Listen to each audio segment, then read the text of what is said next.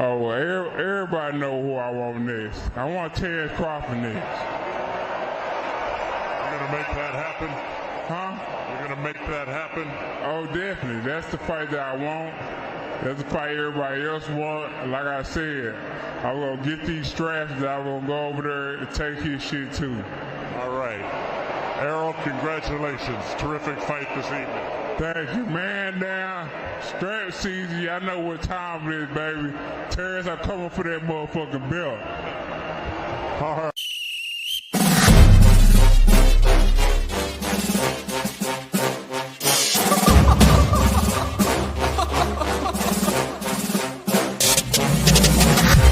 I'm not catching fades anymore. Gotta keep my hands clean when they come for the board.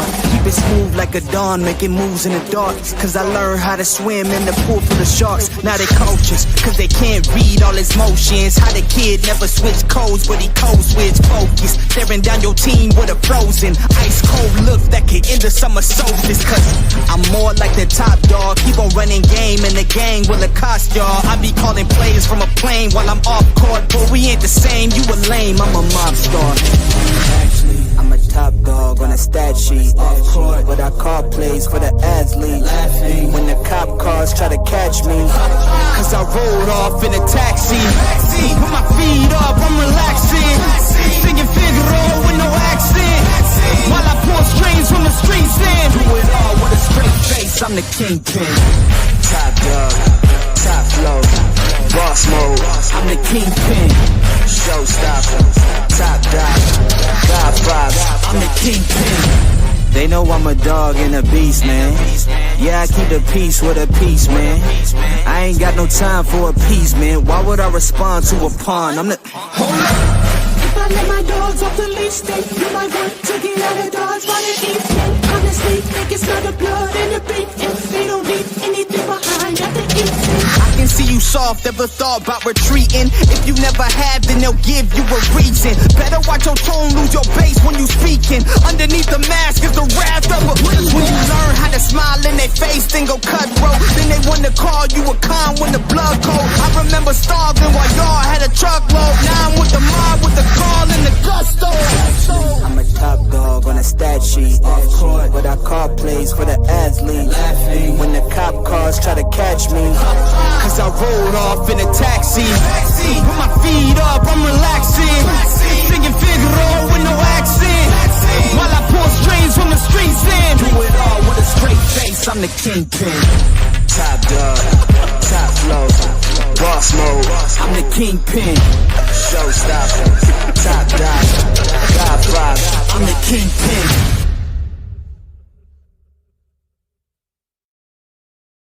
Sorry about that earlier. My damn phone died.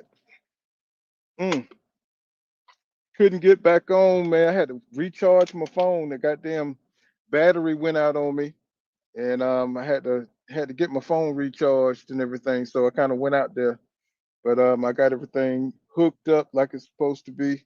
But I had got so caught up in the conversation shit.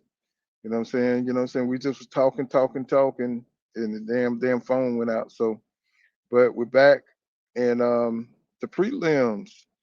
Now, usually I don't watch the prelims, but I'm so ready for this damn fight. I want to see some good boxing tonight. And they got Javier Meza, he's from Amarillo, Texas. Man, he only got 4 fights, and he, undefeated. So, you know what I'm saying? We're going to go through a good night of boxing, and we're going to get this party started, Of course, I never heard of these two guys, but shit, you know what I'm saying? They look like they Mexican, so this is probably going to be a good banger, you know what I'm saying? They're going to go straight to it. So let's see how this thing go. They got a lot of prelims tonight, and it's going to be good, man. It's going to be good. Look like they're going to rock out tonight. What's going on, game? Yeah, man, my damn phone died, man. It's like I couldn't get the shit back on. You know what I'm saying? So I had to wait for it to charge up. And I said, well, damn, I might as well wait for the damn prelims and stuff. You know what I'm saying? So, what's this up, fam? See, I got the wafers ready for the fight. Yes, sir.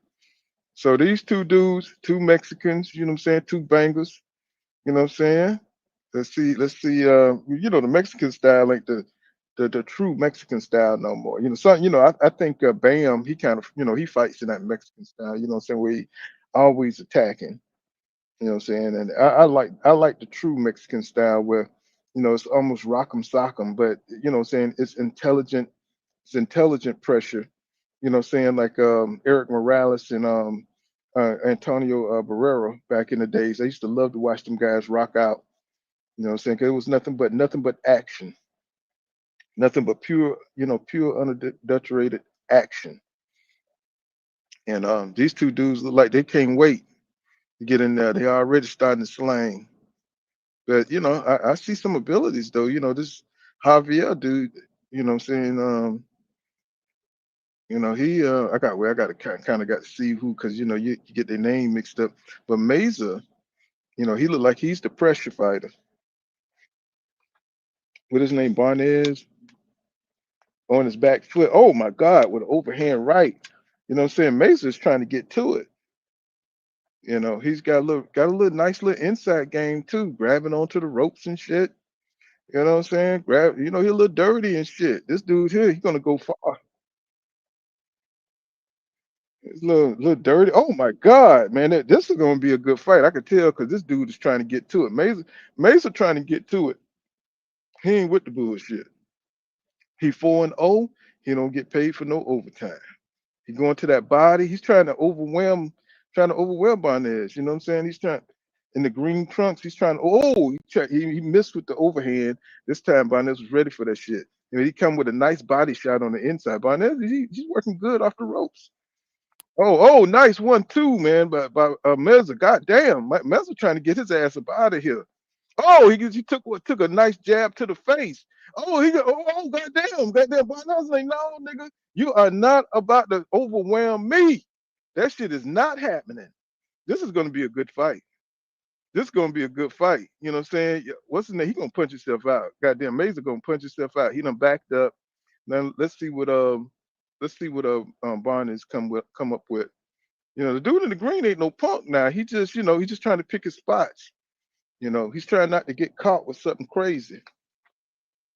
Trying to wait for this guy to settle down, but Mesa's backing his ass.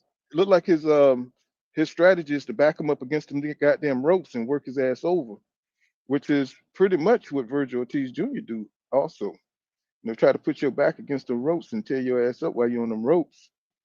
You know what I'm saying? So it look like he's pressing Barnes again. Barnes, he's throwing them hands with them hands down. He could have got caught right there. I see how this is gonna end already.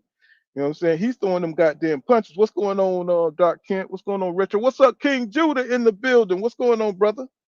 Man, what's going on, bro? Oh, so the prelim started? Yes. You got to go to Golden Boy. You say it's on Golden Boy? Oh, let me see. Oh, this is an action-packed prelim. You know what I'm saying? That this dude Mesa, he think he's a knockout artist. I can see how he punching. He think he's gonna get the knockout. You know what I'm saying? Yes, sir. Yeah, man. My damn phone went out earlier, man. I was like, damn, boy, I'm always running to these damn problems, man. I get so excited when I get on, I forget to hook up every damn thing. Man, I was watching the Devin and Brian Norman had a face off. Like when they sit across from each other and they talk, sit across that table. Mm-hmm. Man, when I say that shit was so funny, but that was an entertaining face off, bro. I'm not even gonna lie, bro. It was funny as hell the way they was going back and forth. Brian Norman told Devin, he said, I got missiles in these hands. He said, man, I might mess around and touch your arm and break your ankle. I think, God, that's some power there, huh? For sure. For sure. He definitely got that shit talk down. Yeah. Got shit. What's going on, Greeks with Fire in the building? The 300 coming up in the building. The serious. Goddamn, real rap raw, as Kevin Hart said, real rap raw. You know what I'm saying? This Mesa guy, man, he's impressive. I like how he's trying to, he think he a bulldog. Which he one? think he That's the blue the shorts? one in the he think he got it like that. Something tells me he gonna run into some shit though. That was a good inside. He's going to that body nicely on the inside. Mesa, man. Mesa got some good inside work, man. But I don't know from the long range, you know what I'm saying? Because he's at that midpoint right now. But Barnes, you got to make the most of that, baby, because you're not winning the inside exchanges. you know. But he's backing Mesa up with that jab, even though it's not that accurate. Even though it's not that accurate, you know. So he's just a little off. I don't think I think Barnez is a little hurt or something because his timing is just a little bit off. You know, he's missing. You know what I'm saying? The head movement with Mesa is not that good, but he's still missing it. He's still missing Mesa with look at that. He's missing with the uppercuts. Just his timing is off. He can't hit shit. He's like Oh yeah, Barnez. It's like gonna hurt he's this. just I don't know if he's hurt or what's Yeah, going on because Mesa did put in some work.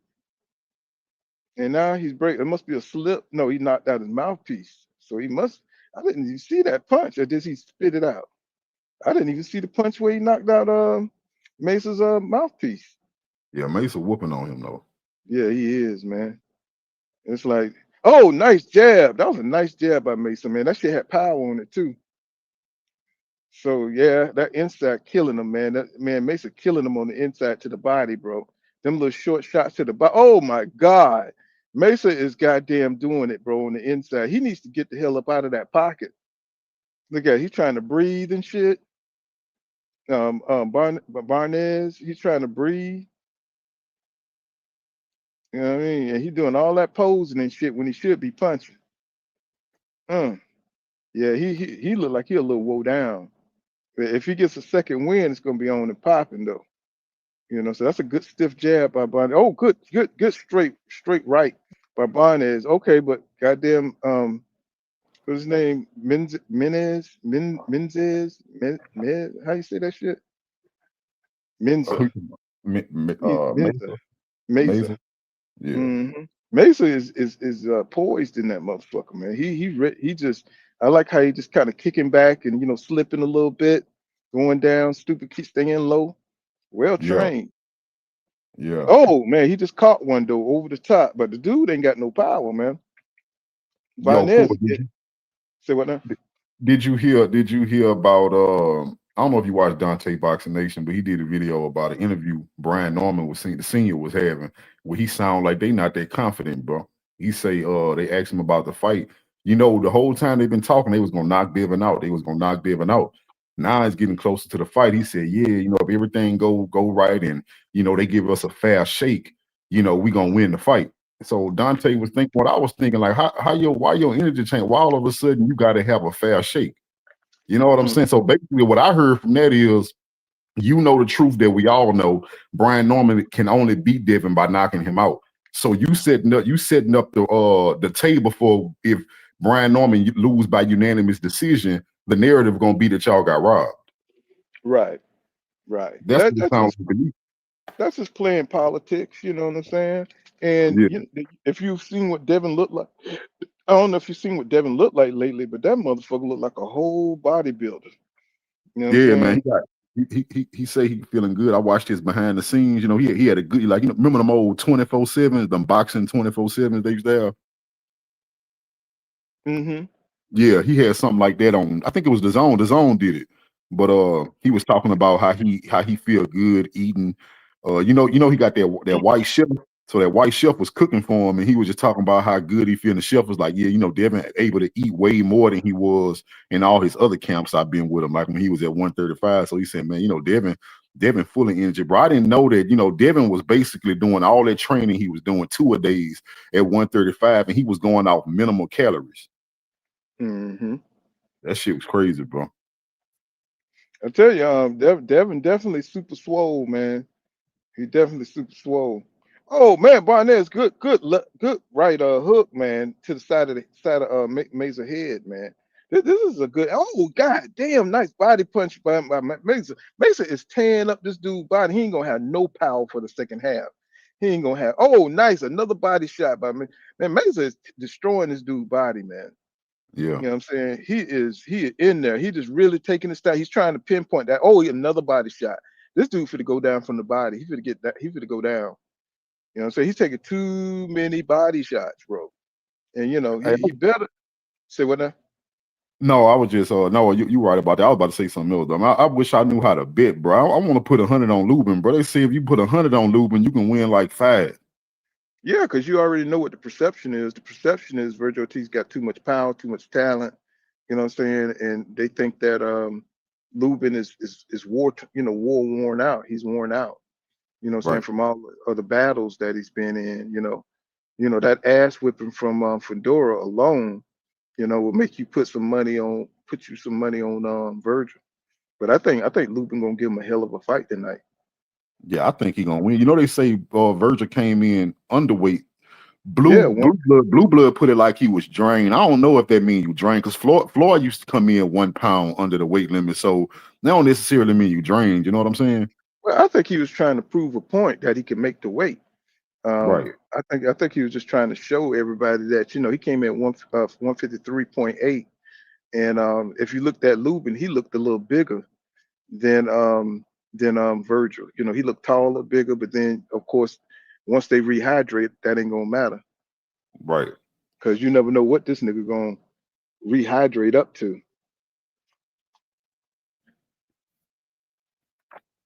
And they fighting for the WBC, so they're not the IBF. So it ain't that 10-pound limit on that thing. So and they motherfucker might, oh, see that? Oh my God, Mesa just hit that motherfucker, got him wobbly. Look like Barnett's about to leave here, man. He's smothering his own work. Man, get Yeah. off him. You smothering your work, fool. Barnez don't really want to be in there, bro. He fighting off pride. He just fighting not to get beat up. Yeah, well, he getting beat up. He's failing in that regard, because he getting his ass beat for sure. This kid, what weight is this? What's weight? They look like some little dudes. Yeah, You they know what I'm saying? I small. gotta But see. they look like what? Not 135, probably smaller than 135. Yeah, that shit look like it's about 122, maybe 115, 118, something like that. Probably Inoue size, huh? You think? I guess it's hard to tell because once they hit a certain size, they all look like little midgets. Right. But I tell you what, I like this guy Beard, man. You say I see Bill throwing in the towel. You know what I'm saying? People really think that Dev ain't gonna fight, man. Dev got that motherfucking he got that warrior in him, man. I know he ain't that goddamn Powell. Y'all worried about Powell, man. Devin is gonna be moving in that thing, man. I'm telling you, he's gonna be stinging the shit out of Brian Norman. He's gonna be I think stinging the Bill. shit out of. I think He what gonna people don't understand about Devin, or the credit they want to give, is that Devin a dog, bro. And they always say stuff like, "Oh, Bill gonna cry," or "Bill this." They don't realize, bro. This is what I believe happened with the Haneys. Bill and Devin got an understanding. Like, Bill know that Devin he participate in a dangerous sport. They know the risk, bro. When Devin was getting knocked around by Ryan Garcia, Bill didn't have not one inclination that he was gonna throw the towel in. I think they got to understand that they not gonna throw the towel in, regardless. Ooh, oh my God, nigga. Get off them ropes, boy. God damn, boy. You just got hit by 4 body shots and an uppercut. Look at that. Oh, Oh, he fucked up. Do you see his face? Barnett, damn, stop the fight, man. This dude cannot beat this guy. He can't win this shit. Come right. on, man. Yeah, Oh, he getting smashed. Look at his face. Oh my God, man. Mason just picking his ass off now. May's decent, you know what I'm Look saying? at the swag. Look at the confidence and the swag. Yeah, You know he got this. I like Mays. He decent. Yeah, Mace finna knock his ass out, man. Look at that body shot, man. You couldn't even see it. It was on the other side, man. That left to the body is ugly. Oh my God, man. Oh, nice hook. Oh my God, he finna go down. Oh yeah, he hurt. He hurt. He going down. He now he dancing. You better stay on his ass. You better stay on. Oh, now he trying to fight. Oh, why are you playing with your food, man? Go ahead and knock his ass out. There you go. Oh, come on now. God damn. This dude look like he on the spectrum though, man. What's going on? I mean, he looked like that dude that fought Jamal Charlo. Oh, you heard about that fight? They say that fight got announced. Jamal Charlo and Caleb Plant. Oh shit. Man, I got a knockout, ninth round knockout. Jamal Charlo. Oh my God, man. Go ahead and stop this fight. This dude is just trying to survive, bro. Man,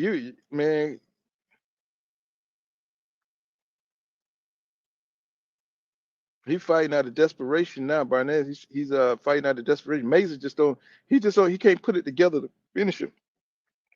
Right. So he done lost a little snap on his punch. So because he had the rhythm before. Now he's a little off. I don't know if he done got punched out. You know what I'm saying, Mason? I don't know. But he got to put them together. He got to put a couple of combinations together to get him up out of there. I mean, I don't know. I mean, you don't work this hard, to get him. Come on, all you need to do is finish it up. He done survived a whole nother round. That's crazy. But yeah, man, I know everybody's getting excited about this Devin Haney Brian Norman fight. What's going on, my brother? What's going on, Retro? He says Dennis can get it. He says you said Devin can get in the zone. This fight can become real ugly. Yeah, it's gonna be real personal too. It's gonna be real. This gonna be a prideful fight. Um, two proud champions. You know what I'm saying? Yeah, this dude hurt to the body, man. He can't recuperate. That motherfucker look like he Hey, he need. do look like he on the spectrum, bro. He look like he got Down syndrome. That's what I'm saying. He look like. That's what I'm saying. They need to get his ass up out of there. You probably can't hurt that fool. Oh, poor Devin got him. You know how when people having them back and forth, they be trading them their jab. Devin got him on one, bro. That's He was saying, Emily Jones. What's going on, bro? Say that again. yeah, you know how when people be going back and forth and they be arguing, they be throwing their little jabs at each other. Devin got Brian with one, bro. He set it up perfect because he told him he asked him something. Devin said, you know what, I'm gonna be real with you. I think Brian Norman a bum. So Brian Norman he said a bum. He said, so you think a bum can be a champion? Devin said, yeah, a bum can be a champion. He was like, then he used Jake Paul. He was like, if Jake Paul was moved right, he can be a champion. He was like, nah. Brian said, nah, I don't think Jake Paul can be a champion. He's like, yeah, if you move somebody right, you can make them a champion. That's what Top Rank did with you. Got him. He got him. Yeah, because they constantly talking shit on the internet. If they ain't on somebody's podcast, they constantly talking shit, Right. But I mean, I'm not mad at them, you know what I'm saying? They trying to sell they stuff. And if you go out there and have a great performance, it was all backed up. But if you go out there and he can't do shit, it's gonna be ugly for him. Yeah, that's a little different than that Regis energy. You remember the build up with Regis where they was kind of laughing with each other a little bit. Now him and Brian Norman was laughing too, but you can tell, bro, they really don't. Oh, wait a minute now. My boy look like he getting something. They done told his ass something in the corner because that motherfucker is coming like he walking this nigga down. He's like, I don't know what the hell they done told this fool. Marnez like, Marnez, he getting hit. Now that nigga like, that shit like it ain't got nothing on it now. Now he's walking Mendez down. Shit. It's like, what's going on? Something done changed in this fight. He said, my boy Barnes, he still ain't got no combinations, or he still ain't got no precision. He's still off. You know what I'm saying? He's still taking punches, but he's taking them better. And I don't know if Mendez done, he see that, he got to kind of like, he got to wait, he got to pull back a little bit because he's not as aggressive as he was before. So something has changed. This dude here got an iron chin or something. So he's taking those shots a lot better. That's that dumb man strength, man. Look, that dude. Shit. It's that. Barnes came back with that. Oh, shit! Don't get hit with that shit, son. He missed by a country mile with that uppercut. That nigga was nowhere in the damn building. Oh, this starting to get interesting, man. Barnes is starting to heat up a little bit. Goddamn, he's like, no. Oh my God, bro.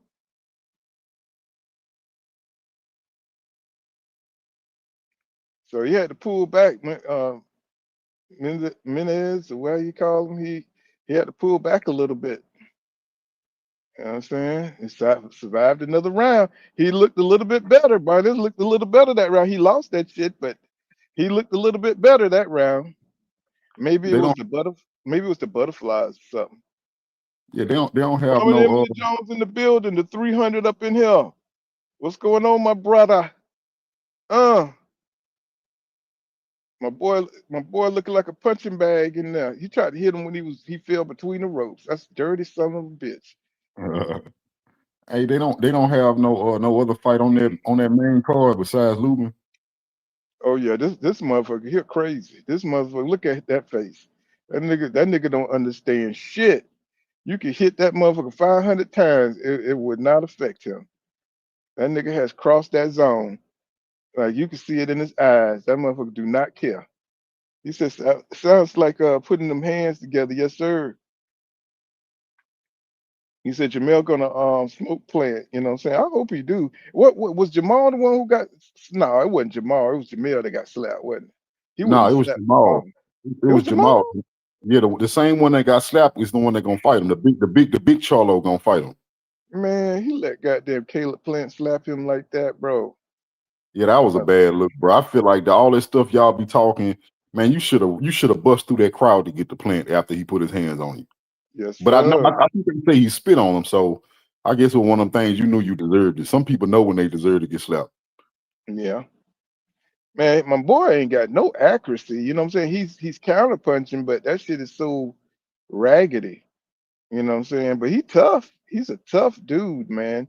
I mean, I give him a shout out for his courage, man. This dude has taken a pure beating, and he's still walk. He's still like he fresh. He up in that. Well, that should tell Menza something. You know what I'm saying? Because Menza, he's just taking his time in boxing because he see this dude is tough as shit. Yeah, I don't see Plant winning that fight though, bro. I think he gonna gas around the 9th round and he getting stopped because Charlo got power. I really believe, Big Charlo hitting harder than Lil Charlo to me. They both Oh hit hard. Oh I think yeah, Big yeah. Charlo got some brick. He definitely got power in his jab. He's got power. He got knockout power. He's just been off the sport for a while though. That's his problem, the inactivity. Oh, he caught Menza. Oh shit. Oh my God. Look like Menza kind of buckled. God damn it. You keep on playing with this dude. Keep on playing with him. Okay? God damn it. Keep playing with it.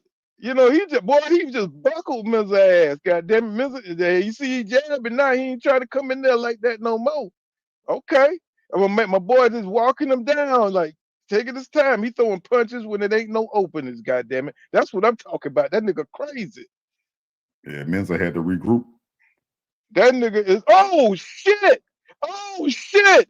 Oh shit. God damn it, my ass coming on. God damn it. Let's go. God damn it. Let's go. God damn it. That motherfucker throw. Oh, oh, shit. Oh my God. He just rocked Menza, bro. He just rocked him. Yeah, that motherfucker coming with that crazy strength, nigga. That nigga coming with, body shots. Oh, he got Menza fucked up. Menza is fucked up. Let's go, Barnaz. Like, I don't know what the hell done happened. Oh my God. Let's go. Let's get it. God damn it. Boy, this boy here, I told you this boy got crazy strength. This boy, he's ripping up toilet seats. This nigga ripping up goddamn sinks. This nigga, Vincent don't want no more. He don't want no more. Do your thing, boy. Do your thing. Oh, call him. Oh, shit. Hold the boy.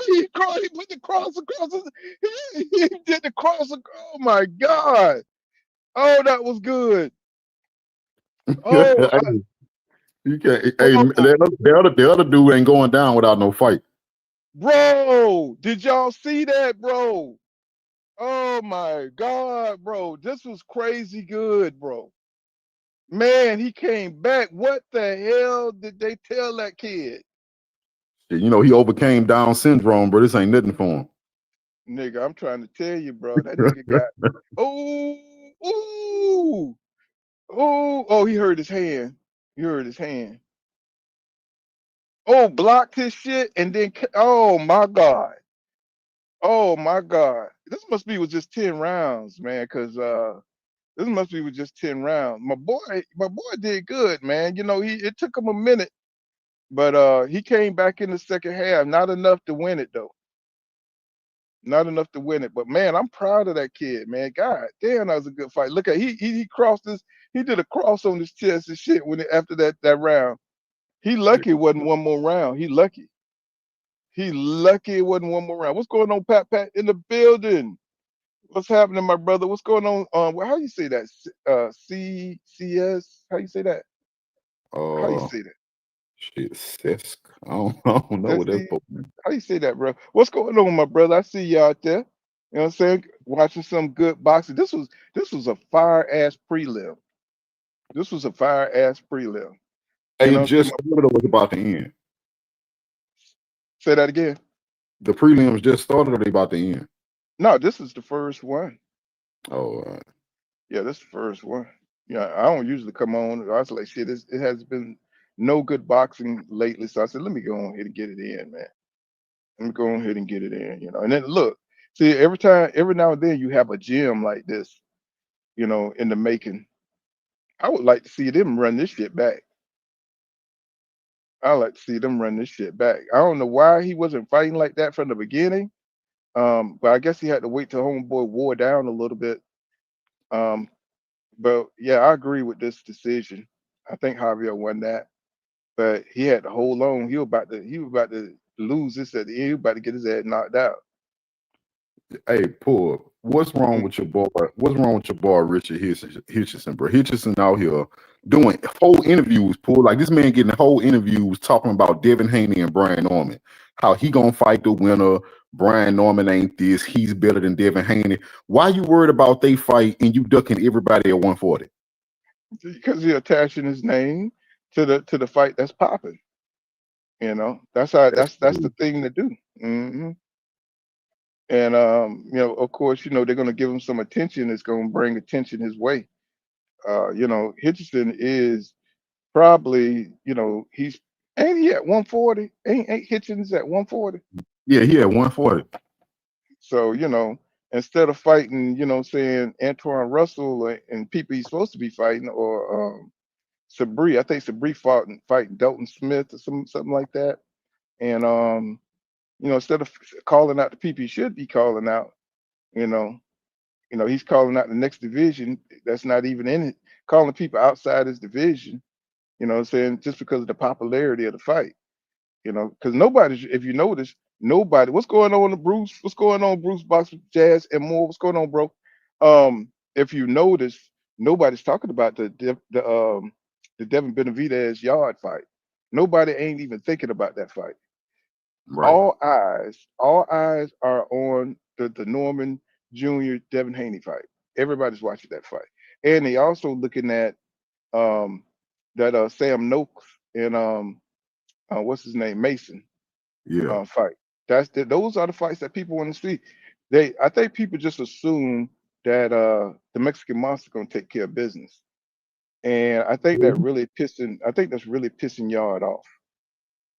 right, And I think it's gonna push him harder to try to upset the apple cart, because David has made so many. He's made so many plans. He's already in negotiations with Gilberto Zerto. Ramirez, he's already in negotiation with that guy. That's highly disrespectful. right. That's highly, highly disrespectful. And basically, it's like it's like they're just saying like Yard ain't. They're just overlooking them. Like you so damn low on the totem pole. We're gonna go ahead and negotiate our next fight, nigga. You know what I'm saying? We just know we're gonna beat you. Right. And it's Yeah, sad, man, because I don't Yard like is a that. talent. Yeah, Yard is a talent, bro. You know what I'm saying? Anything can happen with Yard. I don't think I don't think he's gonna beat David, but I think he's gonna give him a good fight.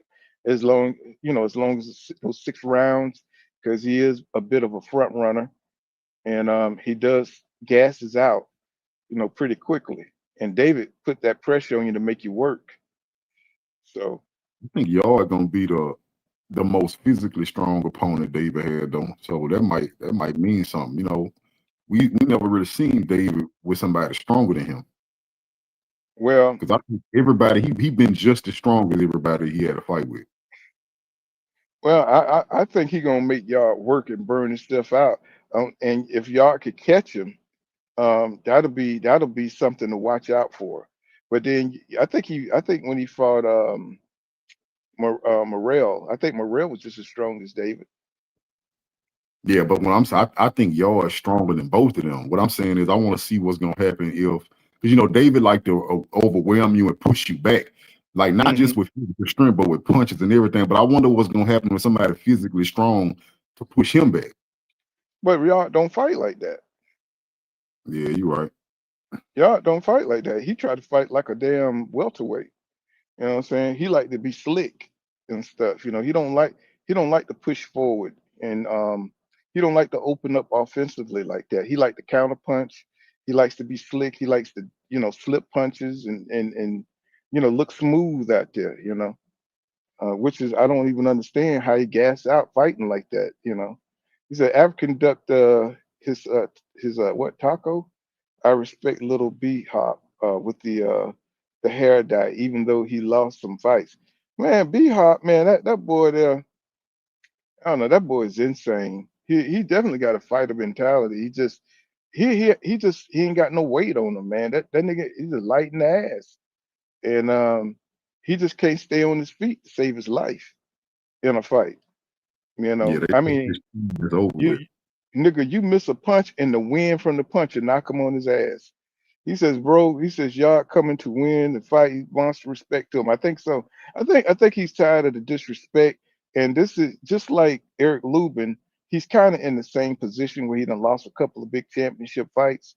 And he's in that position where he really needs a big win. And but I don't think this is where he's gonna get it. You know what I'm saying? I don't think he's gonna get that win through David. But you never know, you know what I'm saying? Because y'all don't have nothing to lose. And that's a big motivation when you're back against the wall and you're trying to break it to the upper ranks, right? You're trying to get to the Arthur Beterbiev. And even though he already fought Arthur Beterbiev, he gave Arthur Beterbiev a good fight until he got caught. Um, that would be that would I think Yard is in a good position, what I'm saying, to change everybody ideal of him. And if that nigga starts sparring, he probably start winning some damn fights. You know what I'm saying? If he started sparring, but he don't believe in the shit. So what's going on, 2 cents? I see you out there.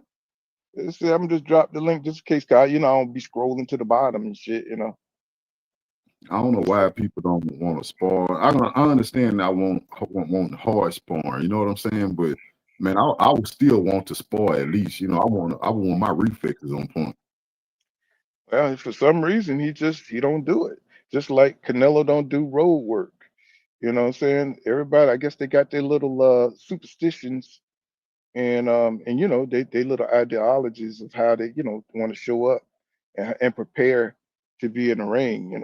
But I think if he sparred, I think he would be he'll be a lot better. Bruce Boxer Gasmore says we got some nice ones on the way. He said I like Pitbull Roach. Yes, yes, sir. I think that's gonna be fight of the year right there. To tell you the truth, the undercard is nice too. I think so too. I think that fight is gonna be the fight of the year. And because them two right there, they got a lot to prove. Um, they've been through a lot. They both don't like going backwards. I think Roach going to want to impose his will on Pitbull, and I think how Pitbull get down. He only fights one way anyway. I got Roach. By Hmm. you. I would pick KO. I just don't watch him enough to know if he got that kind of power. But what I do see with Roach is, bro, I think Roach a high class counter puncher, bro. I think a lot of people slept on that. When I watch that Tank fight, any opportunity he have for a counter punch, bro, Roach don't miss. He's He a a catch high and class, shooter. He's a yeah, catch and catch shoot. and shoot. Yep, catch and shoot. So I see him doing that to Pitbull a lot, bro. Pitbull gonna give him counter opportunities all night. And I see that, but like I said, if he had more power, I would pick him by knockout. But I do think it's gonna be a UD. Yeah, yeah. But I think Roach going to beat him. I think he could box him. And even though he may not be as clean as Ryo, Ryo beat Pitbull just as smooth as hell. I think Roach could do the same thing. Say all he has to do is concentrate. But I think he's gonna want to bang with Pitbull, and I think that's gonna be, where he's gonna have to find out he's gonna have to box. Because Pitbull can brawl all day. He can brawl all day. He says, yeah, so he was too light, and yeah, he said he definitely need better conditioning and a great chef. He said a great. Oh yeah, yeah, I see what you're saying. Yeah, but yeah, he talk a lot of shit too.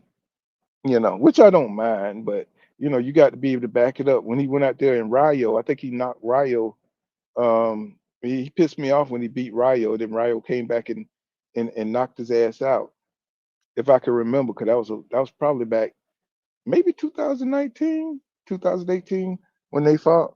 But yeah, I was all about Rio back then, and Rio done got better, moved up in weight. Where the hell is your boy? Where is he? And nobody haven't seen him since. What I'm saying, he's still been in his own little world, changing the color of his goddamn hair. He said, yeah, he said these sparring wars are destroying fighters. Yep. Yeah, I think Colbert though, the B Hop, I just think he chinny, bro. That dude, I think that's why he stepped away from the sport. His chin already gone. I don't even think he got a chin for this sport no more. Well, that's a possibility. I always thought he just wasn't strong enough. That boy looked like he needs some milk. Now, what's going on here with the Mohawk? Okay, I missed the whole introduction. Says what's his name? How you say that? Corell and Priest. Priest is in the Carrera. Carrera and Priest. Oh, nice one too. Okay, I know he's trying to be a little flashy. If you come out there if you got the nerve to come out there with pink shoes and you got, what I'm saying, got pink tassels all over, you better be good. That You boy better got be a good, Mohawk mullet. That's a Mohawk mullet. nigga. I'm just like, bruh, you better be good. You come out with some shit like that on. That's like some boot shit. That's like some Jerron Boots and shit right there you wearing. Yeah, that's some Mad Max shit right there.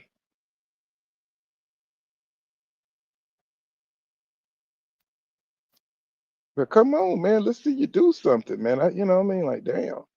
Oh, he counter punching and he ain't had no power on that shit. That dude ate that shit. And ain't this what's up with all these Asian? Is that an Asian guy? Let's see. It's a lot of Asians starting to come into this. Boy, you notice that? Maybe not a lot, but just more than Yeah, I'm used to seeing. yeah, that boxing, boxing big in Asia, but they like that they like a lot of, especially the Japanese. They like boxing, but I don't know them Asians, bro. The Asians always chinny, bro. Like Man, I'll be this dude ain't shit. He got all that flashy stuff on, and he can barely put his punches together. Look where his punches coming from. Good jab, though. That was a good jab. You know what I'm saying? They just filling each other out. It's only an 8-round fight. Man, he need to have some regular shoes. He need to get some regular trunks because ain't nothing about, he is not special. He need to get a regular haircut. There ain't nothing special about this dude. Oh man, they thought that was the bell. These dudes don't want to fight. They just what's crazy about the Ortiz situation, or that people don't mm, pay attention to, bro. Even if Ortiz go in there and lose, right? Like he can mess mhm. around, knocked out and lose this fight. His next fight will probably be a title shot. They gonna move him the same way they doing Ryan Garcia, bro. I'm telling they looking for the new Mexican superstar. Uh-huh. And they're gonna keep one too. They're gonna do whatever they can to make Ryan Garcia a star. They're Right. gonna make him a champion because I think he's gonna be fighting Marius Barrios for the WBC title. And I'm just like, wow, how the hell does he skip everybody after losing? He just lose. Ryan just lost his last one, right? To roll it, right? Yep, and got disqualified and suspended in the fight before that. So it's like, what the hell's going on? What's really going on in boxing? They really want to make Ryan, what I'm saying, they're gonna really protect him. And you got people worried about Victor Conte. You saw Victor Conte passed away, huh? Yeah, I saw that. It's gonna be a lot of motherfuckers look normal. It's gonna be a lot of these motherfuckers looking normal out here. Not you too, fool. Not you too, bro. Listen. The thing is, okay. This is all I got to say about this. My thing is this here. After this all I'm gonna say. After he gone, right? This man did. This man did. So that whole narrative is about to be over with. So what they gonna say? Oh no, they still got the formula. They still got the Victor Conte formula. So my whole thing is, it was never no evidence that this man was cheating. It was never no evidence that he was cheating. This whole man's life was about cheating. You know what I'm saying? True, but this man's whole life was about cheating. This man got banned from a whole 2 sports. So how in the hell he gonna come to boxing and you not think that?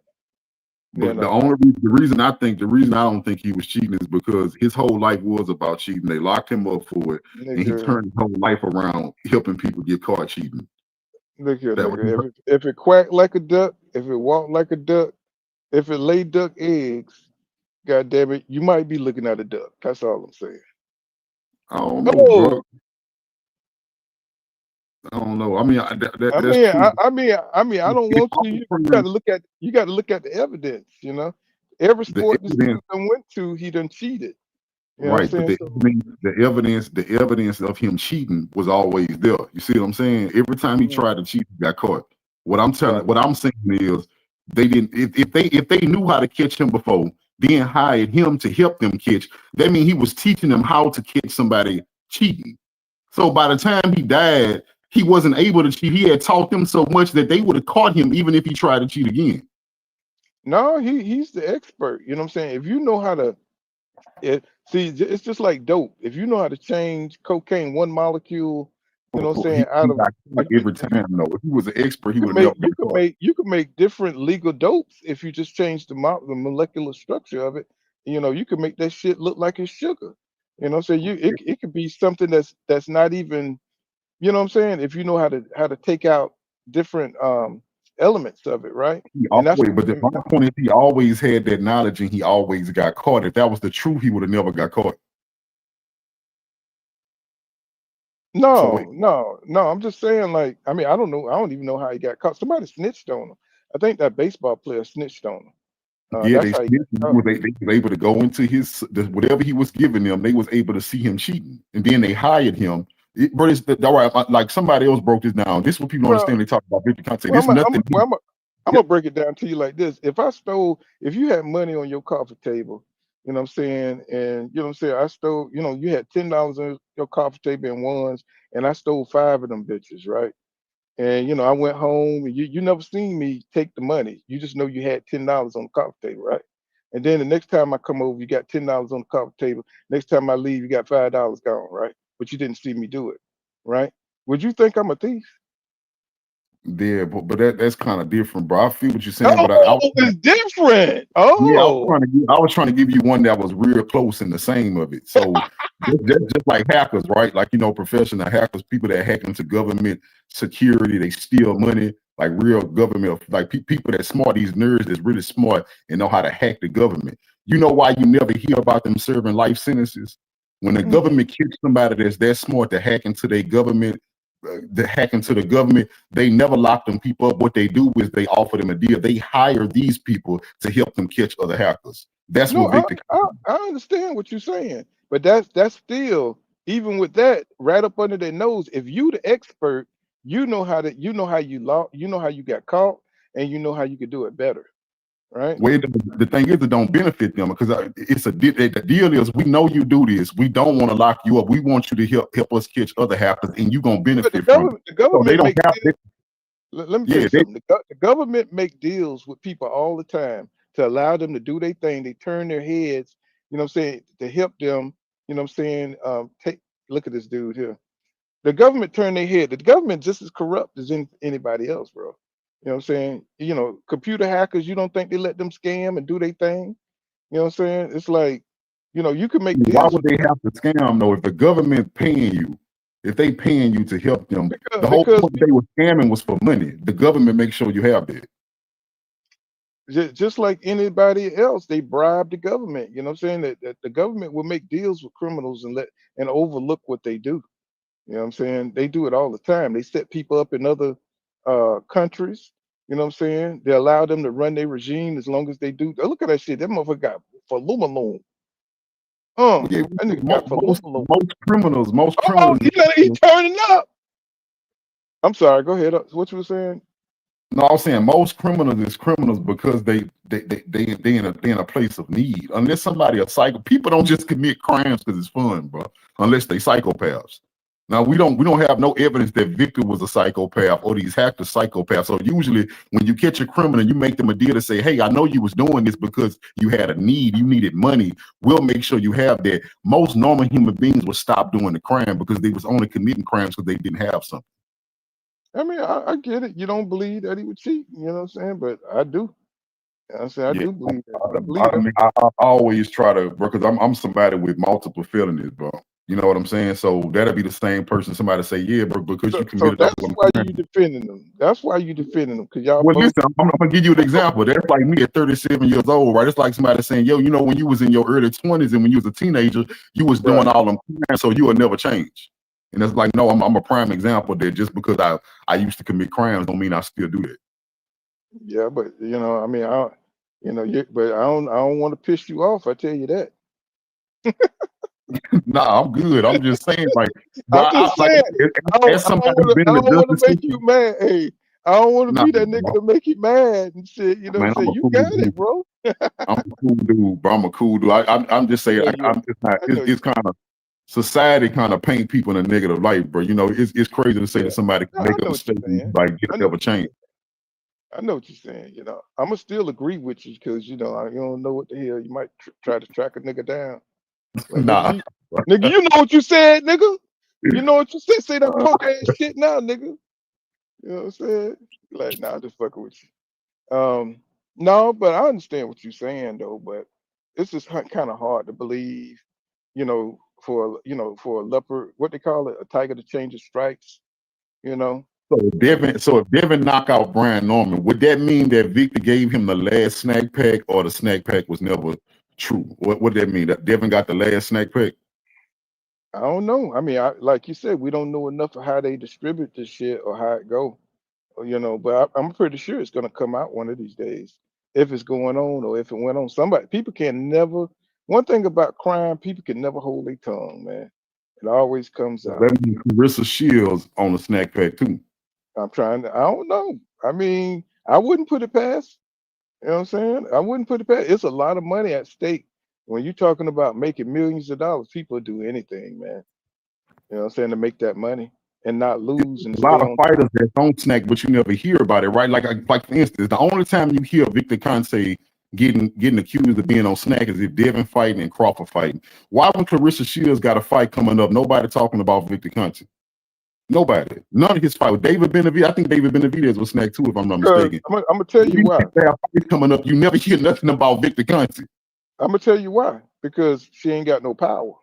Now she did knock out her last.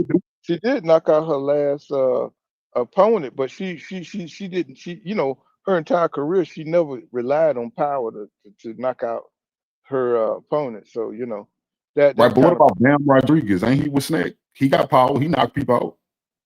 Yeah, and that nigga pumped up too. But you never hear that. Like matter of fact, Bam Rodriguez, well, no, we can't say that because they're gonna talk about Snack as Devin on the same card with Bam. But in his past fight, you never heard nothing about Bam Rodriguez. You never heard nothing about Victor Conte when Bam Rodriguez got a fight coming up. Yeah, because certain people get passes. You don't hear that shit by Inouye either, do you?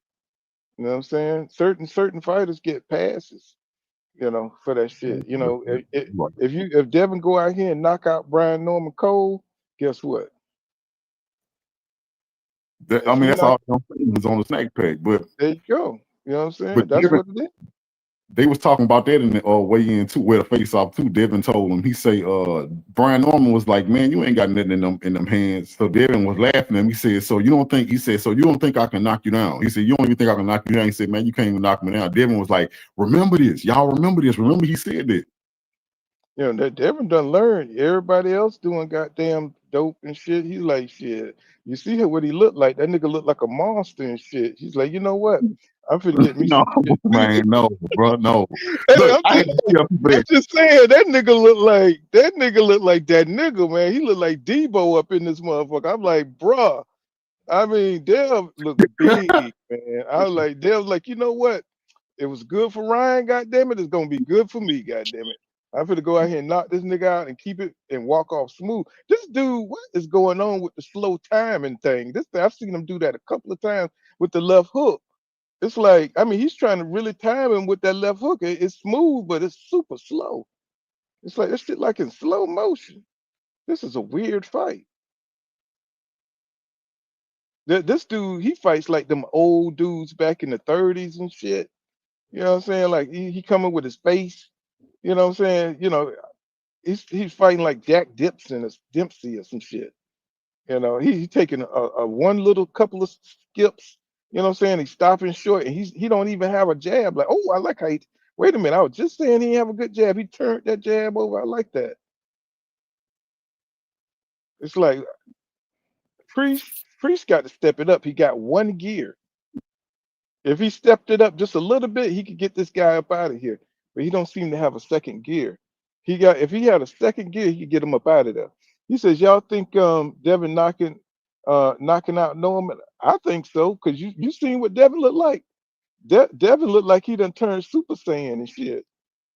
I don't have a knockout, bro. I think he gonna hurt Norman though a couple times. You know, I ain't saying he gonna hurt him. I think he gonna hurt him too. I think Yeah. all that shit he been talking. Look at this dude. Like, he hit him with a punch that he didn't see, and that shit didn't do nothing. This dude has this Mohawk guy. He has nothing, no power. Yeah, I want to give you my prediction though. I don't do too many prediction videos no more, but I want to say I want you to remember. At least you gonna know I said it. But I watched Devin work on his mitts, right? And they working on, because every fight, if you pay attention to the Haneys, they always, when they got an opponent, they always working on something for that specific opponent. Like, I don't know if you remember, but when he was getting ready for Loma, all you kept seeing was Devin training on body pads, going to the body. And when that fight happened, you saw Devin going to the body. But with this camp, it seemed like Devin them working on his pull counter over and over again. That pull, and it looked crispy. Yeah, I saw that. That's what he gonna catch. Norman. Remember I told you Brian Norman always lunging? And I said, Devin gonna catch him with something. He said Devin gonna get used to that pattern. Brian Norman can't help but to lunge because that's a pattern of his now. He can't just stop it in one count. That's what the Haney is. That's what they, bro. Brian Norman is gonna be lunging all night. Devin is gonna be pull count. That's why I say Devin is gonna hurt him a few times. I don't know if it's gonna knock him out though. That's what you heard. Did you hear what Greg Hackett said? Greg Hackett said, I saw the sparring tapes of Devin sparring his opponents. He picking Devin by the Yeah, I saw that video. Yeah, because Brian Norman, he likes to lead with that lead right, and you know he likes to give a little space, and he started set a trap. You know what I'm saying? And I'm pretty sure Devin recognized that pattern. You know, when he give you a little space and then he lunges in, but then he's also got that punch where he tries to manipulate your guard. You know, he tries to fall back and try to get you to fall in, and he throws away a jab. He do a throwaway jab, then he comes with the body shot with the right uppercut to the body. So they're gonna have to look out for that shit. Right, but see, he like to lunge with a lot though, pull. Like Brian Norman either lunge with his left hook or sometimes he lunge with a jab to close distance. Right now, he gonna be more safe if he lunging with that jab. He gonna be more safe. But when he lunge with that left hook, it's dangerous. I'm gonna tell you why. You remember people like Left Hook Lacey and Joe Frazier. Joe Frazier had a hook where he come in too, but it wasn't a lunge. It was more like he'll step in and pivot at the same time and throw the left hook. He lunged. Oh yeah. Yeah. But I think he disguised it better than Brian Norman because, like I say, with Frazier, bro, he at least stepped to a rhythm with his head off the center line. Well, all that bopping he did, it was hard to read. It was kind of like when Canelo changes levels. So all that bopping Frazier used to do, it was hard to read if he was going to throw a body shot or a hook upstairs. And then he had hand speed, and then he would throw it from his waist. You know, so he would throw the shit from his waist. Yeah, but see, Norman don't disguise it at all. What I'm saying is Norman lunges with his face wide open. Yeah, sometimes he does. Yeah, he just Yeah, lunged. And I see Devin, if that pull counter that I see Devin work, bro, it's pull, the speed of it and the way, the power that he landed on the mitts with, you know what I mean? Like, I ain't saying he powerful, but I'm talking about the way he committed to that pull counter. That's going to hurt Brian Norman if he hit him. yeah, That's going we'll to hurt him. see. We'll definitely got to see. I think Devin on another level. I think he's broken a limit, and I think with him being a little bit heavier and a little bit healthier, I think that's going to help him out. You know what I'm saying? I think that's going to help him out, not having to, you know what I'm saying, drain his body to he don't have to drain all the nutrients out of his body and stuff. So I think that's going to help him out. You know what I'm saying? I think he's going to be a lot more stronger. And who Right. knows, he might be hitting a lot harder, you know what I'm saying, since he's not straining to make 135 and he's not, you know what I'm saying, killing himself, you know what I'm saying, to them small, because he's a big guy. You know, Devin is a big guy. And what people don't realize, Paul, and I know somebody else on the panel, let me get this off before they go, but I know that this is what people don't understand about this breakdown. I'm giving y'all my real breakdown. The reason why this fight gonna look so bad for Brian Norman, because see the lunging that he normally does, Paul, that is his opportunity to engage with Devin. What I mean by that is if Devin wanted to, but the way Brian Norman Jr. normally box, right, his normal style, because he kind of flat-footed, Devin can keep him on the end of the jab the same way he was doing Cambosis. The only thing Brian Norman can do to break that is to lunge because he athletic enough to lunge and close distance fast, right? Well, that'll be good for sometimes throughout the fight. What happens when Devin pick up on your pattern and timing you when you lunge? That's what's gonna make this fight hard. Because guess what? Two things gonna happen, Pool. Either Brian Norman gonna have to keep doing what he's doing because it's a pattern and get countered hard all night, or he gonna realize like I can't keep eating these. I'm gonna change my style and stop lunging. If you stop lunging, Devin gonna keep him at the end of the jab all night and win easy. Yeah, but you know, and also, you know, we every one of Brian Norman's opponents always come to him. So, you know, it's going to be, I don't think he really has the experience to like cut the ring off on that on somebody with the footwork of Devin. So that's Right. going to be new. That's going to be new for him. But we already know what's going on, Dev. I ain't mean to ignore you over there. What's going on, brother? Nah, man, I'm good, Pooh. How you been? Oh, chilling, man. You know, we got this good fight coming up. You know what I'm saying? Who you got? Shit, I got Vergil, UD. I just think he outworks Lubin, but I could be wrong, man. I think Lubin is a live dog in this one.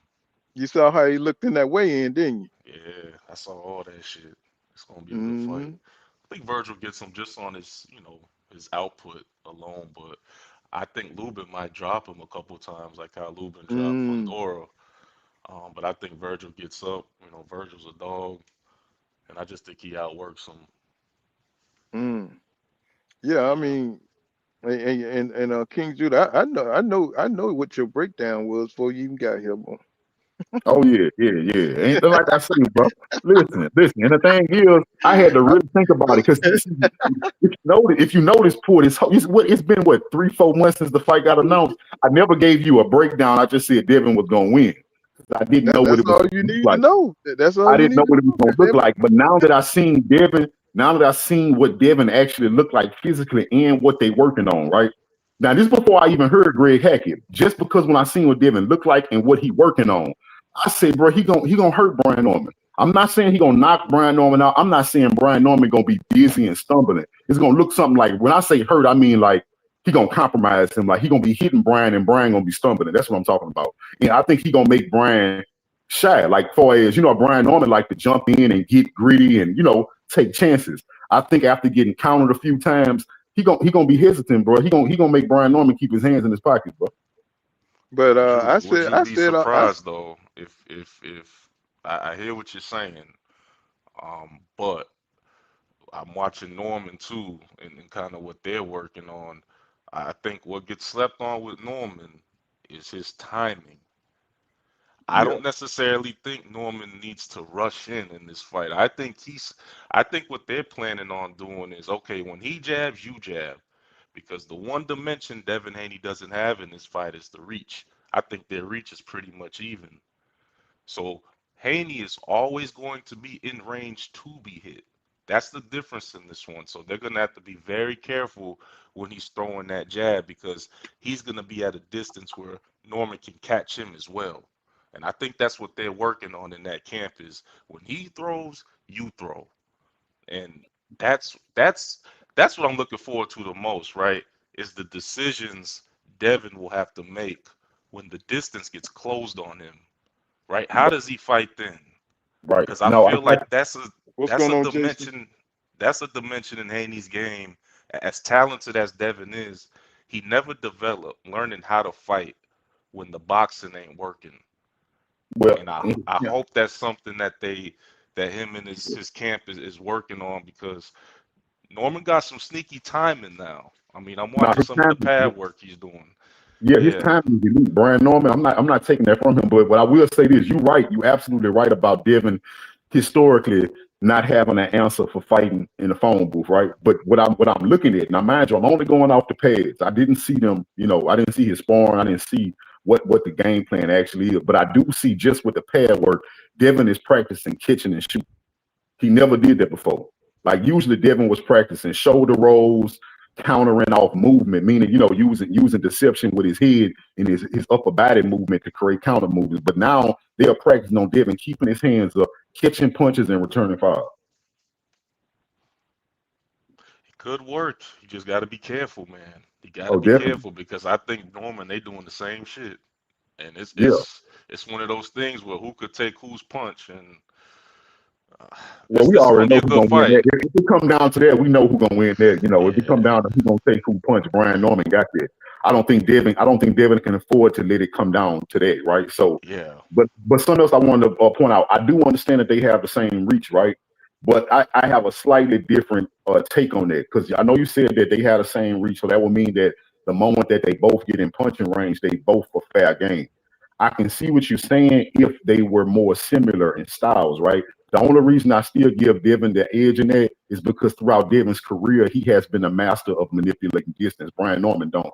As a matter of fact, the best way Brian Norman can manipulate distance throughout his career is to lunge in to close distance so he can get his punches off. Because usually when he's in the ring with somebody who is a known boxer or works off a jab, he can never jab with them. The best way he manages distance against boxers is to lunge in. Devin never had to lunge in and manage distance because throughout his career, he is always the one dictating the fight, especially when the fight is taking place at distance. So I believe even though their hands are the same length, their arms are the same length, Devin will still be dictating fight when it's at range. So My let me boy, ask my you boy this: here. the oh, go ahead, Poole. No, I was just gonna say my boy done warmed up here. He kind of got a little rhythm going on. What is his name? Corral. He's got all kind of little. He's got his little bounce, and Priest done let him get into a groove and shit. You know what I'm saying? So he's finding it hard to cut the ring off. Dude is just really just boxing him. Uh, Now go ahead. What you were saying about Dev? No, no, this is good conversation. I just want to ask Judah, right? So, what do you think about the last fighter Devin fought who actually had a comparable reach? You saw the trouble he had getting in and out against. I know Ryan had the juice and all that in him, but just being able to touch Devin without necessarily having to extend themselves. Brian has a similar reach. All the Right. other fighters Devin has faced, What's right? his name? What's He's his name? Who rocked him? That he Minari. got. Linares, Yeah, yeah. Linares. So it's Yeah. it's it's just one of them things where like I hear what you're saying, and it could work, but Brian's timing, timing gonna beat speed, Right. right? I think Devin's gonna be able to get in and out for a This few rounds. It's just when he gets timed, that's when it's gonna get a little shaky. this my Cause But let me say this something that y'all not considering. Just like when Crawford, what I'm saying, if y'all remember when he fought Gamboa, he got rocked. What I'm saying, because when you start shrinking down to them lower weights and you're a big guy, it takes your punch resistance. I'm thinking since Devin is going up, I think his punch resistance is going to be a whole lot better. Yeah, he said And that too. but does your punch resistance improve as Well, yeah, as you talk about the age? weight drain. Devin because said this. have you didn't you see Crawford chin? What I'm saying? I don't think he never had a problem with his chin. I think he was just weak because he was fighting in weights that he shouldn't have been at. Right. You know what I'm Devin saying? said And, the same thing. Devin said in the interview, they asked him, remember I told him the same thing I watched when he was talking about his nutritionist. Devin said exactly what you said about the same fight he talking about. He said, yeah, he said, my cut for Ryan was hard. He said, I think he said the hardest cut he ever had to do was Cambosis, one of them Cambosis fight. But he said after that, it was the Ryan fight. He said, man, he said that was a hard weight cut for me. And he said that I didn't have, bro. Devin said specifically, he said my punch resistance wasn't up. He said he said that was a hard weight cut for me. And I don't know if you know it, the brother Dev on the panel, but when you weight drain, you don't have enough fluid around your brain to take punches. That's true. You can't take. yeah, so that's what I'm looking for to see if Devin going to be stronger. You know, saying the heavier that he gets, because he shouldn't be fighting at those smaller weights. You know what I'm saying? You know, because you can't like really keep up all your athletic ability, and you really, you know what I'm saying, your punch resistance is kind of bad. You know, you start when he tried to make it for Lomachenko, he was out of breath. He almost failed in that fight. Yeah, he passed out. He passed out. They said he passed out at the weigh-in for the Right. Lomachenko fight. So, you know, that's what was wrong with Crawford them. That's what's wrong with, you know, Spence them. They stay at them little weights too long. These are big dudes that's doing all these weight cuts, but they be about to pass out. What was that guy named that fought Frank, that fought Errol Spence Jr. fighter? Frank, what's his name? What they got? Rivera. Mitch, yeah, Rivera. Yeah, he passed out. He was throwing up. You know, he was throwing up, and he couldn't even he was passing out and still had to go to the hospital. You know what I'm saying? These guys cutting this weight, they need to really fight at the weight that they need to fight at, because, you know, they're only going to ruin their record, you know what I'm saying? Because it's hard to operate, you know what I'm saying, at your best when you cutting so much weight and you're supposed to be at a higher weight. Right. You know? And I want to answer the brother. He asked me about what I think about Devin fighting somebody with the same reach.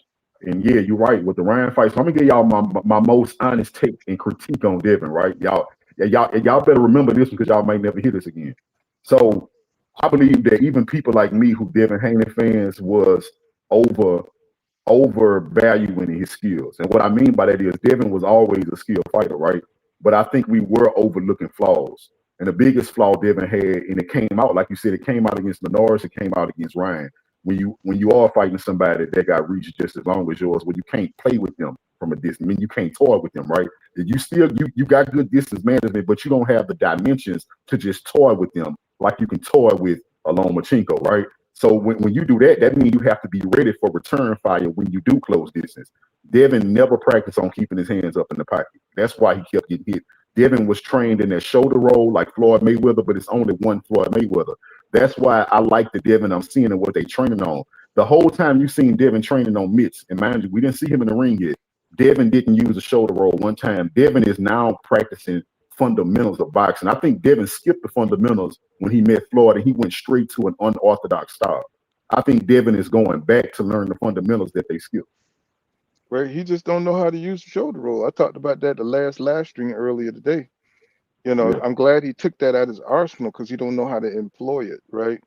You know, he do it too far away. You know what I'm saying? He do the shit too close. He do it at the wrong times.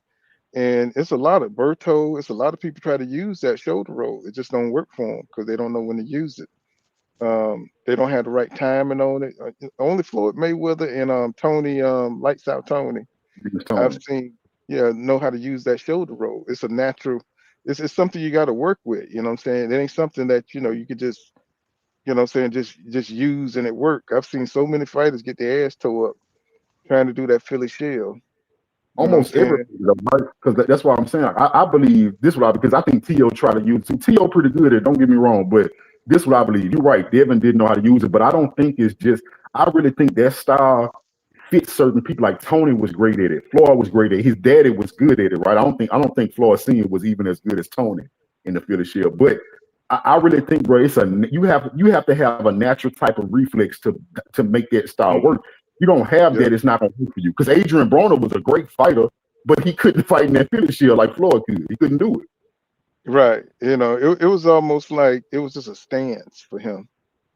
It was like Shakur was pretty good at it. I saw that in his last fight against Cepeda. He was but you know what Shakur, what Shakur do though? As good as Shakur is and good at defense, you ever notice Shakur used that shoulder roll when he has to, meaning when it's the best option. But what Shakur do when the first chance he get out of it when he don't need to be in it because he's not a Floyd Mayweather. See, Floyd can fight the whole fight in the finish here. Everybody can't do that. And Shakur don't do it either. No, that's Yeah, true. I don't know. That's I true. don't know who won this fight, man. This shit was so back and forth, and looked like the dude in the pink got into a little groove. You know, I don't know who won this one. Yeah, man, it's gonna be a good one. I'm looking forward to the Haney Norman. The one thing I will say is just, I just watched the zone face off or whatever before I That shit hopped was on. funny, huh? That shit was funny, It right? was, man, it was. I think both guys are they're ready. I just, when Haney's talking about there's levels to this levels, he's not on my level. I just don't, that shit just don't sit well with me just because right now Haney's at a point in his career where he's trying to come back to his form. Like, I know he said he respects his opponent, but all that levels, this levels and shit. Listen, Brian Norman been knocking out his opponents cold, whether Sasaki, Cuevas, whoever you want, Centillion, they've been lights out. So, I mean, I and understand all that, but Devin got 10 years in this. So to him, he's fought championship fight. He fought Lomachenko. To him, he's been he's had the fights, right? He was undisputed at 135. So that's why he's saying it's levels to this. Whether he knocked out the opponents or not, he's had the pressure. He had to fight under the pressure, right? And it's the big stage presence that's gonna we got to see if Brian Newman gonna be used to that. You know what I'm saying? Fighting on that stage, fighting behind all the words, you know what I'm saying, fighting in front of people, and the pressure is on Brian Norman to knock him out. Yeah, Because he done put that out there. And so now he's got to perform. So now he's gonna be on the big stage, it's gonna be emotional. That's gonna have an effect. That's going to take an effect on Brian Norman because he's going to have all that pressure on him to do what he said he was going to do. Devin, we already know he knows he's going to do what he does, right? Because he's already been in big fights. And that's why Floyd always brag about big fight energy and big fight atmosphere. Can you perform under the big lights? And this is what's going to make Brian Norman a name if he can go out there and he can get what he said done. But at the same time, that's going to be another pressure that's gonna make him he's gonna have to find his way. Either he's gonna perform and he's gonna do what he's gonna do, or he's gonna fail, and it's gonna hurt him if he fails. And we gotta yeah, see if he handled that because Devin is gonna be sharp as shit out there. I'm gonna tell you that right now. For everybody who think y'all gonna see the same Devin Haney that fought Ramos, no, he really want this fight, and they coming in with a game plan, and he's trying to follow that game plan to a T. And if Brian Norman can't stop it, he gonna make him look stupid out there. Watch what I tell you. yeah. I you think know that what this, remind me of? My fault, Judah. You know what this remind me of? I don't know if you guys were watching back in 20. I know you guys probably were back in 2012. Danny Garcia in his debut fight against Amir Khan, right? I remember people were saying the same thing about Danny Garcia. I remember this shit clearly. He He wasn't was he fighting was tearing nobody. Garcia. He was tearing Garcia ass up. Shit, they And was like Khan got the hand speed. He's too experienced, and then Danny knocked that boy out cold in the fourth round. Danny was 24 years old. Brian Norman's 24 years old. So I right. think people's times they come different, and I agree with well, both of you. I think it's if you know a anything about Amir Khan is one of the greatest boxers, but he loses focus. Devin don't lose focus. That's one of his superpowers. He don't lose focus in fights. He's one of them. He's one of them fighters that can stay focused. He could jab you a hundred times around. Even he don't jab you 100 times around, but he can stay focused no matter if the fight speed up, whether if it slow down. Amir Khan fighting patterns, and he always get caught up in his offense and forget his defense every single time. Every single if he could have stayed focused in the fight, he would have never got caught with that. But his defense always lacked when he get his hands moving. And Danny Garcia caught on to that and he knocked his ass out. Same thing with Canelo. You know what I'm saying? Same thing with Crawford. You know what I'm saying? Well, Crawford just beat his ass because he was just intimidated. But Amir Khan had a major flaw. He just couldn't concentrate the entire fight. And that's one of the most dangerous things for a boxer is to lose your focus and to lose where you at in the fight, and Amir Khan did that big time. He was a hell of a he was on fire back then too. That's what I'm 'Cause saying. He he was beat on top. he Danny was beat the the shit out underdog of in Zab that. Judah. He beat the shit Yeah. out of Zab Judah. I'm gonna tell y'all something though, what I've seen, bro. So I agree, as far as and I'm on record telling y'all that that fight, that Ryan Garcia fight, taught me a lot about Devin, my favorite fighter. You know what I'm saying? That he had holes in his game. You see what I'm saying? He had holes in his game, and a lot of people kept saying it was just because he didn't leave the left hand up. Well, that's a lazy take, right? It's not that. It's not like he wasn't disciplined and wasn't up. It was because Devin was never even trained to fight at that range to begin with.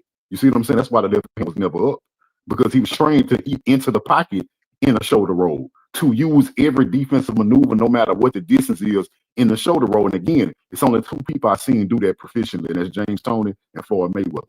So I think with him learning this, but this one of the best. I believe we're gonna see the best Devin Haney, bro. And what people don't know when they watch that Ramirez fight, a lot of people, and I remember, bro, don't get me wrong, I admit, bro, the fight was boring as hell. Don't get me wrong, I'm not denying it. But I did watch that fight probably more than the average person did. I watched it now over 7 times, I think. And what people not looking at is when Devin did choose to engage, right, or when he did punch, it's how he changing his style up. Devin is now changing his style to, because the first critique he got was that he didn't move enough against Ryan. Everybody kept telling him, Devin, man, why didn't you box? We know you could have outmaneuvered him. Why didn't you use your feet? So Devin mentality now is, okay, I'm going to learn how to move at all times and punch. Because if you look at the way Devin chose to fight Ramirez, every punch he threw, he made sure he did it while moving. This is not something, it's not like he's changing his entire style to punch while moving, but he is adding that to his arsenal. So basically, he's going to get rid of the Tom and Jerry, because Devin got his mind. Y'all going to say, I'm running if I move, so I'm going to learn to attack while on the move. And I'm going to tell y'all what I'm getting at with that. Devin always called himself a throwback fighter. You know what fighters did that? You know what decade did that the most? The 80s. When you look at a Sugar Ray Leonard, even Hagler, Tommy Hearns, going back to Muhammad Ali, that was the era of fighters that can fight you while moving. Y'all don't realize that the modern fighter don't fight that way. Most time they throw a punch, they feet sit. That's a very old school way to fight, bro. Is to be moving the whole time, hands and feet the whole time. You throwing hands while you moving. That's what Devin is training on. And if that's the new Devin Haney we get, I believe Devin is about to bring a resurgence into a boxing style that died probably in the late 80s, early 90s. He's going to bring that back, and it's going to be the best Devin we've seen. We saw a little bit of it against Regis, but he was still kind of more stationary even against Regis. I think Devin is changing his style to where he's going to beat his opponents, whether he chooses to sit still or move. I think Devin was shocked. I think Devin was trying to hurt Ryan, and I think when he got hit, he got shocked.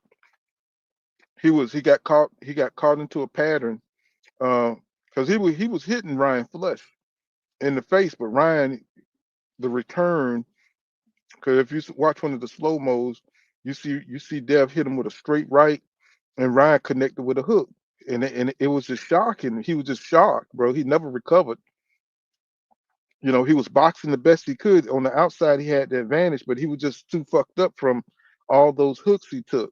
And the damage was done. Ryan kept stepping to the inside, and Devin couldn't read it, man, because he was just a little bit too drunk from the punishment he took. And Ryan, he knew that. He knew he couldn't let Devin get his senses, because Devin was going to outbox him. And I think Dev was just in total shock. The power that Ryan had that night was off the chain. Of course, we know what happened. You know what I'm saying? But I think he learned from. I think he's going to be a better fighter because of it. I think he's gonna cover that flaw. I think he's gonna box the shit out of Brian Norman Jr. I think Brian Norman Jr. is going to get some good licks in, but he's going to be surprised when he connect that Devin could take it, just like Crawford. When Canelo connected with Crawford, I think he's going to have a stronger Devin Haney. I think that's going to shock Brian Jr. that this kid could take a couple of his punches. And I just think we're going to see a whole different Devin Haney at 147 now. And I think there's going to be some heads. Some people are going to be like, damn, this nigga here, he should have been fighting at 147 the entire time, or 154. You know what I'm saying? Woman was trash, to be honest. That's all. Nobody. Well, the box. I'm on record saying this too. I believe his peers in the media is gonna give Devin a lot of credit. If Devin go in here and pull this fight off, especially if he look good, Devin gonna get a lot of praise in the media. He gonna get a lot of praise from his peers. And I think he's gonna surprise a lot of people too, because I think it's gonna be a lot of people that people think hate Devin gonna actually be showing him a lot of respect in public. I think it's gonna be a lot of people that hated Devin in the past gonna respect him if he pull this one off. You know what I'm saying? That's what I see happening. But I do believe that people what people not looking at is, I'm not saying that Devin gonna make this easy, right? Let's say, because what people don't realize, your definition of what easy is can change from person to person, right? Because if you spend the first 3 or 4 rounds struggling, even getting hurt, and then you coast for the rest of the fight, some people say that was easy because they, the second half of the fight was easy.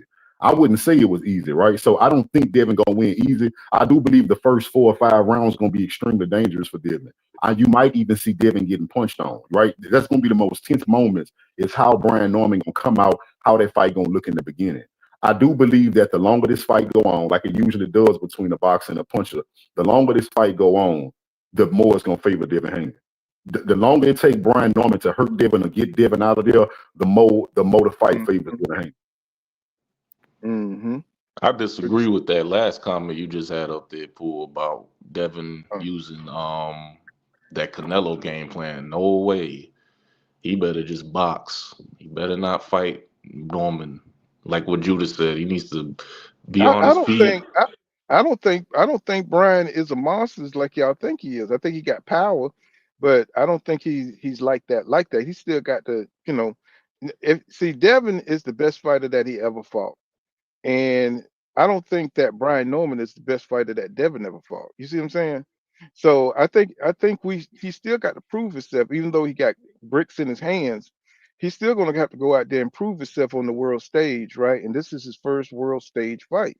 And people are putting a lot on Brian, say, even though he haven't had the kind of competition to really prove that he's that dude. Now, I'm not saying that he sucks as a fighter. I'm just saying that, he's still working his way up. And he's fighting a more experienced guy who's been champion. He's going to get a lot of credit if he knocks out Dev. And I think Dev is going to make the changes he needs to be able to outclass Brian Norman Jr. So he's just inexperienced.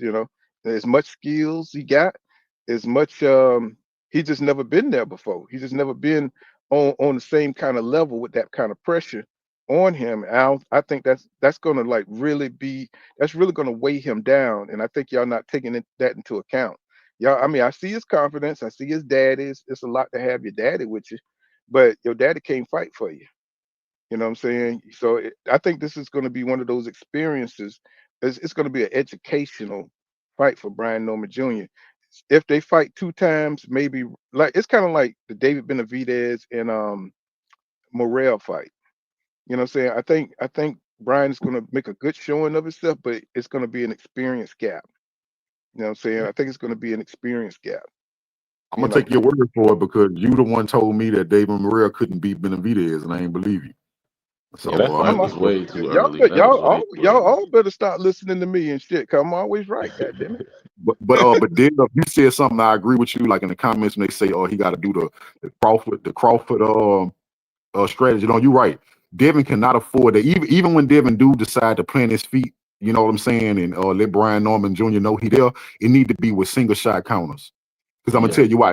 Two reasons. First reason is Brian Norman is a banger. So you sitting there throwing punches on him, not gonna deter him. He likes to trade. So another thing you're gonna do, let's say the whole fight, or the majority of the fight, he's struggling to touch you.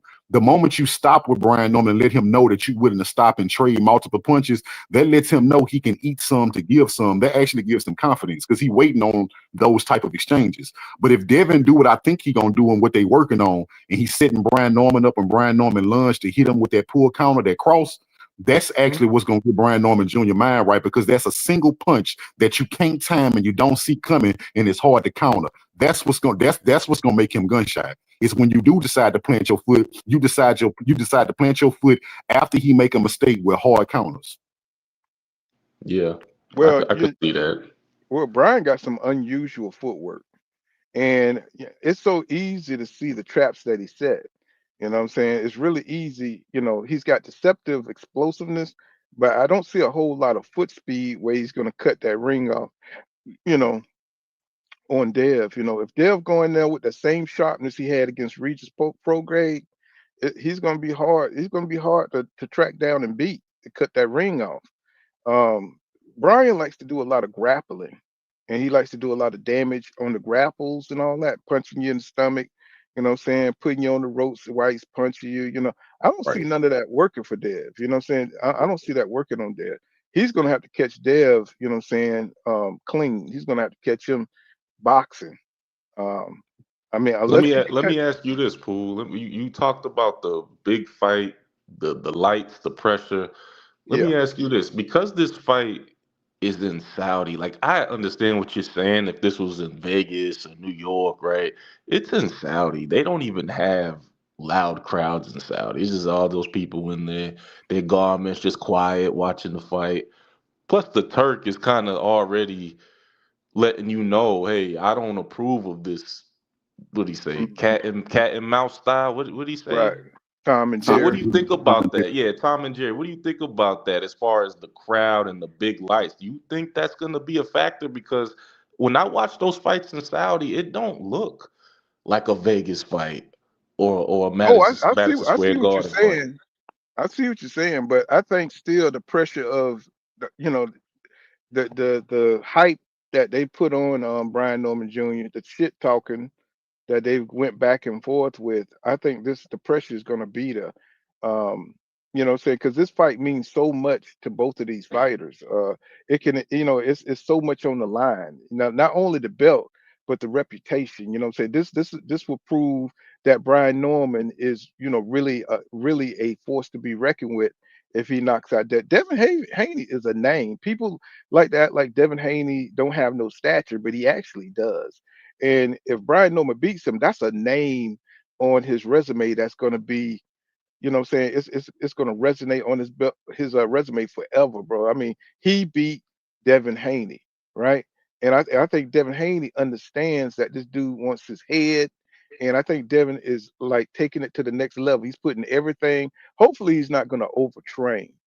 You know what I'm saying? Because he's really, you see what he looked like, man. That motherfucker looked like, I mean, he looks like Vegeta up in that motherfucker. Like, I'm talking about he's training his ass off, and I'm telling y'all, that dude is coming in to make a statement. So y'all stop talking that shit about him. And that's why he's coming in so confident. That's why he's so cocky. He's trying to outclass Brian. He may try to go for the knockout. And that might be his downfall, overdoing it. You know what I'm saying? That might be his downfall. Because once he get, let's say if you start getting Brian, you know what I'm saying, slowing down and get him hurt, that would be a good opportunity for Ryan to you know, knock Devin out, you know what I'm saying, by you know, being overconfident. And I'm telling you, Devin is going for this shit. I'm just looking at him. He done transformed his body. He done transformed just his whole swag. Says, I'm going to outclass you, bro. You are not on my level. That's a lot of confidence. You know what I'm Hey, saying? hey, Hmm. Dale, did you see? I'm like, oh, this is a question for Dale. Did you see the interview that Brian Norman did? I think they was training at their gym, so you know, I know he probably still sparring and getting ready his son. But the senior, they was talking to senior.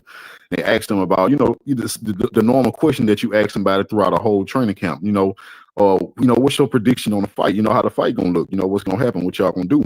And for the first time ever since the 3 or 4 months this fight been announced, the answer wasn't, oh, we're gonna go in there and knock Devin out. The answer changed to, well, you know, if we get a fair shake, we should get the job done and walk away with the victory. Now I'm asking you what you think, but I'm gonna tell you what I think first. Now I don't want this to sway your opinion, right? But I'm gonna tell you what I think. I think that means you're not as confident as y'all said y'all was, because if indeed y'all think Devin Haney is chinny and that your son gonna knock him out, and y'all been saying this for months, why would y'all need things to go y'all way or to have a fair shake? Because if you knock him out, you can't be cheated if you knock him out. This is telling me that y'all not that confident that y'all gonna actually knock Devin out, and y'all do know it's a strong possibility that your son getting outboxed, and you already creating the narrative that you got robbed in the event that Devin outboxes your son. You said the dad said that? Yeah. Yeah, I mean, this whole build-up, they've been talking about knocking him out. So I just watched the face off before I jumped on the live, and it seems like the sun is still on that time. Oh yeah, yeah. So I Brian, mean, the junior dog. Yeah, Junior don't have no doubts. He think he gonna knock him out. yeah. I mean, who knows, man? With this Saudi and all this shit, man. Who knows? I Well, will look, say this though, I'm a little indifferent with. I think if Devin Haney outclasses Brian Norman, first ballot Hall of Famer.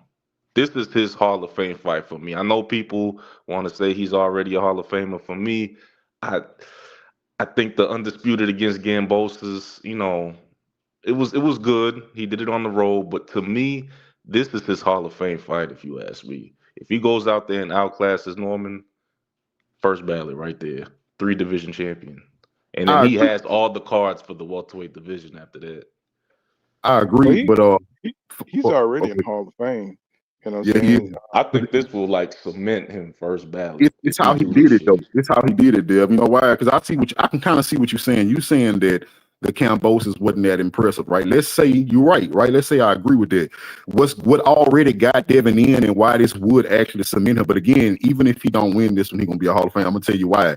It's the way Devin moved throughout his career. Because what Devin did was something that a lot of people don't do. Every weight class Devin was in, he always fought the best in those weight classes. So when he was at 135, he fought Lomachenko. This a top 2-3 fighter in a division. When he went to 140, he went directly to a champion and fought another top 3 fighter. Now he moving to 147 and fighting the number 1 fighter there. Like he's a Hall of Famer, bro, because of the way he moved. You Yeah, know, y'all know the yeah. next fight is on. I was like waiting for the prelims to pop up on you know what I'm saying, but I think I got another connect. You know, y'all could go to Crackstream and see if you can get it in crackstream.com. But Man, yeah, look Paul, like let me touch on this topic real quick, man. This I think the TO and Shakur just got finalized for January 34th. I mean January 31st at in New York. Um I just think it's unfortunate, man, because the 35 division is finna shake up, man. With the Cruz and Muratalla fight, and then you got Abdullah Mason, Sam Noakes. You know what I'm saying? Andy Cruz is Shakur's. I think he's number 1 in the WBC right now. I mhm. wish Shakur would just go back down and wait for that smoke to clear because it's about to clear in a couple months, and he's gonna have nothing but unification fights at 35. I think the TO's a good fight, but man, leave that for the 40-pound division. I think there's a lot of good fights for him at 35, a lot of championship level fights. I wish he'd just stay down there. Well, you got Andy Cruz coming. You know, Andy Cruz is a coming, man. Andy Cruz, um, Abdullah the Mason. yeah, Dula Mason, it's getting serious down there. You know, I'm looking at Shakur. I'm wondering, do we have the same syndrome that Tank has? Um, so don't leave the division once it start getting by. You know, you the WBC champion. So, let's see you defend that thing, saying against some good competition, and these fighters have a hard time sitting down and saying defending these belts. You know what I'm saying? Don't just grab the belt just so you can have an accolade to say that you was a champion. You know what I'm saying? Let's see you defend the belt against a couple of good um, contenders, right?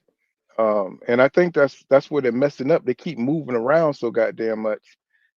They'll fight somebody that's mediocre, but when you get somebody of an Andy Cruz talent or somebody of a Dula, I don't think a Dula Mason is ready for Shakur, but if he gets the WBO, what I'm saying, all bets are off. He needs to go ahead if he wins that, and then he needs to go ahead and fight.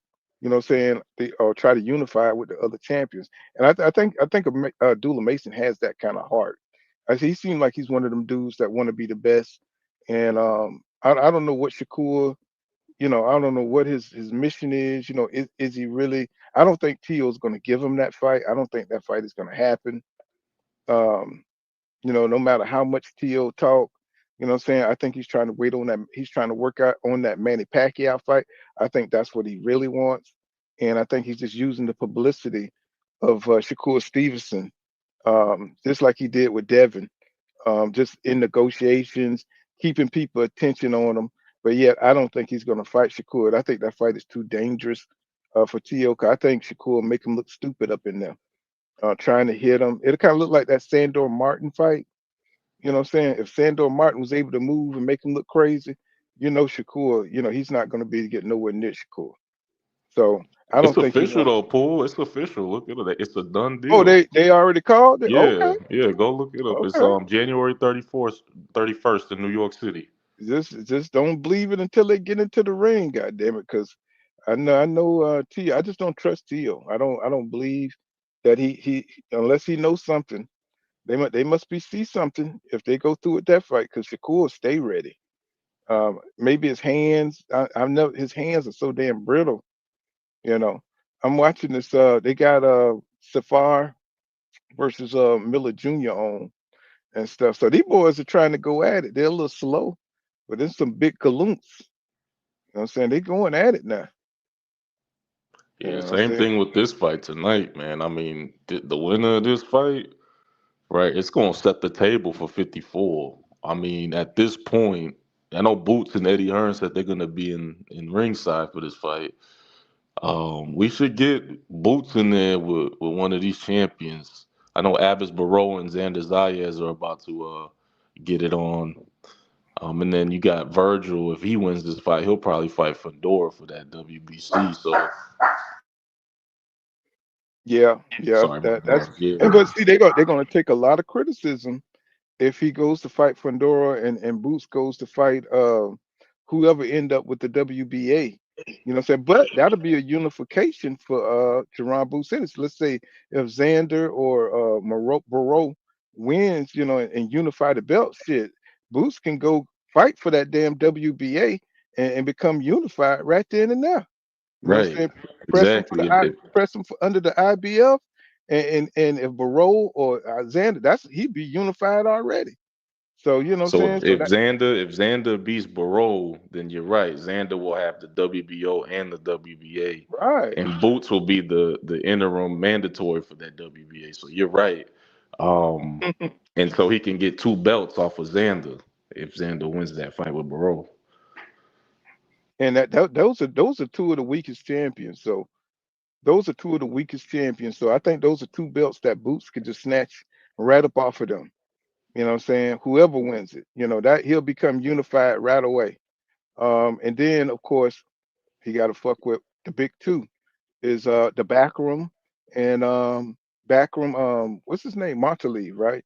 And your Yeah. boy Sebastian Fedora. So those are the two big fights, you know what I'm saying, that he's gonna have to get through. But I do see him, but I don't know. I don't know Virgil. I don't know if Virgil could beat Pandora. I really don't.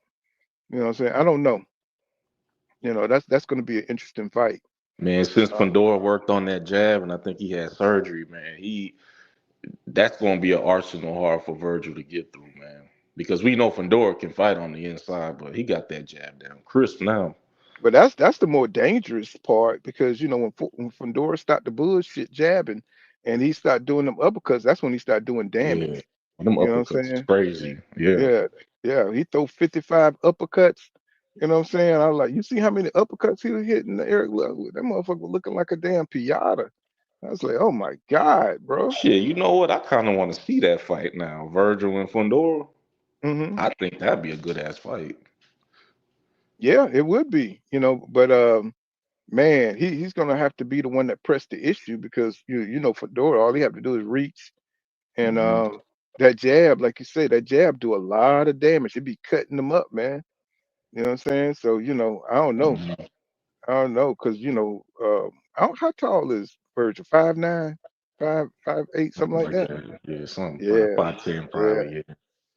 It's yeah. This is a trend I'm seeing, man. Same thing at middleweight. You got Janabek unifying with Lara. Um, that's three belts right there, and then you got Adamas. I think Adamas has the WBC. It's just it seems like that's the trend going on, man. Unifications at the championship level, man. There's no more you can go to just different weight classes and pick and choose. Like it seems like these belts now with Turkey making these fights, people are starting to unify. They're gonna have no choice. Well, they strip you so easy now. They strip you so fast, and once they set up a purse bid, saying you got the answer to the purse bid. Saying, or if you don't, they'll strip you. Saying they don't play with the stripping stuff. You see how fast they strip Jamel Charlo.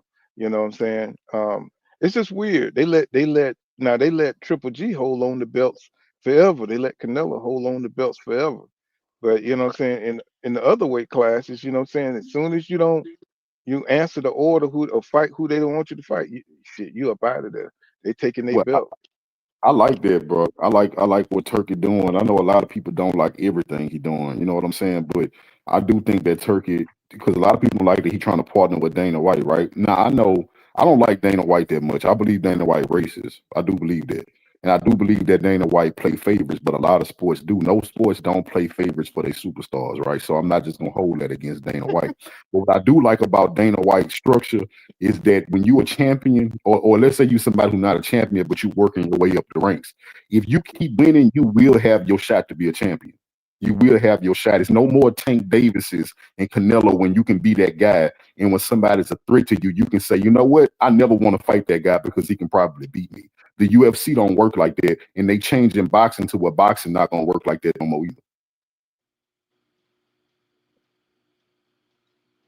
Yeah. Yeah, well, I mean, he's making a lot of fights. He's offering a lot of money. How long can he keep that up, though? Shit, his money run deep, Pool. I'm sure.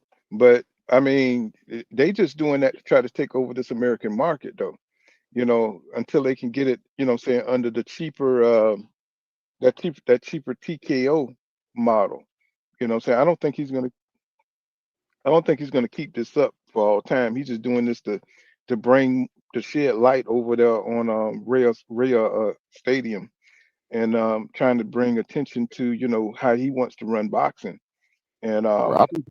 so it's all for there's a different plan, there's an under plan, there's a back plan. What I'm saying, this ain't all for this ain't for American boxing. Right. This is I think like you said, they doing this to bring the eyes on it. But like you say, the big paydays gonna die back some after a while. It won't be these ridiculous right, paydays no more. But I do believe he gonna pay them well enough that they still gonna be down for it. And I think what he trying to do, he trying to terraform boxers right now with Floyd Mayweather, with Canelo, with Tank Davis. The climate of boxing right now is take as many low risk fights as you can for the most amount of money. You see what I'm saying? Turkey is right, trying to make it to where you're not gonna have a choice but to fight somebody, or you won't have a career. That's what they're trying to change boxing to. If you don't take big fights, you won't have a career because your purse is gonna be so low if you're not fighting the right people. Your fan base won't grow because we won't promote you if you're not fighting the right people. right. Yeah. I mean, I understand that, but I They mean, need to throw a bag at Hitchens. My God, I just saw his interview and he's talking about Devin Haney and shit. I'm like, bro, you got smoke at 40, man. Gary yeah, I was Anton just called talking you about out. that. I was Sabril just talking about Matias that. called you out. Like, man, make some Yeah. unifications at your way. You talking about Devin Haney and shit. He about to go up and fight the best welterweight right now. What are you doing? Well, he's a big dude. He walks around at 170. So, it's what I'm saying, it's not that big of a deal for him to do that because he's another fighter that's sucking down to fight at a lower weight. So, Yeah, I'm tired of that. Hey, you Paul, I know, want to ask y'all something, Paul and Dale, bro. What I'm curious, bro. I know y'all both heard what Greg Hackett said about he saw that tape, right? And if y'all know Greg Hackett, whether you like him or not, he come off as the type of dude that when he say something, he's serious. He's not a bullshitter, or if he is bullshitting, he'll let you know he joking. He one of them type of dude. Like when he say something and he's standing on it, he telling you can take it to the bank, right? So that dude said that, he saw footage of Devin and sparring that made him pick Devin for a stoppage. Now, mind you, if y'all been watching any Devin sparring videos throughout his career, Devin usually look good in sparring, right? He usually look good. He lands some punches. They not always hard, right? But he land good punches on opponents. We seen him make people quit. So what could he have seen for him to decide that Devin was gonna knock him out? I'm just trying to imagine, bro, because in my mind, bro, he had to see Devin dropping bombs, bro, because it's not like we haven't seen Devin look good in sparring before. I think a lot of that comes from the whole Boots and Brian Norman thing too. Possibly. I think that with that whole thing that happened, A lot of those guys are now rooting for Dev. So I don't know, man. Why would he put his credit? 'Cause you know when you giving predictions, but like when you're a content creator, a lot of what we say when we give our predictions, but that's kind of like our reputation on the line too, though, because you know people not gonna let us forget what we said.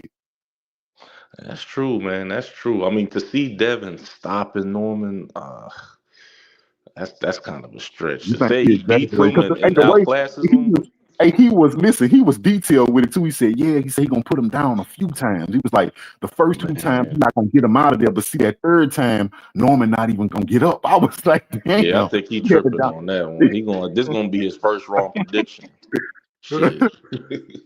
Nah, I don't see that at all. I could see him outclassing Norman, but I knocking think he's him gonna out and stumble shit. him. You know, I do believe with that pull counter that they working on, he gonna stumble Norman a couple of times. I can't even say he gonna put Norman down, but I do believe That's a he gonna strong compromise. dude, man. Norman's strong, man. He gonna compromise Norman. No, I do see that, bro. think Because I But like the I just one think thing that I like about Norman, he has a strong base. Kind of reminds me of like Spence in his prime. Like he has a strong base to where he's always balanced, and those kind of guys are really hard to put down.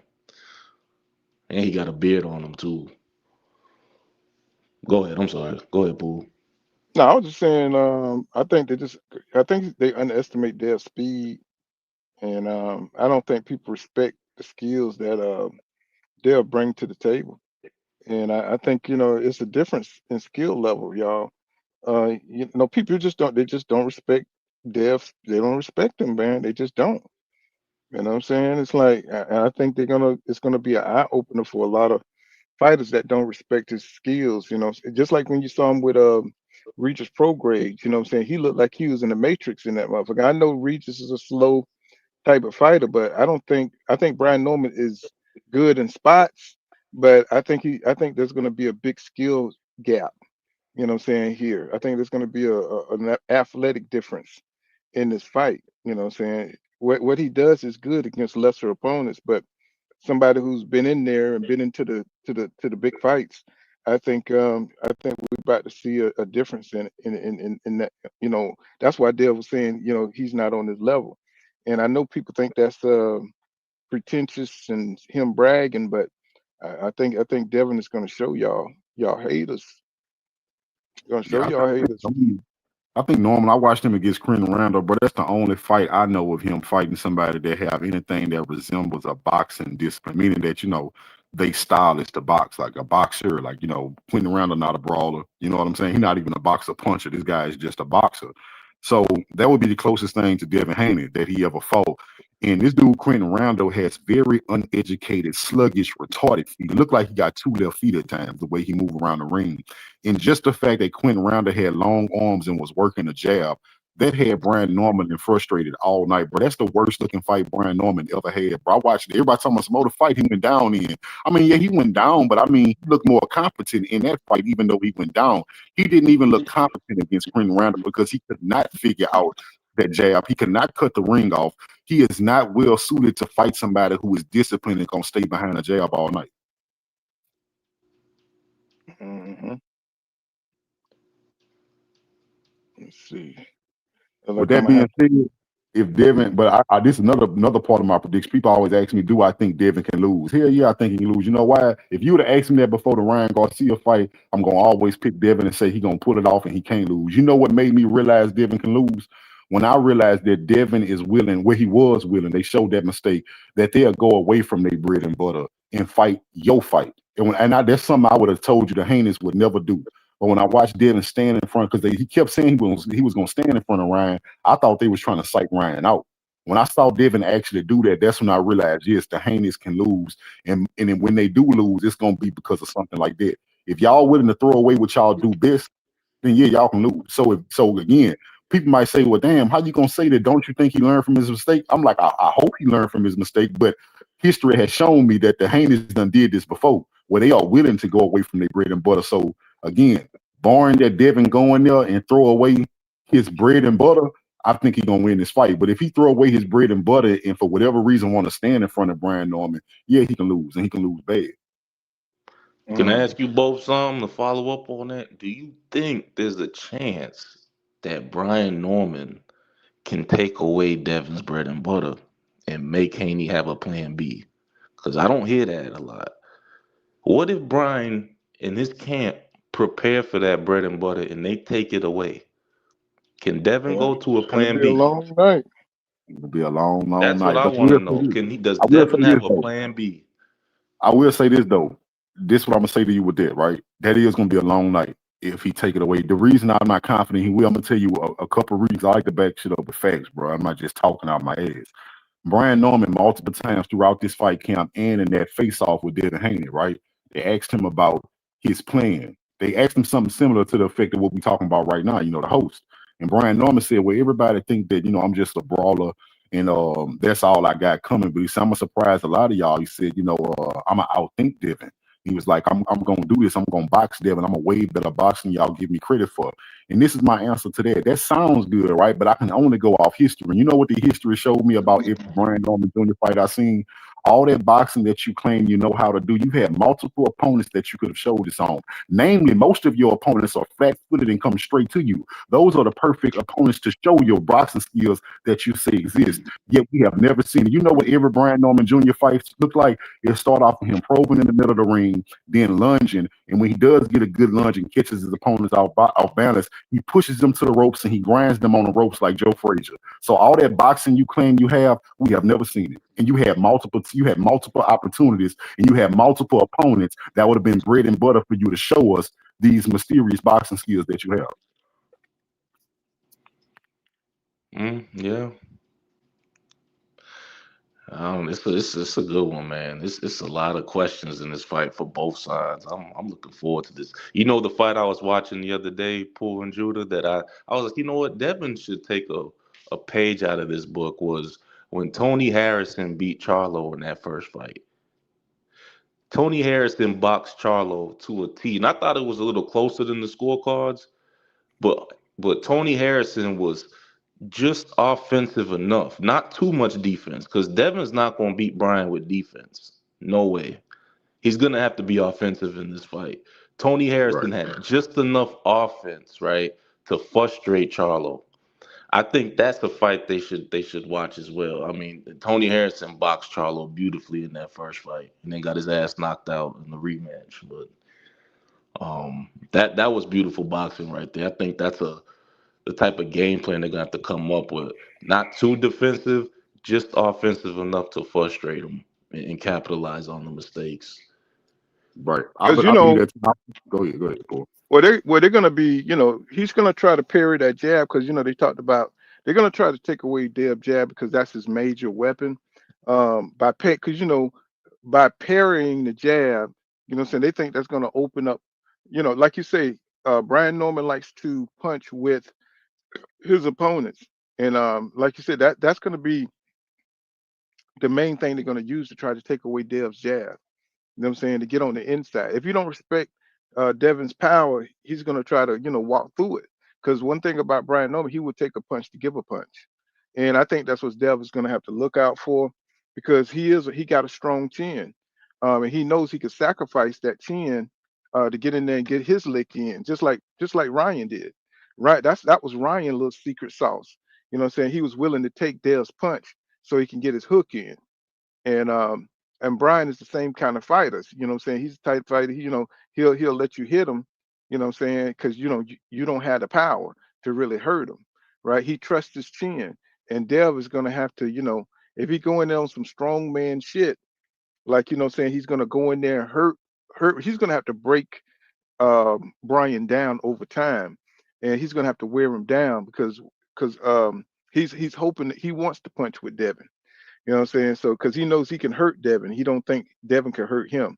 So that's gonna be what the first 4 rounds about. Ryan trying to go in there throwing them haymakers. You know what I'm saying? Trying to get in range so he can land something, and thinking that he can get Devin ass up out of there. Devin, he's gonna have to wear Brian down. He's gonna have to, what I'm saying? He's gonna have to be sharp. He's gonna have to, look like he, confident. Box him. You know what I'm saying? Be pure, be precise. You know what I'm saying? Just like he looked against Regis Prograde. He looked like he was in charge, even though, he even looked like the stronger guy in that fight. Tell you the truth, because he knocked Yeah, Regis he was the Prograde down. stronger guy. He Right. was. Yeah. But that's how he's gonna have to. That's how he's gonna have to fight um, Brian Norman, because he's coming in with tremendous confidence. He's gonna have to shave down that confidence by using his skills, his speed, his experience. You know what I'm saying? Don't let Brian get off his little tricks. Don't fall into his traps. You know what I'm saying? And just go in there and just, be the man. You know what I'm saying? Be first. You know what I'm saying? Sting like a butterfly. You know what I'm saying? Float like a butterfly, sting like a bee. Right. That's what he's gonna have to do. Yeah, that's exactly. He's gonna have to be good at it. I don't think he got to be perfect, but because I don't think Brian got those kind of. I don't think he's that sharp. You know what I'm saying? I don't think he's that sharp hitting a moving target like that. But I could see Devin making a mistake and running right into the wrong punch because Right. Brian got some bizarre angles. He's got Right. some bizarre, and Yeah. when he's moving backwards, he be throwing a hook while he's move. You seen his footwork on that bag. You know Yeah. what I'm saying? He be throwing like centrifugal punches and shit. You be like, what the Yeah. fuck? You know what I'm saying? He That's like why That I man punch. do cannot Devin. go on them ropes, boy. He Right. cannot. That's why I do like Devin. That's why I say when Devin, the plan that I'm hoping they're working on, what I'm watching him doing is to catch some and shoot back and then get back the distance. I don't want to see Devin in the pocket trying to trade with Brian Norman. You see what I'm saying? Brian Norman is extremely, his feet not fast, but he got fast hands as far as his timing and when Brian Norman see an opening, his seeing the opening and hitting the target is very fast. No matter where he hit, he can do that fast. You know what I'm saying? So with Devin, um, the reason I keep saying I got Devin winning, bro, it's not that I don't think Brian Norman is not good. I don't see as many paths to victory for Brian Norman as I see for Devin. As a matter of fact, the path to victory for Brian Norman is not just a knockout. A lot of people say, "Oh yeah, he got a puncher's chance, and the knockout is on the chance." That's what we like to say. But my true breakdown is that there's another path, but it still involves his power. Because if Brian Norman catch Devin to the body or to the head with something significant and hurt Devin, there's still a path to victory. If he compromised Devin early to where Devin take a while to shake back, he might not stop Devin in that round. He might hurt Devin enough to stop him later. You see what I'm saying? So it's really about Brian Norman power. Can he land it early? Because the longer the fight go on, his window to catch Devin is going to go down more and more. And most people would say, now on the surface, you would say, what you saying, he going to gas out? That's not what I'm saying. What I'm saying is I do know one thing about elite boxers. The longer they are in the ring with you, the more they figure you out. So if Brian Norman can't catch Devin in the first four, he is not going to catch Devin in the last 4 or 5. You see what I'm saying? It's not going to happen. After Devin figure him out, the more Devin figure him out, the harder it's going to be for him to catch Devin throughout the whole fight. Mm-hmm. Mm-hmm. Well, somehow, you know what I'm saying, Brian is gonna have to get Dev to slow down. And I can see it with that body. He's got that mean ass body shot when he does that throwaway jab and he goes to the right, he used that right uppercut to the body. That shit is fast. And he explodes. He, like you said, King Judah, he leans into the shot. That's a devastating shot. He hit Devin with a couple of those, and I can see that. Really, really slowing Dev down. With about 5 of those shots, he can't allow Brian to hit him to the body. You know what I'm saying? Because that's definitely going to slow him down. So that's why he's going to have to be really polished. He's gonna have to be like a Shakur Stevenson in this Yeah, that's fight. what I said, Paul. He gonna have to show us. Devin's gonna have to show us another level. He's gonna have to show us another level over that. I know people keep talking about that Regis fight, but I think he's gonna have to go up another level from that shit.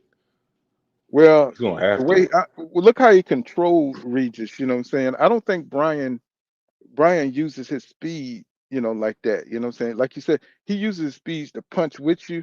You know what I'm saying? If he get an opening, if he gets in the range, that's when he lunges forward to try to hit you to the body.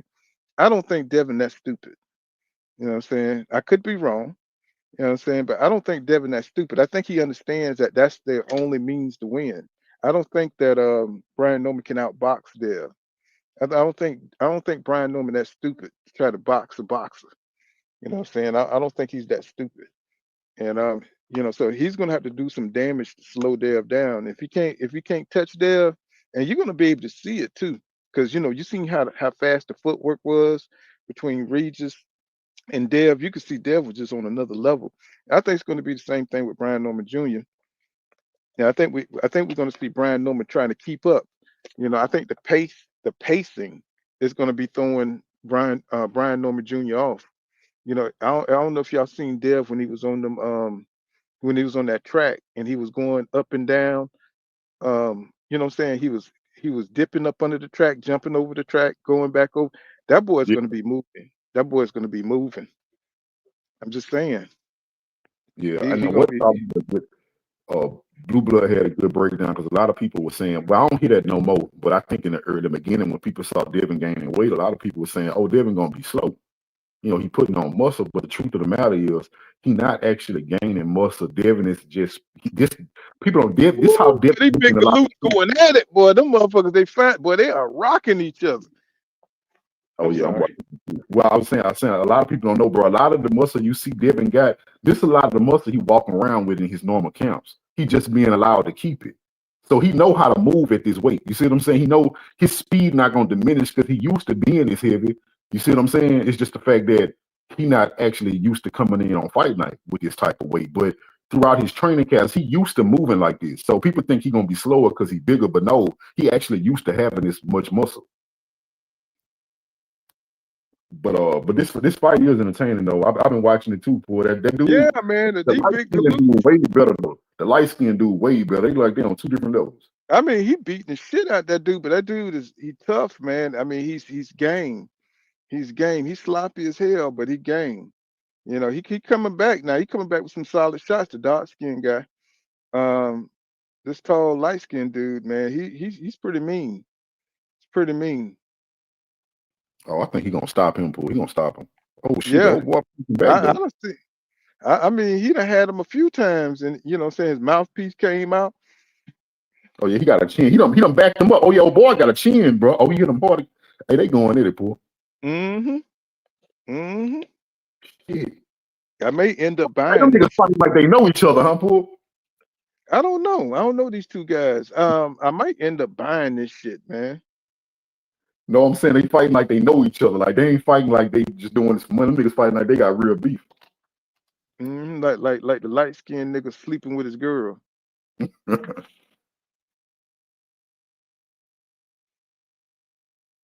You know, when it's personal like that, boy, that shit, nigga rather die, go out on his shield.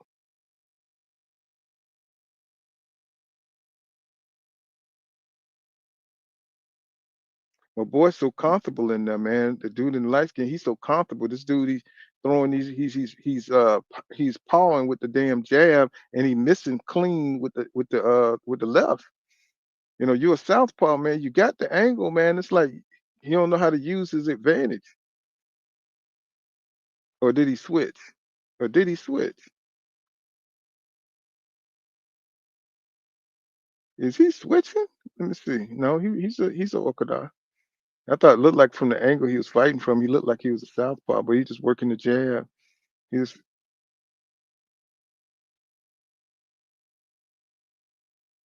the dude is just stepping back, man. All he doing is stepping back, and then he's switching.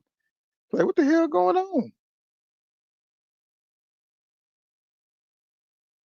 And that dark skinned dude fight awkward like he I hate to say it, but you know African, that's like how them them Africans. Yeah, that's how them Africans fight. Africans, them motherfuckers them motherfuckers have the most unusual styles, man. I don't know what it is, bro. They know how to look awkward in the ring, bro. Mm-hmm. Motherfuckers like they got no balance. Like the balance different in Africa. Like them motherfuckers, they used to the flat earth. Like they ain't used to having shoes on. Let me Mhm. stop. But my boy, he game now. He ain't doing shit, but he game. My boy, he really trying to get that knockout, man. That tall light skinned guy, you know, he's trying to get that knockout. He's going to work.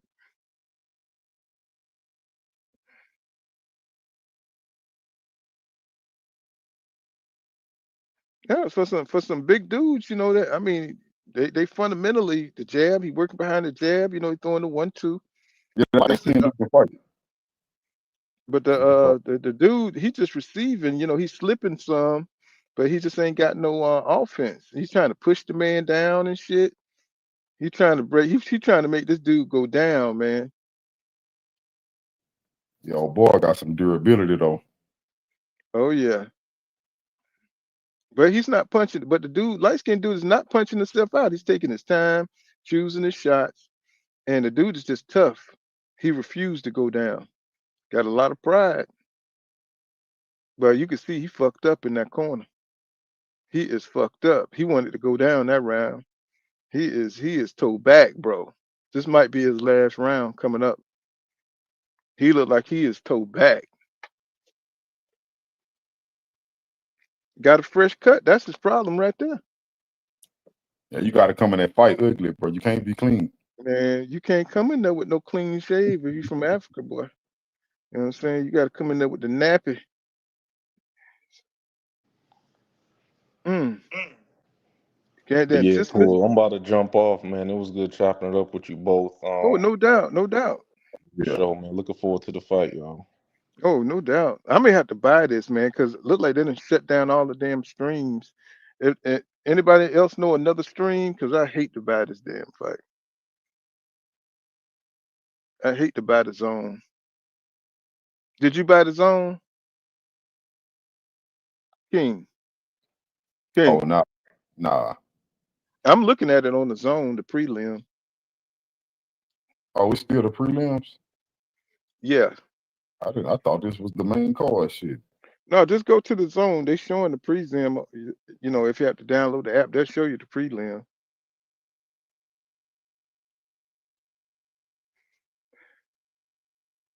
Yeah, they'll show you the prelims on that. But I went to Crack Stream and that shit.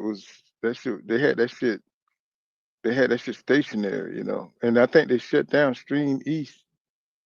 Yeah, man, they got Stream East, man. That shit went viral. Everybody was talking about how they got. Cause me, now I be struggling to watch the NFL, but I'm not about to pay $70, bro, to be able to watch the NFL, bro. I'm sorry, I like football, but not that much. Hey, y'all You know know, it? Y'all know any sites out there, man? You know what I'm saying? If y'all know any sites, man, let me know. Because before I have to buy this damn zone. How much is this damn fight anyway? I don't even see it. and that's another thing I like about Turkey. You know, Turkey trying to make fights free in a sense, not all the way free. He wanted to be if you already got something like Netflix, you can watch it. You remember that's how boxing used to be. Well, you know, boxing used to just come on TV. So they trying to get it to where the same stuff you normally watch, the same apps you already paying for, you'll be able to watch boxing. Right. Well, I don't know how that work. How do Turkey get paid for that? Do that mean Netflix pay him a certain amount of money up front to have the fight? That way he makes some type of return from it, I don't even know how that shit work. right? Because they don't charge us no extra. Like the last fight I seen on Netflix, they didn't charge you no extra to watch it. Just because you got Netflix, you can watch it. Let's see. So Oh, you know they went up on the Netflix. That's probably why they went up on Netflix, though. That's probably how they making their money. They went up on Netflix.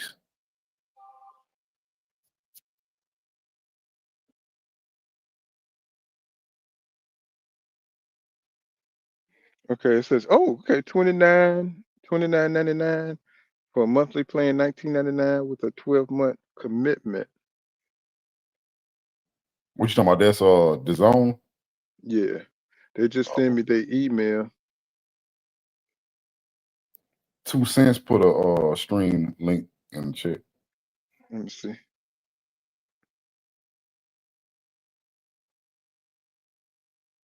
You said Strackham.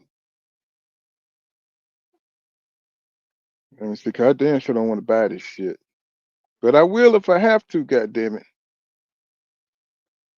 These big galoots still going at it. Them motherfuckers have not stopped swinging. Yeah, these some They big boys. They hitting this much and nobody went down. they fighting like the old heavyweights, man. They must be cruiserweights because they the way they keep swinging, they're not getting tired.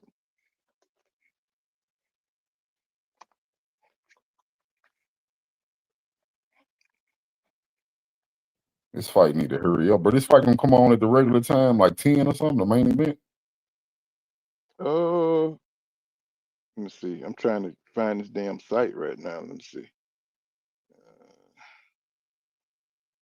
These motherfuckers, bro. Yeah, they fighting like they know each other, bro. Dang. Shit, they may know each other.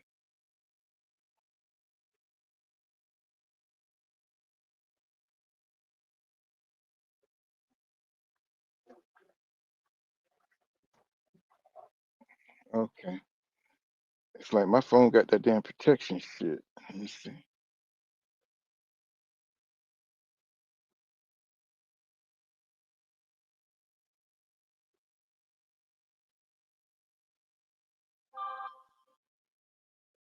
Let's see.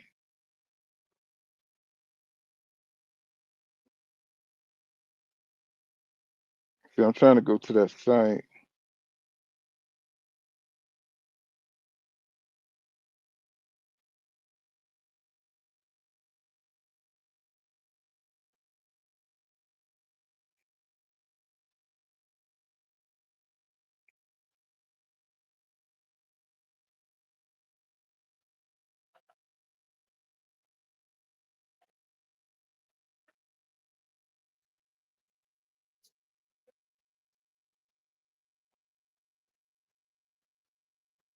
Bro, why is Eubank in what you call him fighting again? Like it was a cool little fight, bro, but they ain't got no business being fighting again, bro. Who is it? Eubank Jr. and Connor being fighting again. I know, man. It's like I can't stand them some bitches, man. Hey, they fight came up quick. That's gonna be on the 15th, but that's next week. I guess, you know what I'm saying? I know Jerome Boosin is gonna be sitting ringside for that one. Yeah, I know. You know they say Bomac training Eubank again. I ain't gonna lie, the best I ever seen Eubank was a fight that Bomac trained him in. Though that was the best Eubank. So I can't get this thing to pull up to. I don't know if I got some security shit on my phone or something. That shit won't even pop up for me. Let's see. Yeah, it says it's got some kind of block on the HTTP. It's got some kind of block on this shit. Track them. I say I try to go there. It says hello world, but shit, that's all I got. I say it won't drop for me. But is there anything else? Is there anything else go on there? I don't even see it popping up any information about it, nothing like that.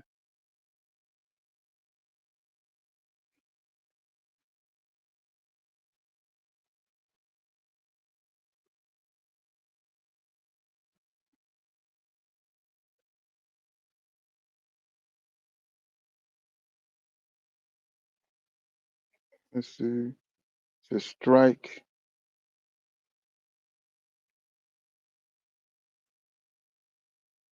It says Lubin FTW. Let me see. Oh, that's what's the let me see. I'm gonna end up having to buy this shit. I'm gonna end up having to buy it.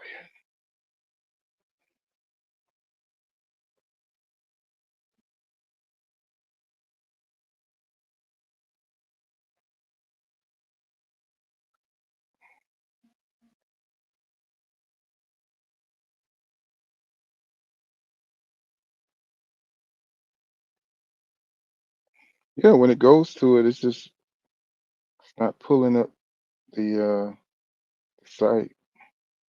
It's just my phone is just let me see. Crack stream ain't working. Shit, I may just have to buy it.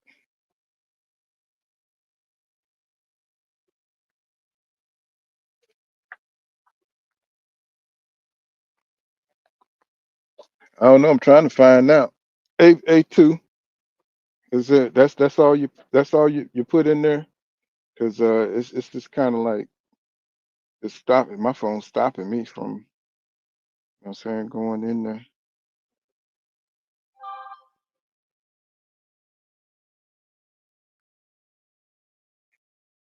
Let's see, I'm trying to see.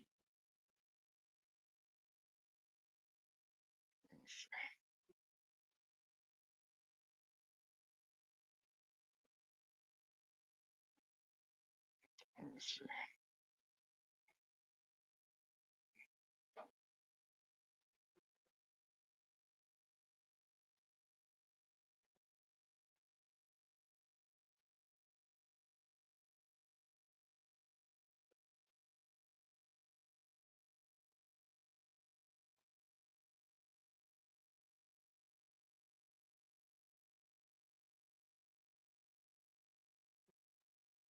Trying to connect.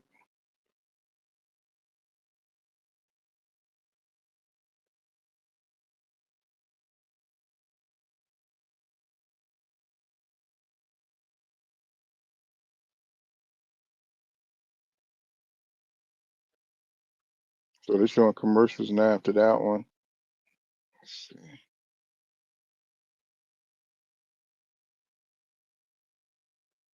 Like they make it so damn hard to negotiate these damn sites now.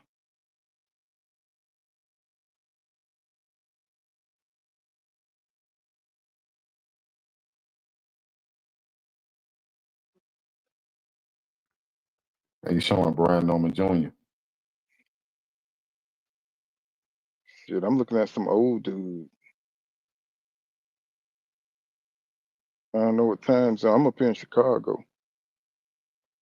Oh, well, you out there in Shot Town. Stay in that truck, lock them doors.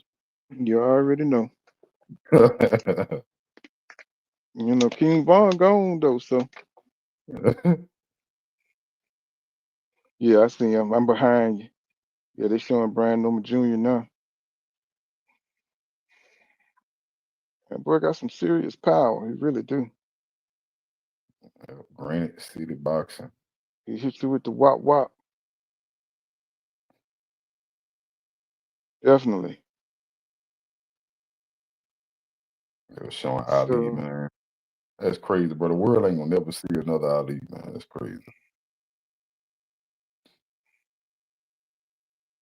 oh yeah, you know he had a lot of fights too. Yeah. Hey, you know they making they making a new Michael Jackson movie. You seen that? Mm-mm. Man, that shit gonna be good. Boy, they using his nephew, Michael Jackson, real nephew, gonna play him, so he look like him. Yeah, that's it's you know they're gonna have to be careful with that one. They're Why gonna you have say to be that? careful. You know, because you know Michael's such an icon, man. It's like you don't want some sad representation. You Right, know, Michael's on he was, you know, he captured the imagination. That nigga, he was on a whole nother level. And if you do him wrong, it's like, damn. right. I think You they gonna do, like I say, the nephew look like him, nephew talk like, all them Jackson sound alike and look alike. He look like him and sound like him. So, I mean, I think it's gonna be good, bro. I think this shit gonna make some money, bro. That movie gonna make some money. yeah. I'm gonna tell you, when they come out with Prince, that's gonna be the shit. You know what I'm I saying? ain't They come like out, Prince too much, bro. Prince and Michael Jackson got a divided fan base now. You can't like them of both. course, of course. Prince was like the damn Mozart of his time. He played all the instruments, he wrote all the music, you know, he owned all the shit. You know what I'm saying? Right. He was on another level too, just like Michael. Both of them True, geniuses, right? true. Yeah, I agree. I like Prince, but Prince cool. But I ain't gonna lie though. So I like Prince, but the reason I like Mike got more songs that I like. No, I think Prince, Michael was big. I think Michael way bigger than Prince. You know, yeah, but Prince was up there. He was a megastar too. But yeah. Michael, I of course, what's that one? Maybe I'm just like when Doves Cry. That's my favorite Prince song. I like that shit. you know, yeah, man. Prince was, you know, came out with the androgynous look. You know what I'm saying? You know what I'm saying? Because he got away. Prince got away with what white people get away with. Because you know they were doing that cross dressing stuff with the heavy metal stuff, Right. and Prince was able to create his own lane with that. You know, Prince he had was the able. baddest women though. I seen that, bro. Prince had the baddest women on his side, bro. Yeah, That he girl did. name Vanity. What her name was? Vanity. Bro, Vanity had to be one of the prettiest women What's the that name? I. Was uh he kind of cutting out. I Oh, think her name was Vanity. Vanity Six. Vanity. Man, that Vanity girl, Six. she had to be one of the prettiest women I seen from that time period. Mm-hmm.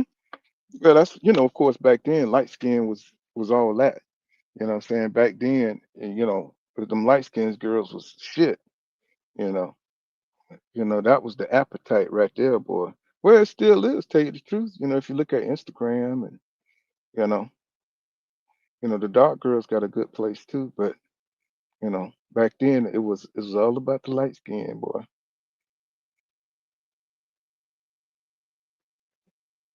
So, so we in between fights. I think we got a couple of more prelims that's going to be coming up.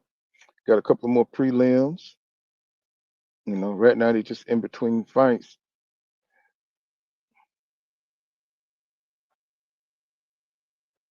and stuff. So yeah, but nobody's talking about the rest of the fights that's coming up. You know what I'm saying? Well, we did talk about Pit Cruz and we did talk about Lamont Roach, which is, I don't know why people sleeping on that fight, man. I just think that's going to be one of the fights of the year right there. I think that's going to be a fight of the year. Who is this big sloppy dude, man? Who is this big sloppy fella? Well, he ain't all that. Like he's just not cut. They look like they about to wrestle or some shit. They don't even look like no boxers. They look like bar fighters. Yeah, I'm Tail of the tape. totally different, bro. I must be on something. I don't even see. I seen two dudes talking like they was having an interview. Yeah, it's probably these dudes that's about to fight. Edwards, they both American. Jason Voorhees, and look like they about to get it. They're about to get it in. Oh, okay, yeah, I see him now.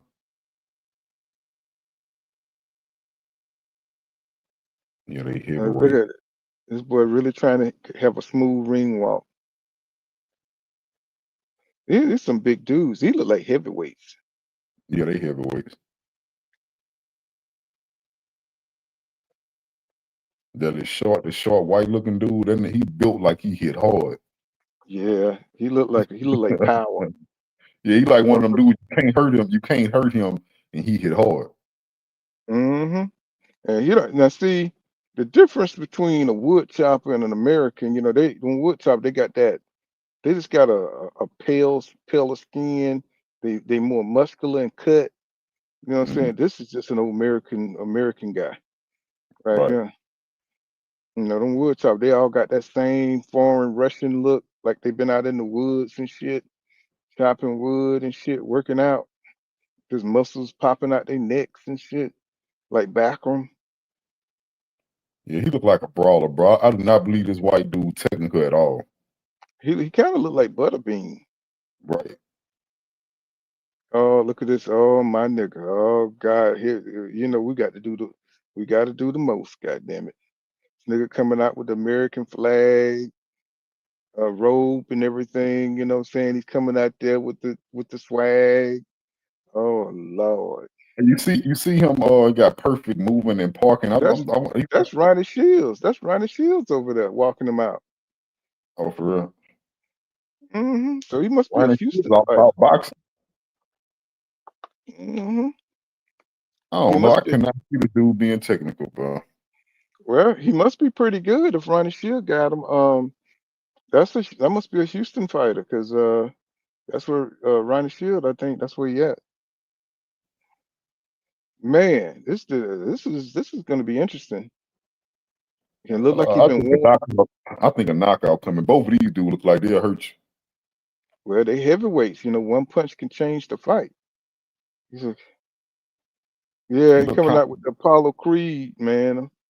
It's Yeah, he like, look kind. oh, let's see there. And this dude, look, he coming out in a raggedy shirt. You know what I'm saying? Oh my God, this gonna They be. got Edwards 88% chance to win. Mm. But this dude must be ain't nothing. Right? Oh, Edwards good, and we don't know yet. Yeah, because I I'm think looking at how Edwards is I'm looking at. confident. Edwards walk like he can fight. I ain't gonna sit up here and lie. He walk like he got that swag. Like this. Like let me go on here and get this, put this work in, get this workout. The dude over there, he jumping around like he ain't got no rhythm. I wonder, is we looking at our next heavyweight? I'm waiting on our next heavyweight, bro, because I was Yeah, man. disappointed. Boy, Yeah, the heavyweight division could use a lot of work, man. Need some good fighters up in there. This dude should get knocked out, man. I like Itama though. That dude Itama, that British light skinned dude. Mm. I like him, bro. I've been arguing with everybody, bro. I think he'll beat Usyk right now. Well, you know what I'm saying? Usyk ain't fit to get in the ring with nobody like that. Facts. Yeah, he lost to Boris, if you ask me. They called it a low blow. You know what I'm saying? He lost that fight to me. Man, this boy here. Oh man, we going way back, god damn it. This another Deontay Wilder. This boy's black. This boy, he got the beard, you know what I'm saying? This boy might be able to hit. Cocking his arm, height. Oh man, they're gonna hate him. They're gonna hate him. Especially if he got power. Man, let's see him in action. That white dude fighting out of Las Vegas. Oh, look at his stomach, bro. The hell going on? But now that black dude, bro, I'm hoping we looking at our next heavyweight, bro. We need a heavyweight. Well, they both American, so can't really, you know what I'm saying? They both American, you know. Let's see. Okay, my boy happy to be in there. Dude, like he looks a little concerned. Here Hey, we go. shit, he did the arm thing, boy. He was cocking his arm like his arm a gun. He might got power. That's what I said. That's what I said. That's what I said. He might have some power, man. You know. Oh, I like the jab though. I like the form. I like the Wow, jab. I'm behind you. Oh, he fainting and shit. Oh my God, he boxing. What the hell going on? Wait a minute. The straight jab. Okay. All right. He's stepping. You know what I'm saying? He doing the little. Okay. He got a little range, skill, body shot. Now this dude ain't really. You know, he ain't really no threat. He ain't got nothing coming back. So you know, you can look like that.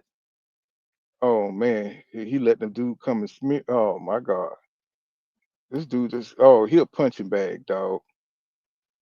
Hey, Joshua, like, I ain't gonna lie, bro. He in some good shape too. Yeah, he is. Look at this. Joshua, This dude, he ain't throw one punch. This dude haven't throw one punch, bro. He just up to. He just a prop. Oh my God, stop. Oh, you got man, throw a punch, bro. Like, what's up with that? He's just somebody in there to make him look good. If he look bad, that's oh my God, what you doing, man? This dude is not there to fight. He threw one punch, and that was a horrible jab. He threw man, it straight. judging from his physique pool, he didn't train one day in these last 3 months. That nigga, they gave that nigga a whole 12 box of donuts and shit, and told him the fight is on Friday, my nigga. Oh my God, man, this dude ain't this no. This is they should take the man. This is a damn shame. This and he still ain't open up. Oh my God, this dude can't fight. Oh man, come on, bro. Make you going now you gonna look bad if you can't get this dude up out of here, bro. Come on. Like what you waiting on? Why the white dude gloves look smaller than the other dude glove? I'm tripping. They might Man, be the same size. you got some edibles over there or something? They might be the same size. I'm tripping. Mm-mm. Man, he doing all this bullshit against a guy who ain't even trying to hit him. He's like doing all this posing and all this bullshit. Man, go ahead. Man, you're making the fight last too damn long. Look at oh my God, bro. All the posing and shit, man. Go get to work. This dude ain't trying to fight you. Oh man. Oh, okay, wait a minute now. Dude might be playing possum and shit now.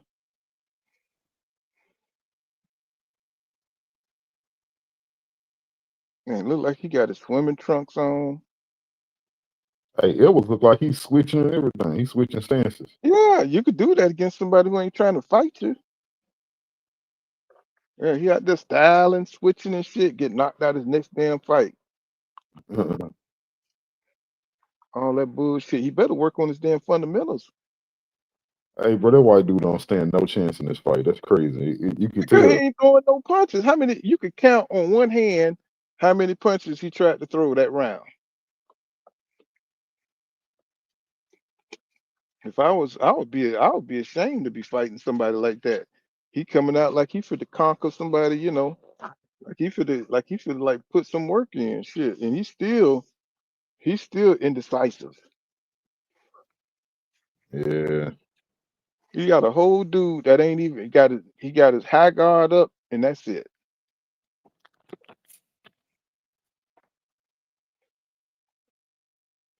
I tell you what, this dude is not special. I tell you that.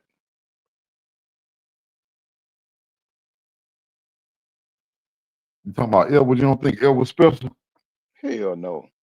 I mean, he need to go ahead and make light work of this dude, man. At least put some hands on him. He fucking scared to get in there. Well, I ain't see his record. I don't know how many fights he had. I don't know how green he is either. I mean, come on, man. It's like, what is he doing? Yeah, I mean, I know he's fighting from range, but it ain't nothing coming back, bro. Right. You ain't got nothing to look out for. Jab him, double jab him, go in there, hit him with a straight right. See how he responds. Look at that. You just keep hitting him to the belly. The up jab bullshit he throwing. He finna tire himself out. Why is he stopping the goddamn fight? That dude already don't want to be there. They finna call the damn fight off. Look at him. Look at him. This mother, he's a damn serial killer. Look at him. He looking for a way out already. Look at You that. They know them. call it out. Yeah.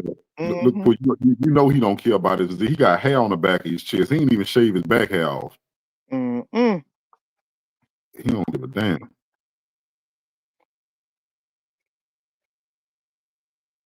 In boxers, they don't like their hair all over their back. They be shaving it. They be liking to look like bodybuilders. This got to be a replacement. Somebody they just put in there to fill out the card.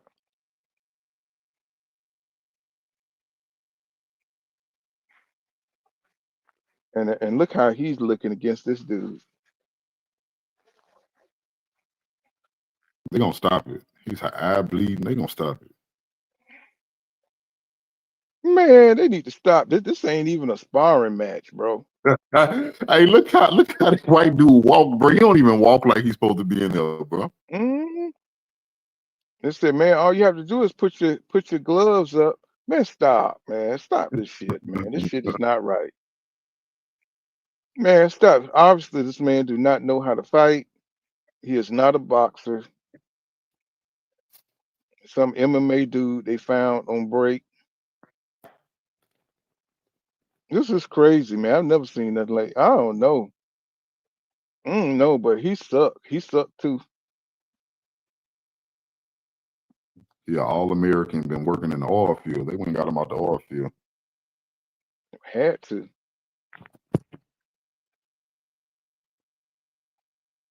Man, this is the most boring fight I ever seen. Besides that Rigondeaux fight, where he was just running around the ring.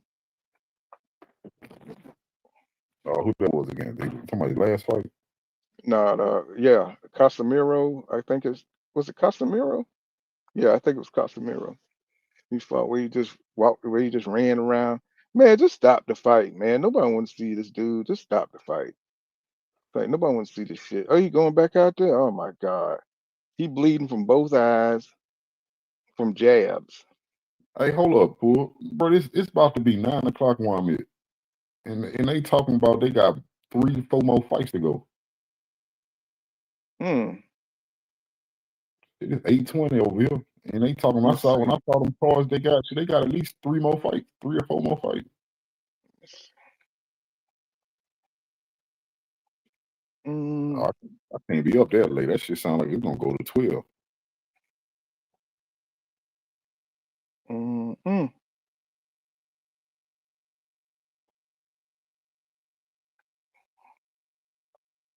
Yeah, shit. I gotta load at 2 a.m. and shit. You know what I'm saying?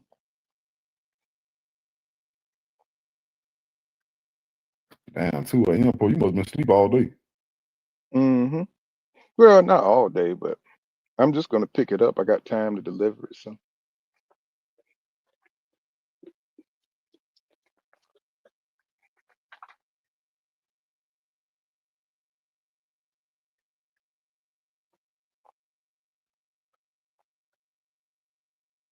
Let me see.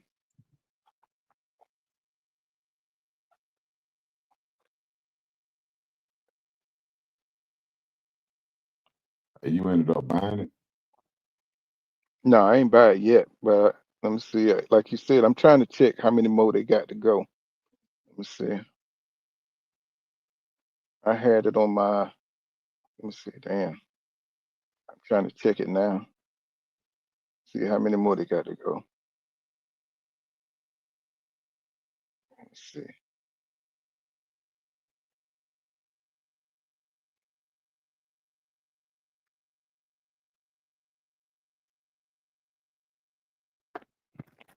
Damn, bro, LSU losing to Alabama, shit.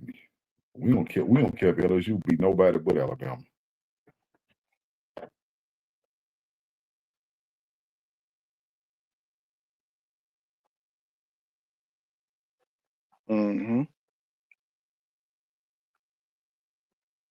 Yeah, this is a boring ass fight.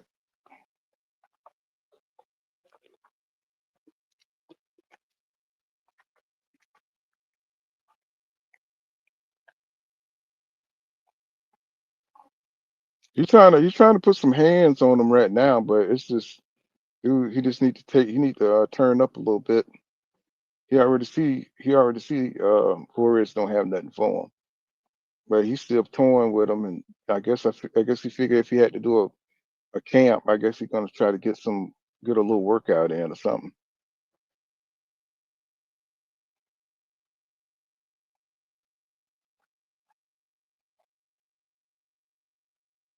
I'm like, this is a pointless fight. He's not gonna learn anything from this fight. This dude is messed up, man. He got his whole face bloody.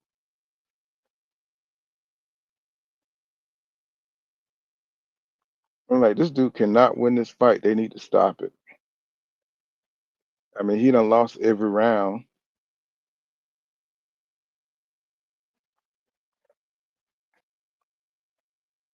He said, I'm here at the fight. He said, and it's he says, and it's 821. He said that man, he says that man in there just taking a beating. And they need to stop it, man, because they see the skill level. They see he has no chance of winning. You know, this is ridiculous. He's doing nothing but taking a bunch of punches. Yeah, there you go. Yeah, there you go. They Stop the stopped fight. Mm-hmm. the stream I was watching timed out on me. Just go to the zone. Go to the zone, and they showing it. They showing the prelims for free.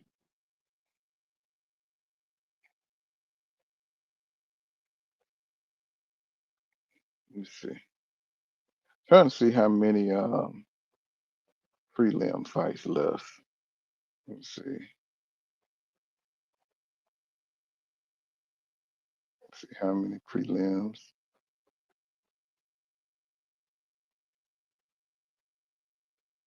Let me see. Let's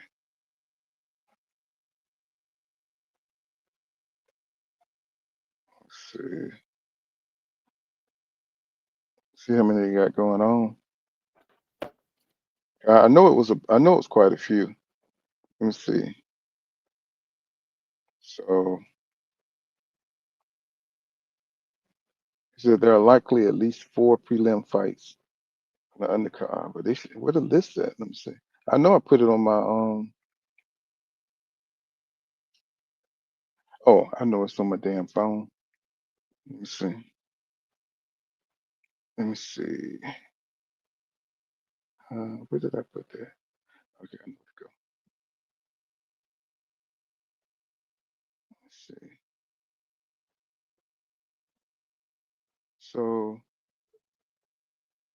So they got the we've already seen 1, 2, 3. What's the Voorhees? I don't see the Voorhees. Oh, there it is. Voorhees fight. Seen the Corrales fight. We've seen the Miller fight. So they got one more fight. That's the Darius Fulham fight versus David Stevenson, the super middleweights. So we got one more fight. A super middleweight fight. Darius Fulham and you got versus David Stevens. So that's going to be a super middleweight fight. And then that's the co-main event. And then we got Vergil Ortiz versus Eric Lubin. So you got one more fight. Because I just saw the Miller fight. That was the light skinned dude beating up on the on that African guy. So that was that one. And this you got one more. So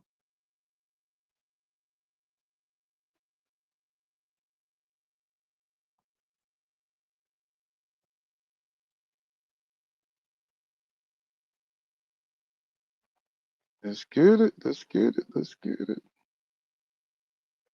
Yeah, these prelims wasn't about shit. That first fight was okay.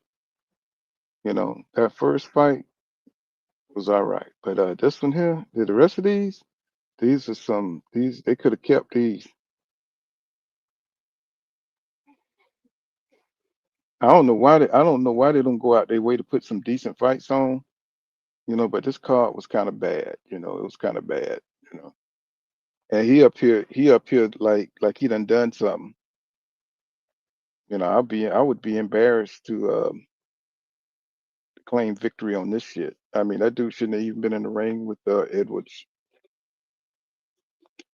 I mean, dude, is Voorhees even a pro? Man, that was a waste of damn time. He said that says that was a whole waste of time, bro.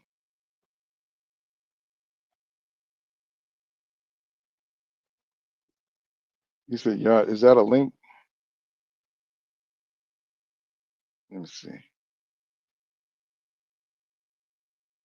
See, this is yardage.com.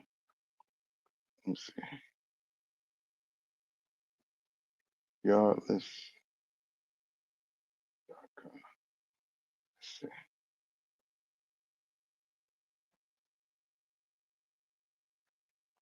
Let me see.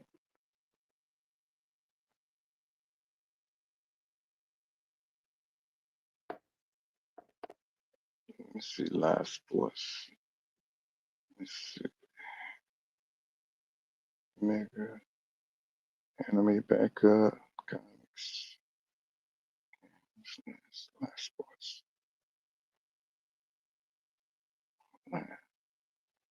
Hmm.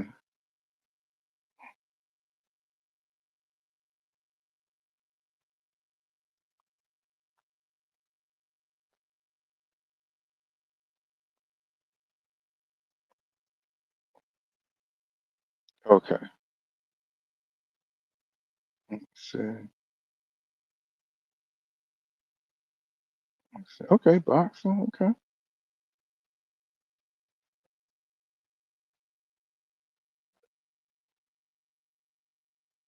Okay. So you see the link in there, King Judah?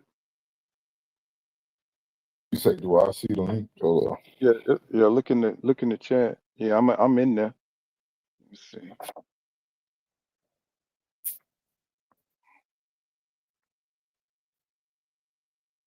I don't know. I guess you got to install this VIP, this VPN.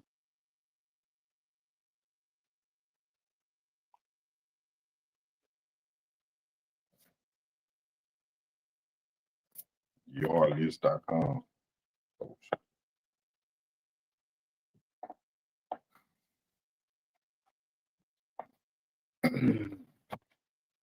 Yeah, Sean. It's a good link. Appreciate that, VA.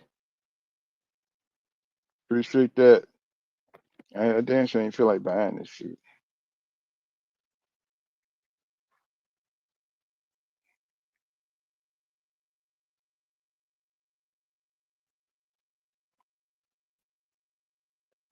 Well, let's get ready to rumble. We got one more. We got one more fight, and then we got the main event.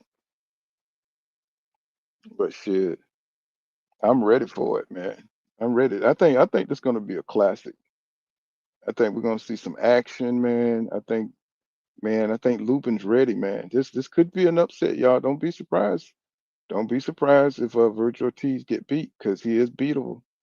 Well, Everybody think that Vergil Ortiz is just gonna go out there and dominate this man. This man ain't got nothing to lose, and he's looking in top shape. Eric Lubin got a lot of skills, bro. He got a lot of skills, and Vergil Ortiz, this will be his really his biggest test. You know, I mean, he did good against Madronov. You saw how the fight went with Bokachuk, and a lot of people believe that Vergil Ortiz lost that fight.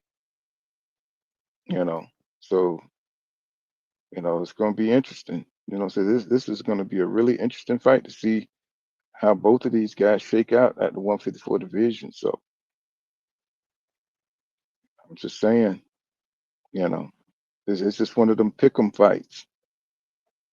I don't know how much Erickson Lubin got left, you know, and because he just to me he just didn't look so great in that Jesus Ramos fight.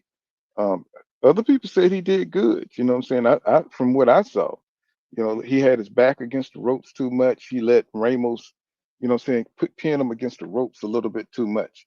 And that's something he can't afford to do against Vergil Ortiz. Vergil Ortiz, that's pretty much suicide to let him, back you up against the rope. He said Lubin got something to lose. He says the pain and suffering from a from an ass whipping. Nah, I don't think Lubin look at it that way. Because Lubin been in the game just as long as Vergil Ortiz, right? Even if longer.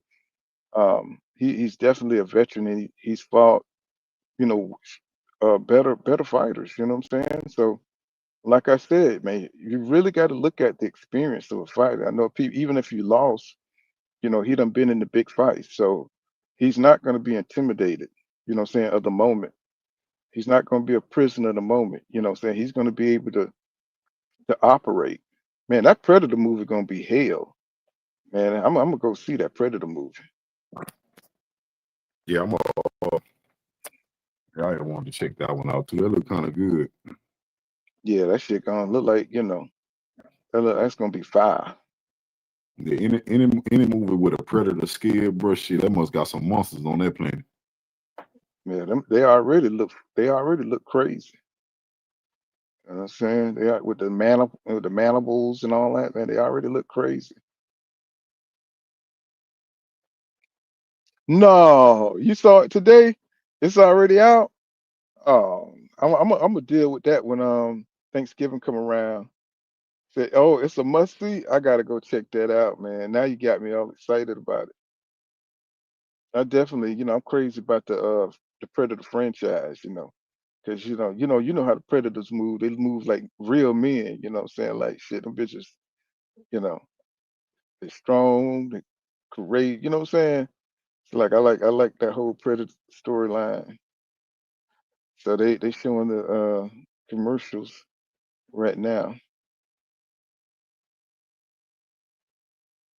I know this shit gonna be wigging out when the damn fight gets started. 'Cause everybody gonna come to the site. But you know, I think this I think Eric Lubin gonna show his ass tonight. I think he's gonna show his ass tonight. And I think he's gonna be getting down in that he's gonna be trying to get down in that pocket. And that's where he's gonna probably mess up. You know, when he tried to go toe to toe with Vergil Ortiz, you know, Vergil Ortiz, that boy's just a maniac, man. Got that big ass head, got that thick neck, but you know, we have seen him go down. So that's the caveat right there. Have seen him go down. You know he's not invincible. And I think Eric Lubin understands that. So, and Eric Lubin got them nice angles too. He definitely can drop. I bet you he'll drop Vergil Ortiz in this fight. I could see a knockdown. I could see a knockdown coming. I just wish this fight was canceled and they can get to it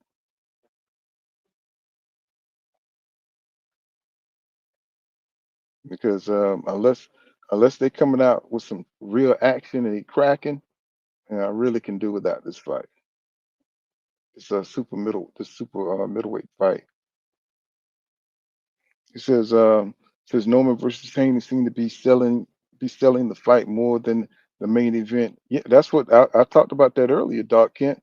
I was saying that say nobody is interested in that because you know they already think that Devin is going to take care of business. And Anthony Yard, you know, he don't have the same kind of cachet that he had 4 or 5 years ago. You know, after he beat Arthur Beterbiev, it was kind of a wrap.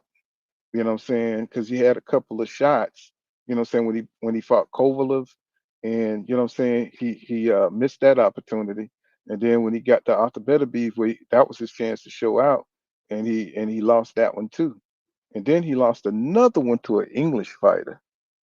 He came back and beat that guy, I believe London something. He beat it was a London guy. Um, he lost that fight, and so you know you don't get too many. Look at Roy Jones Jr. This is a Roy Jones Jr. fighter. Oh shit, he finna get knocked out, Yeah, Roy can't train work nothing. bruh. He think everybody can fight like him. You know what I'm saying? He think everybody can fight like him, And what's and crazy that's a. is you think everybody can fight like him in his prime. He couldn't even fight like himself after the prime was over with. Mm-hmm. Hold on.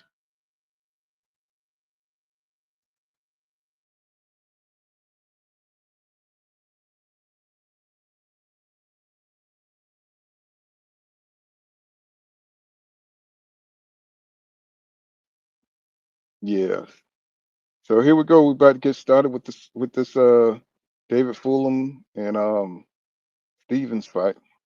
You said what you said about Yard is a tune up for Benny to fight Better Be and or Bivol. I don't even think he a tune up, tell you the truth.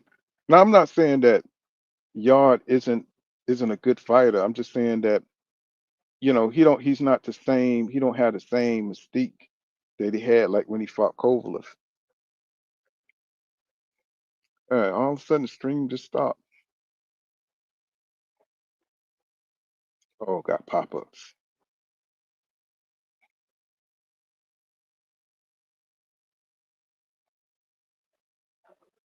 Let me see if I can get back in there. Let me see. Did you find the link, King? Yeah, but they wanted me to put a VPN on it just to watch it. And it was No, actually my no, just credit.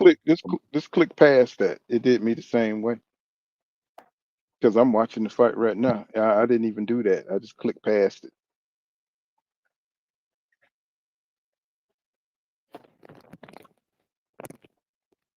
Yeah, it asked me to do it. I think it's got like these random pickups. You know, your phone will take care of that.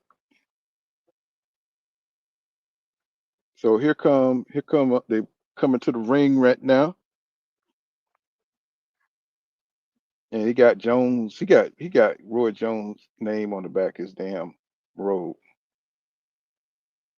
It's like that's crazy work. Maybe his name ain't Jones. Shit. And I guess Roy Jones Promotions, baby.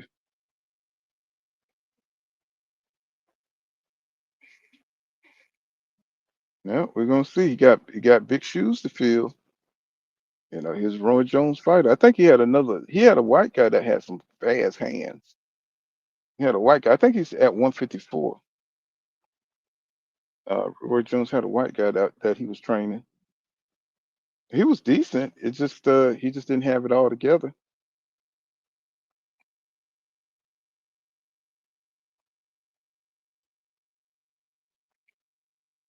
I'm not impressed by these ring girls.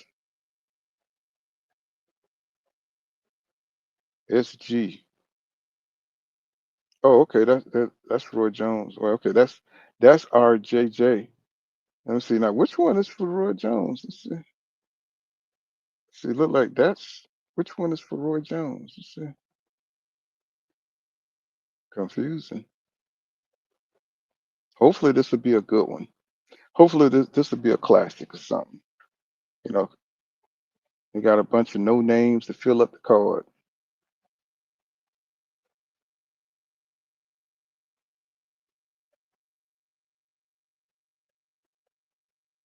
All right, they're about to get it going. Let's see. Yeah, my phone won't let me pass, bro, without doing something with the VPN. You got to click past it. All I did, if you have to go forward and go back, it'll clear it up. That's what it did for me because it had that same VP message on the VPN, download VPN.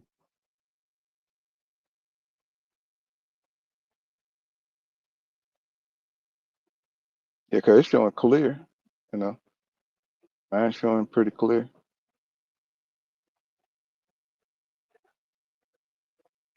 Ah, damn it, it'll start raining over here.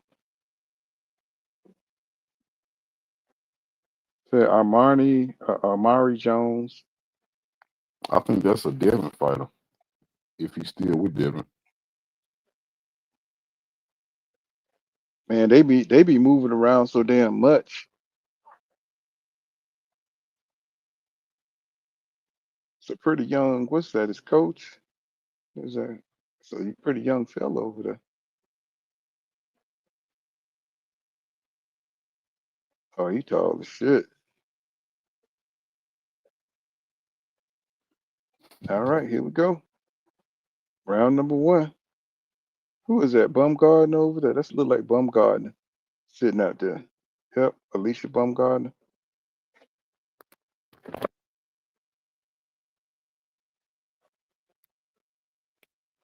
It's funny how you can get popped for steroids and just be right back in the limelight.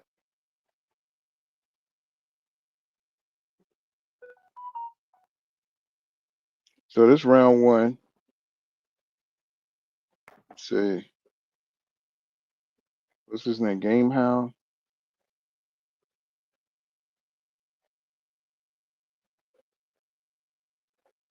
He got pretty good little jab on that dude. He got some size, man. Jones got some size on some long arms. You know what I'm saying? Some length. Yeah, he Oh must not be. man, he's winging punches and shit. It shouldn't last too long. He must not be with Devin no more. Man, he's winging punches like a motherfucker. I'm like, bro, this ain't. He don't look coordinated. This Game Howard guy.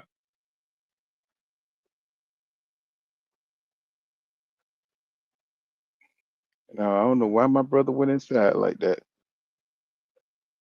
Oh man,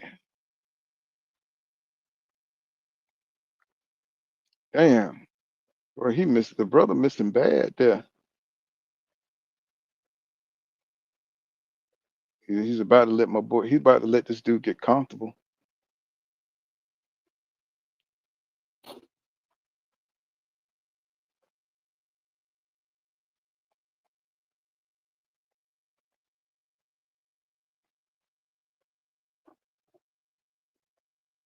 Yeah, these styles ain't missing too well.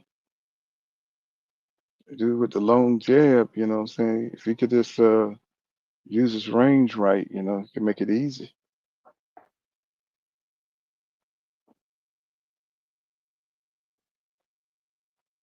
Man, Oh yeah, this got to be Roy Jones. Fighter the way he trying to fight like Roy. he look like he trying to fight like Roy.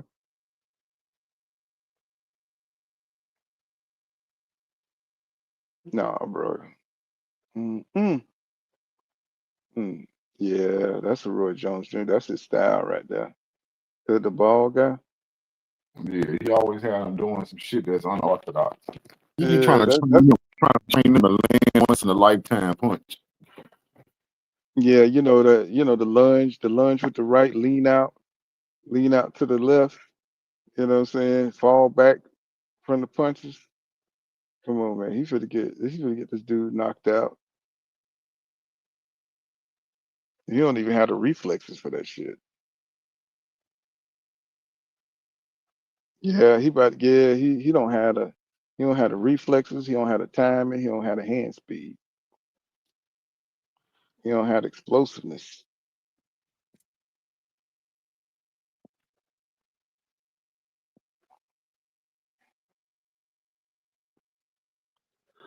Yeah, even Eubanks couldn't fight Roy's style, you know?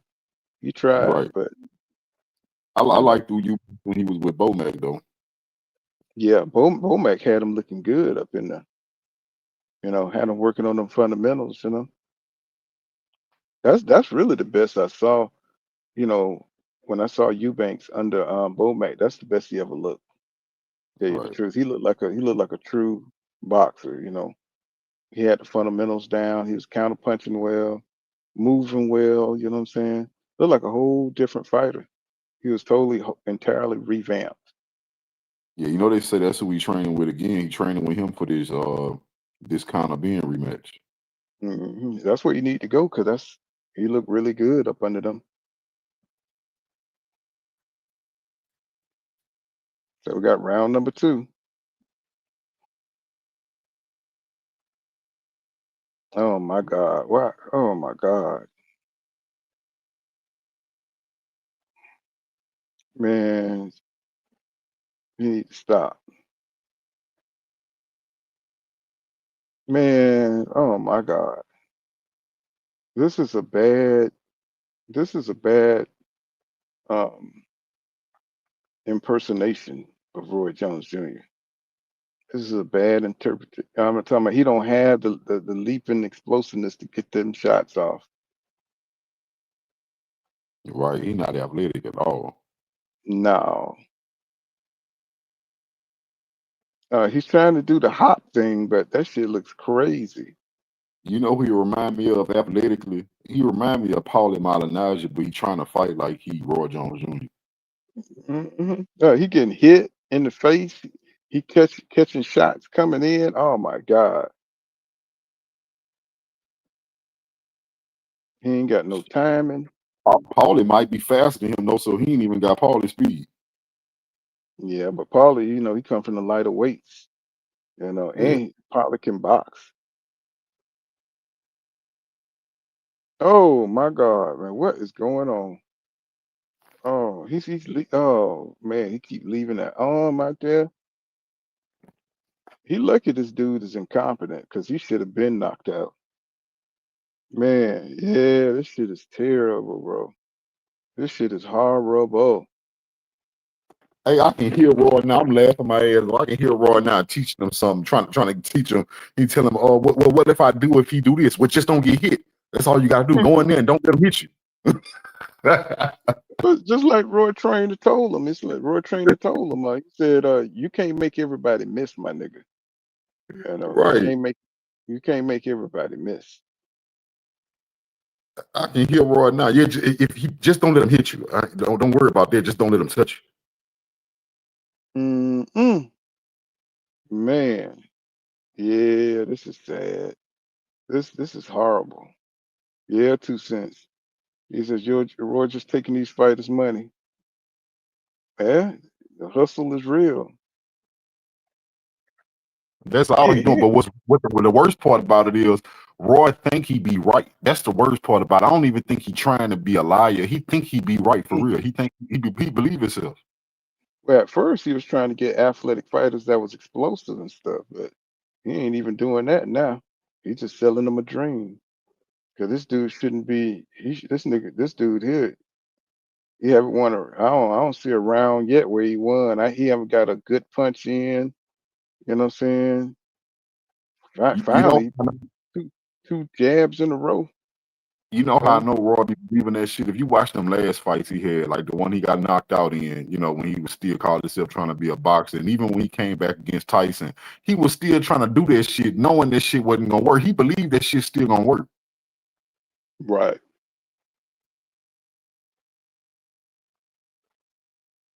Man, he really, what Roy? I ain't got the sound on. What is he saying to him?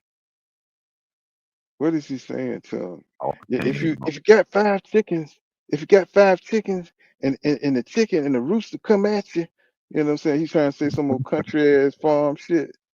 You got to duck like a chicken. You got to move like a chicken. I can hear Roy instructions. I'm telling you, he talk about fantastical stuff. Yeah, move around, then duck in and grab his arm, then spin around and catch him with the uppercut. What if he do this? Well, just don't let him touch you, and then boom, when you get him, knock him out cold. Like that. That sound like that's how he'll tell you. Yeah, after you get him when you want him, knock him out cold with one punch. Yeah, that shit is straight trash, bro. Look, he's saying something to him, but it looked like, bro, it looked like bad advice, bro. I can't hear what he's saying, but I'm reading his body language. That shit look like bad advice. Yeah, this man defense is all set up wrong, man. He's hands down. I'm talking about he's indecisive. It's like he's not sure of his range. He ain't got nothing set up. Oh my God. This dude is just incompetent. You know what I'm saying? Eventually one of those blows, he gonna catch this dude.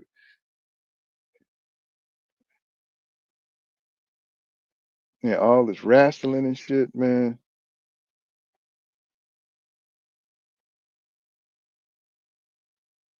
And he's so far out of range that he can't even hit the dude. Look at that shit. Look at that shit, man. He's so far out of. Oh, see, he just walked into a fucking straight jab. It's like, and Right, then he threw a hook for no fucking reason. It's right. like, Another bro, thing he's fighting to do that he used to do too. They pawing with their punches, bro. His fighter ain't throw nothing with significance yet. Everything he doing, he pawing with it. all that. The only thing he's doing good is a foot feint for no reason. It's like he keep putting his hand. It look like he's just trying to copy Roy without the fighting part. And it's like, don't you know, man? Roy could go from that position to hitting you with a 1-2 before you even blink. It's like this dude don't have that kind of speed, man. He ain't got those reflexes, bro. Look at that. He keep fainting, but the punch ain't never coming. It's just sad. It's just sad to see such a mockery of Roy Jones Jr. Fighting style. That shit is Well, not like effective. I think Roy's style wasn't good. He was just an athlete. He was just a super freak. Because like I say, even after he lost his athleticism, that shit didn't work for him no more either. That same style didn't work for him no more either. Right, right.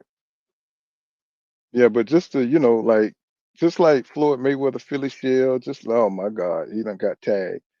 Just like Lights Out Tony, the way he works the Philly Shell and the shoulder roll. God damn it, he got hit in the back of the head. But he's down. He's down already. What's this? The second round? The second, third round? Third round. He He's get knocked already. down like his trainer used to.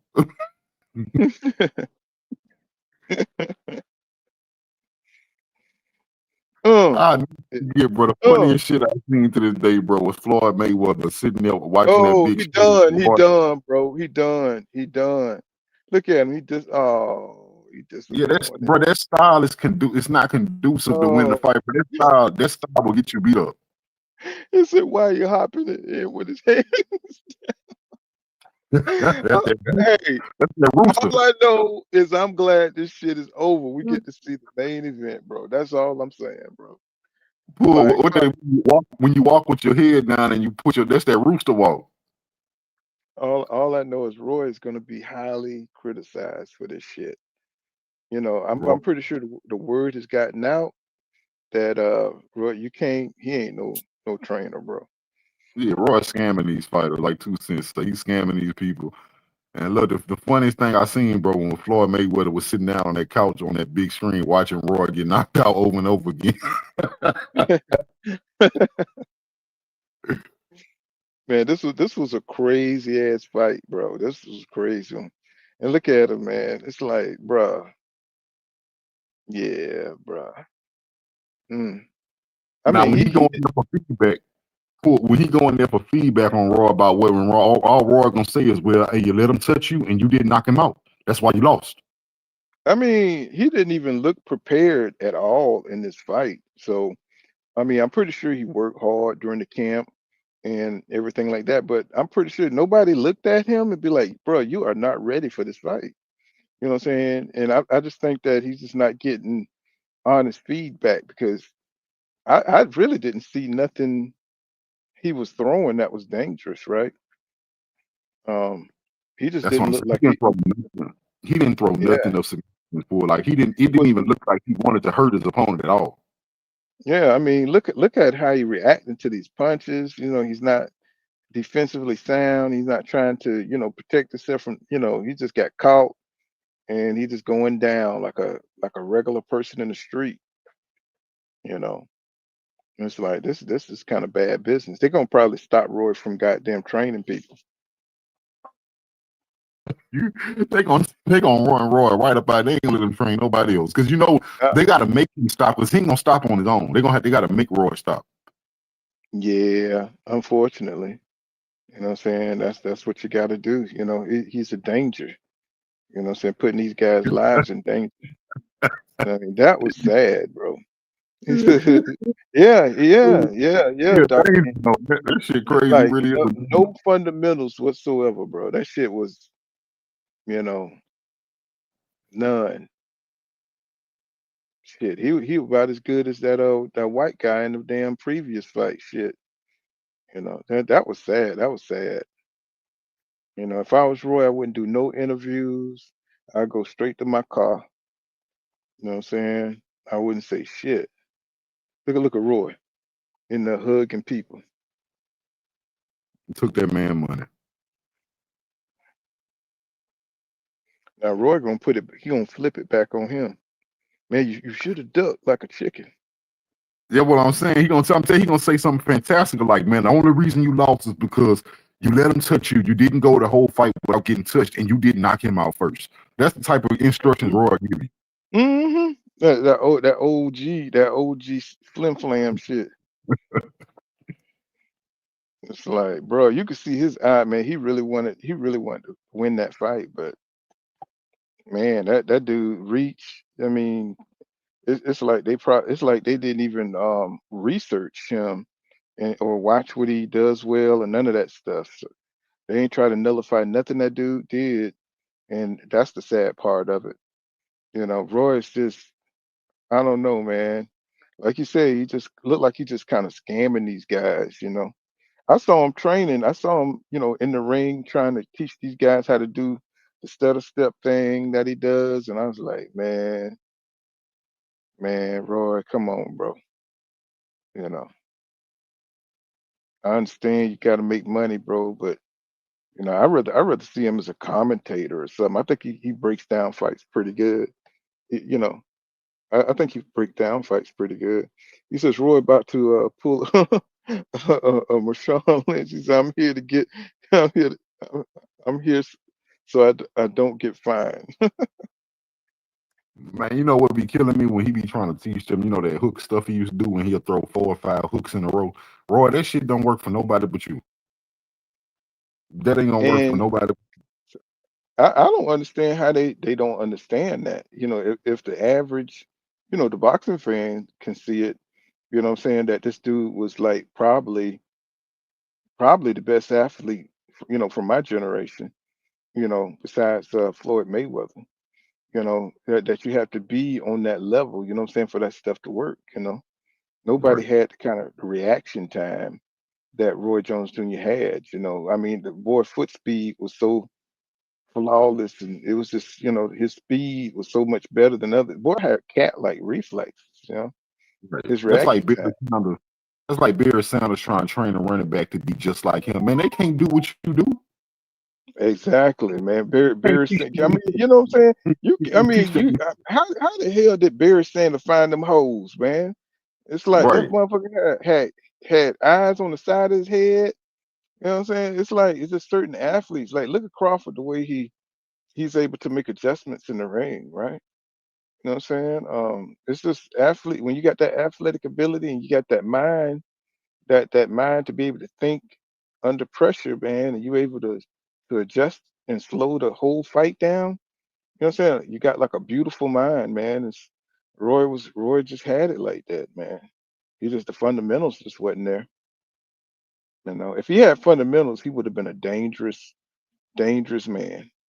You know, I mean, he was a dangerous man, but you know, his career could have went a lot further than it did. You know, I was surprised to see how he was defending himself against Theo, and once he his athletic ability kind of left, he was just kind of like using his strength and size to break people down. You know what I'm saying? But he was just walking in the shot, letting people throw shots against his elbows and stuff. I was like, he was getting hit. You know what I'm saying? I was like, wow, shit is crazy. Yeah, bro. The You know, downfall of Roy Jones was one of the hardest things for me, bro. I was a big Roy Jones fan, bro. And oh me, that was my favorite fighter, bro. Broke my heart when he got knocked out. He says, I my think bigger he got problem with Roy it. training, said he doesn't give his fighters the right style that's tailored for them. Yeah. Well, he keep trying to make everybody Roy Jones Jr.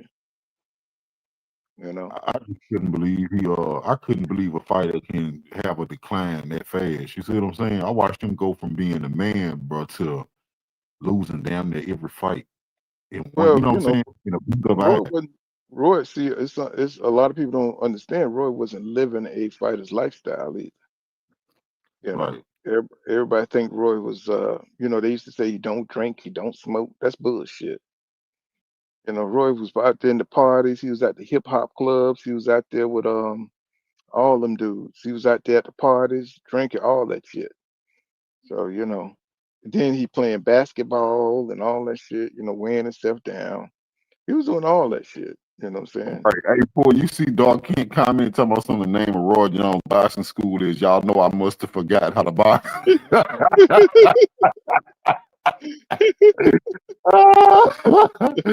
Recently viewed. What's going on, Trace? He said, Doc Kent says, what's the name for Roy? He says Prime, Chris Eubanks was Walmart Roy Jones. Yep. I told you the best Chris Eubanks I saw was when he really fought with when he trained under Bomac. I mean, he looked like a beast. He looked like a beast up under Bomac. I was like, man, is that the same fighter? You know what I'm saying? You know what I really thought though, King Judy. You know what I really thought because the way he just looked like a whole different fighter, bro. Who talking He about? looked fat. Um, Chris Eubanks. You know Oh what I'm yeah. saying? After he came, he just looked faster. He looked, what I'm saying, more decisive. He looked wonderful, man. I mean, the combinations was there, the confidence was there, the combination punching was there. I was like, wow. The pivoting was there, the feints. I was like, damn. It's like, man, Bomac is actually, his team. They damn good, man. They damn good. Because if you can get that out of Chris Eubanks, who kind of struck me as a lazy fighter. You know what I'm saying? I don't know what it is about them English or British fighters. They seem a little lazy. Now I'm talking about the legacy fighters and stuff. Because you would expect a whole lot more, out of Conor being, because of who his daddy was. Because them guys there was, them some classic fights.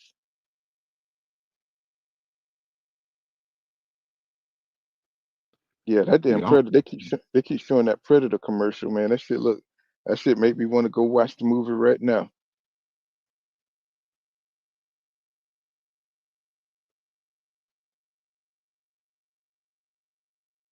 Yes, sir. So, yeah. Well, now we got the main event coming. So we got the main event coming.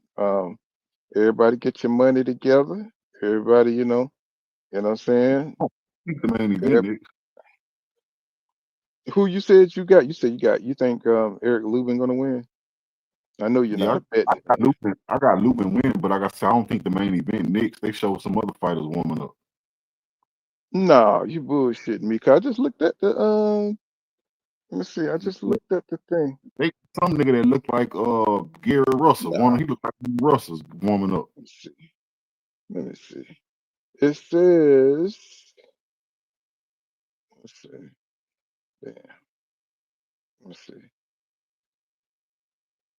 All right. Prelims. Prelims.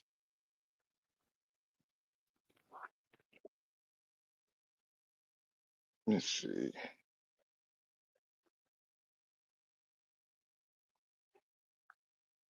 Hold on. Cause I don't remember all that. Let's see. See prelim.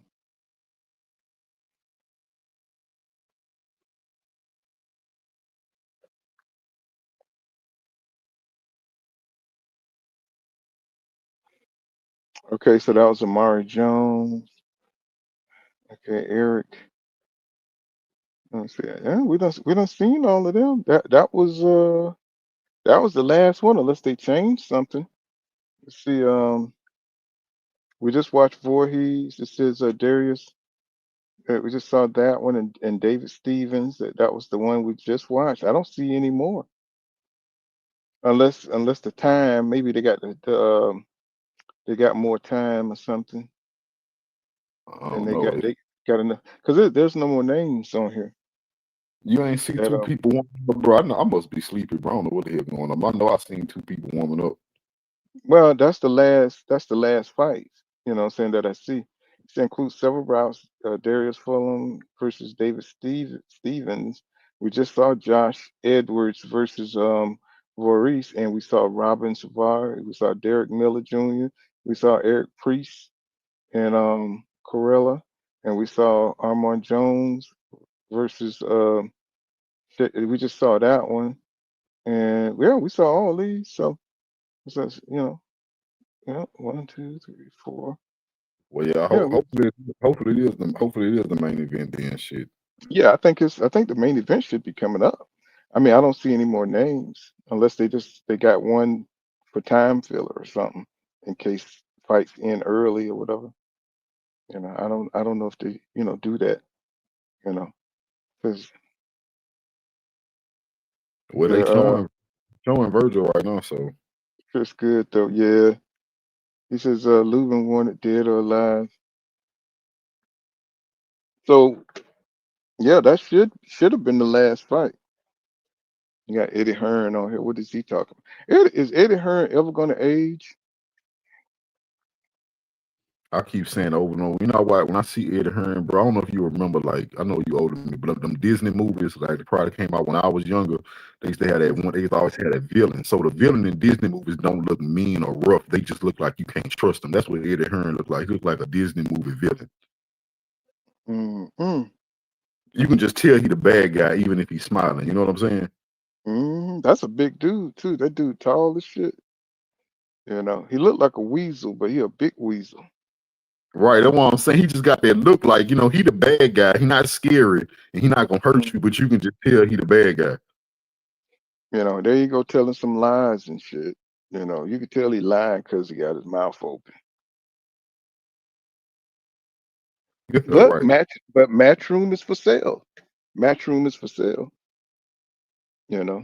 He says Eddie Hearn daddy must have been a vampire. Yeah, because shit, he been around here for a minute. I mean, he still looked the damn same. Motherfuckers, he what's that? You remember that movie where was that movie Lucifer,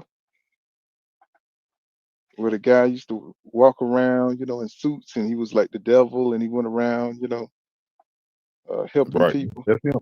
That's Eddie Hearn. Mhm. That goddamn Lucifer. That's what Eddie Hearn do. That Eddie Hearn gonna help you, but he's still the devil, so you gonna lose something in the process. But he gonna help you with one problem, but he gonna cause another problem. That nigga gonna give you 3 wishes. He gonna that nigga gonna give you 3 wishes, my nigga, and none of them gonna help you, my brother.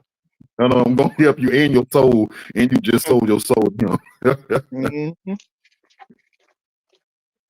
Ain't now one gonna help you, bro. I don't even know. I don't even know why they talking to this dude. Who is this? That's Boots.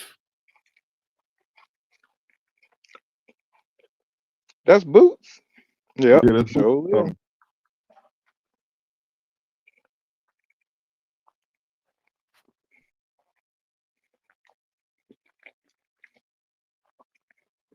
I should have known that with Boots because he moved his head way too much when he talked.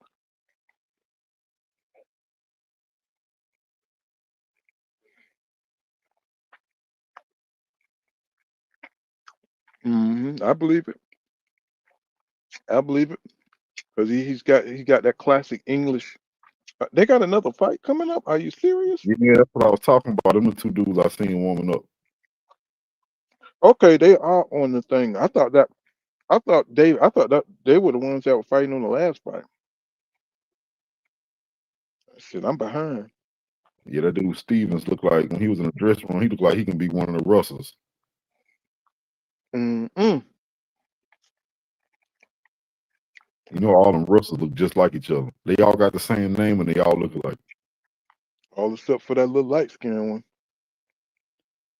I That don't little think I light seen skinned one. I think he's the little milkman son or something. He the one that keep losing the Mexicans.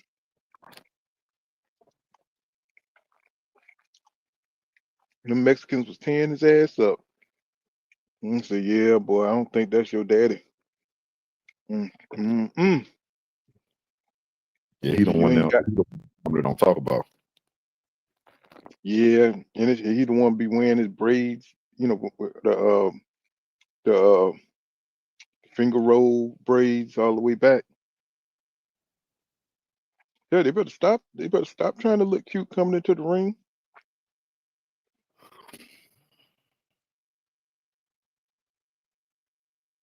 The only thing I hate about the zone, they put on too many prelims. They put on way too many prelims.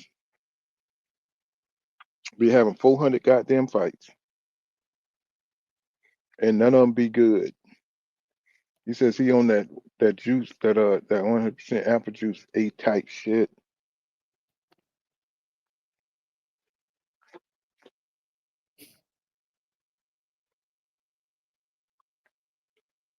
It's like, the crazy thing about this is that nobody knows these dudes, and nobody want to see them fight again, except for that first fight. Now that was foul, but the rest of these, man, this is a wasted eve. They could have just went straight to the goddamn fight.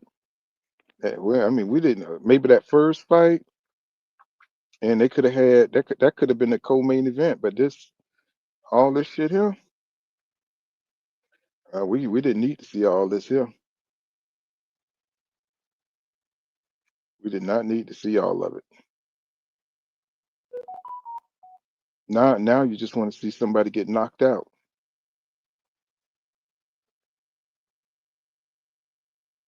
Yeah, I'm kind of burnt out, man. I'm ready for the main event, man. I want to see Lubin. Yeah, and the sad thing is, it's like they don't put so many bad fights on. It's just like you're anxious. It's like shit. I mean, I hope the fight is up to, what I'm saying, up to par. Cause we don't sat through all these fights. It's like hopefully they'll go in there and just get a quick knockout.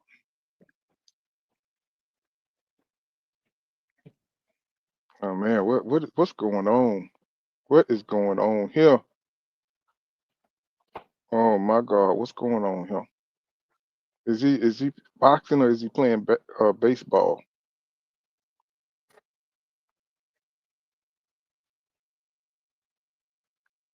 Yeah, he coming in with the Karate Kid shit on, and I'm talking about, bruh,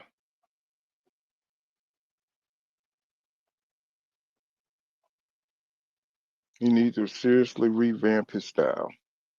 It's the wrong sport for that.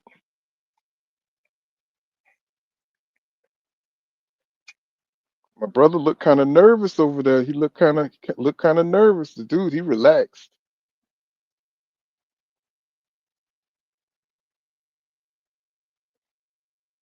Mm-mm. Yeah, he looked like he been sweating, so he might be all right.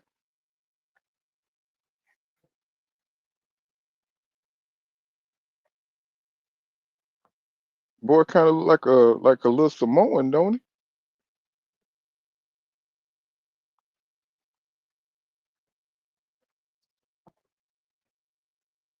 My brother looked like he don't look confident, do he? You talking about Big Ed Russell? Yeah. He don't look too sure himself. He got a little nervous energy going on over there. Oh, that ain't good though. Well, he looked like he been sweating though. He looked like he warmed up, so he might not, get caught cold like that. He look like Lamont Roach too. That nigga look like a cross between Gary Russell and Lamont Roach. Man, Lamont Roach looked like Lil Bow Wow. That nigga look exactly like Lil Bow Wow.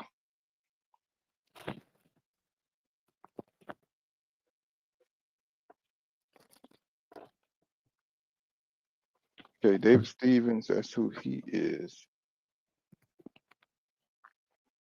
Is that another Ronnie Shields dude? Yeah. It's another Ronnie Shields dude.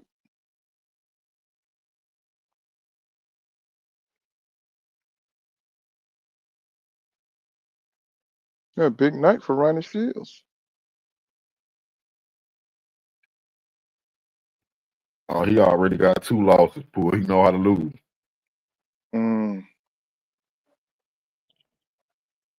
Oh yeah, he full of himself. Oh yeah, he full of himself. David Fulham. This dude here he's full of himself. Mm-hmm. He got that old school 90s baseball. Oh, there's a baseball jersey. Mm-hmm. I remember the 90s, but everybody had them. I like them though. Yeah, but he boxing. Yeah, but of course it's culture. I'm either baseball or soccer. Now I remember at one point I used to laugh. I don't like baseball too much, but Man, look at the size difference, my nigga. Did you see the size difference? Nah, they ain't face up yet on mine. They ain't face off yet. Bro, look at the size difference.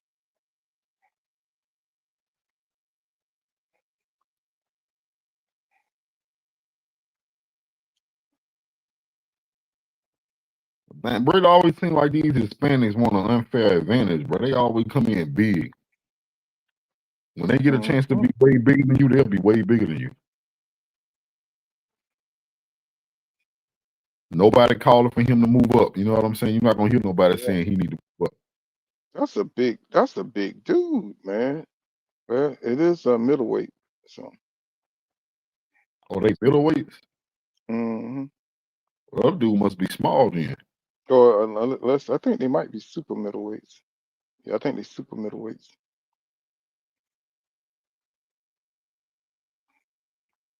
Uh-oh. Gary Russell got a little movement to him. Yeah, but he keep clutching, man. He keep holding and shit.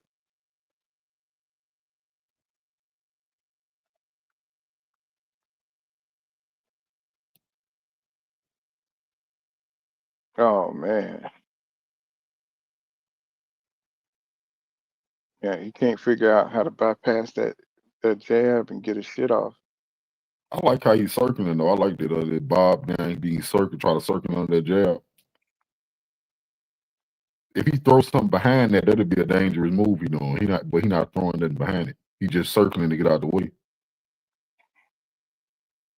You see that? You see what I'm talking about? What he doing? When he drop down and if he throws something behind it, if he throws something behind it, he can get that dude respect. It's like he's so busy worried about what's coming in. There you go. That's a good body shot. He just came in with a body shot. And okay, he just slapped him, you know what I'm saying? He's holding and fighting. He's holding and punching.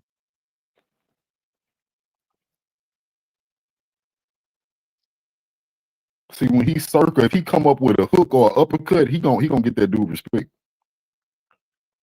Yeah, if he seemed like he's just a little out of sorts right now. Yeah, super middleweights. Yeah,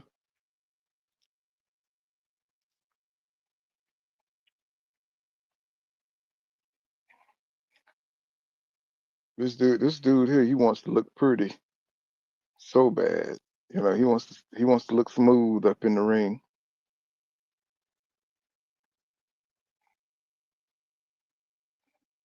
One thing he doing though, he's smothering that tall dude. That tall dude Yeah, can't get. because the tall dude, he's trying to get time. I'm trying to get his time in, and he's just slow. He's too slow. And the dude, of course, he's ducking. Don't let this dude tee off on your ass. You know, so you better keep moving.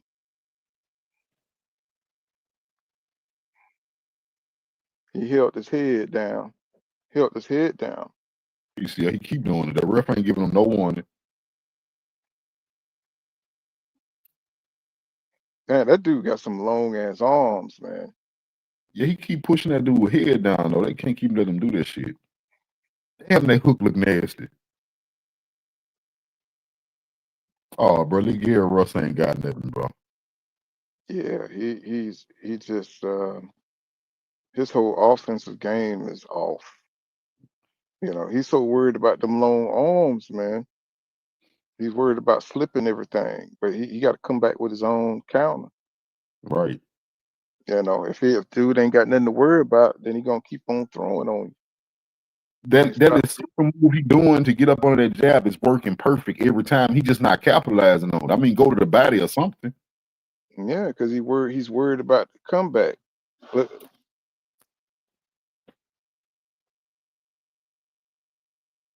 Look how he reacting once he duck.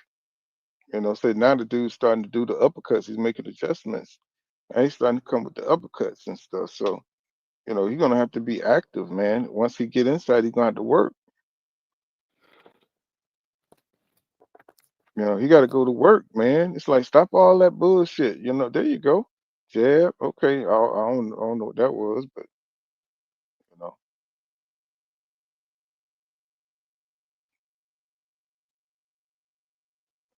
yeah, this dude here, he think he's sharp. You know, he think he's sharp as hell.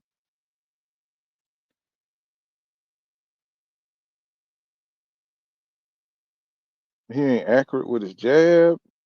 I mean, even though he got those long arms, he's not accurate with the jab. It's like he off. Fulham, he is off. Look at that. The dude getting his jab in more than the man with the reach. That was a good little jab. He's gonna have to change the timing off that jab if he's gonna hit my man. Yeah, the same. Oh I mean, man, this I don't is think that jab landed yet, Pool. He been throwing it all night. It ain't it's just like he got no coordination. You know what I'm saying? It's like he got no timing. Oh wait a minute, he tried to hit my man when he wasn't. Oh my God, this dude here take stiff at all times, little man. Now, you on the inside, dude. Work. You on the inside. Work. right. It's like you keep working hard to get there, but then you don't do shit. Look at it. He look like he about to go down already. Man, this shit is crazy. Oh my God. Look how he throwing punches. He throwing punches like he's too muscular. You know, he's stiff. Middleweight must not be big, as I think they look small to me. They 168. Oh, okay. This is Yeah, I this think is Crawford. This is Crawford division. Oh my God, man. What is he how did these dudes be pros, man? I mean, I bet they'll kick your ass, you know what I'm saying? But the average guy ass, but it's right. like, damn, it's like they be looking horrible, some of them. Yeah, it do make you wonder though, because what I'm starting to learn about again, like you say, they better than the average person, right? But I ain't gonna lie, I have seen some niggas like that street fight, they can fight better than these dudes. Some people, bro. So I believe that it's levels to boxing, bro. I do believe like the fighters we see, they the best of the best. You see what I'm saying? I do believe that it's a level of pro boxer that's not that good. If that sound, I know that sounds crazy, but I believe they got, at the lowest level, pro boxers are just niggas who keep trying. You see what I'm saying? But these I dudes look like don't think it's a skill. What I'm saying is, I don't think it's a skill evaluation. Meaning the boxer say, you know what, you don't pass the test to be good enough to be pro. As long as they stick at it, they'll let them become pro, even if they trash. It's just Stevens is good at timing dudes jab when it's coming. I haven't seen none of them do. They both look crazy up in there. He does look like one of the Russell family. Yeah, He Gary. Yeah, James Strong, Papa Russell. Yeah, but the way he don't box like no damn Russell. I tell you that. That nigga needs some work. And the other dude, he's just, he missing for no reason. And his timing is so bad. His timing is terrible, bro. Just as far as making PHF miss. So maybe they just need to warm up or something. Because now he's trying to walk him down for what reason? All he's doing is working himself on the inside, and then he grabbed the man around the waist. That's all that's happening. So all he's doing is slipping in. He's slipping to the outside, slipping to the. Oh look! Oh my God! He just got hit upside the head, and the guy overcommitted. He couldn't even make him pay. Jesus Christ! This dude overcommitting like hell.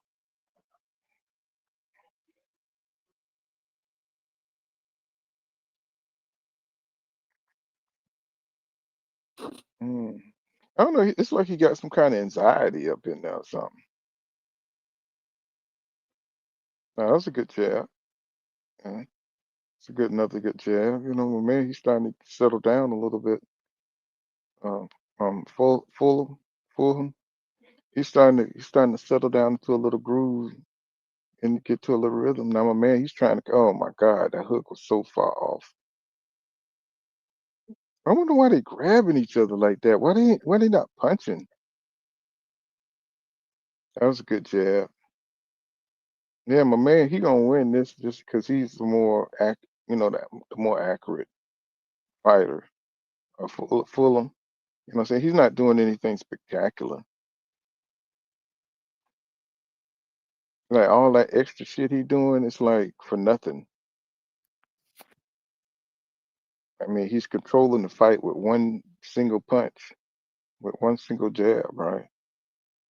Now he just came with. Now he just fired off a couple of shots to Fulham gut, but he don't seem to have no power. Stevens don't seem to have like he got any power, man. Okay, he just caught, he just cracked him with a goddamn. He just cracked him with a damn hook. Stevens just cracked Fulham with a hook. I believe he could have been landing that hook, bro. When he do that little dip move, he could have been landing a hook. Yeah, but it looked like he was more surprised than he was surprised, just as surprised as Fulham was when he landed. He was like, "God damn, I hit you!" Oh, he's just swinging. He's just winging shots. Oh man! And then when he overcommits, he gets off balance and shit, gets smashed out of the head. See, I just saw that dude Stevens. He dug down one and went straight to the body with a hook. He can do that all night. Every time that dude missed that jab, he open. Cause old boy got a laser jab. He don't have a snappy jab. Fulham, he done found the Mahomes for that side. He said he's going back to the head, he's going to the body, to the head. Okay, but he's punching down. It's easier to punch down than punch up.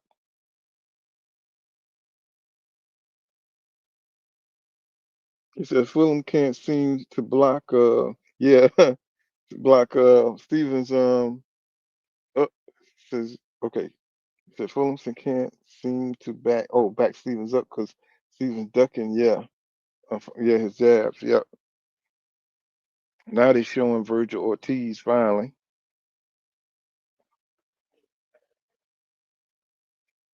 He looking confident. Who is that? Oh, that's EJ. EJ in the building, baby. Come to congratulate Vergil Ortiz.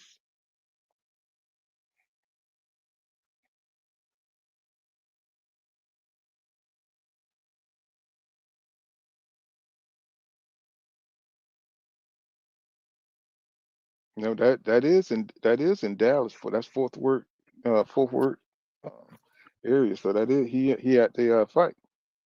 Yeah, I guess they both Texas fighters. So Well, that Fort Worth it's right near where EJ parents live. I mean, I don't know where the new place he live, but I know Fort Worth is real close.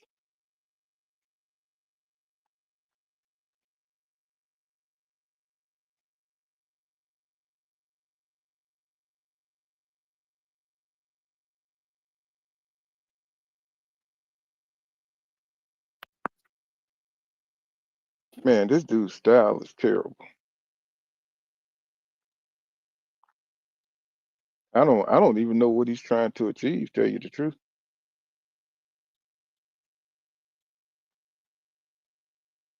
I don't get, what his aim is. I mean, his jab, that hook he's throwing is terrible.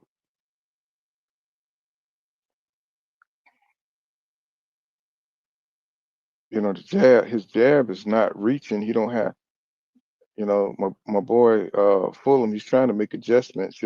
He's hitting them on the way in, but it don't seem very effective. He's hitting man, Stevens on this is probably one of the worst cards I've seen in my life. for This some shit reason. terrible. For some reason, when we link up on the fights, what I'm saying, it look like we be having some horrible nights. You know what I'm saying? Like,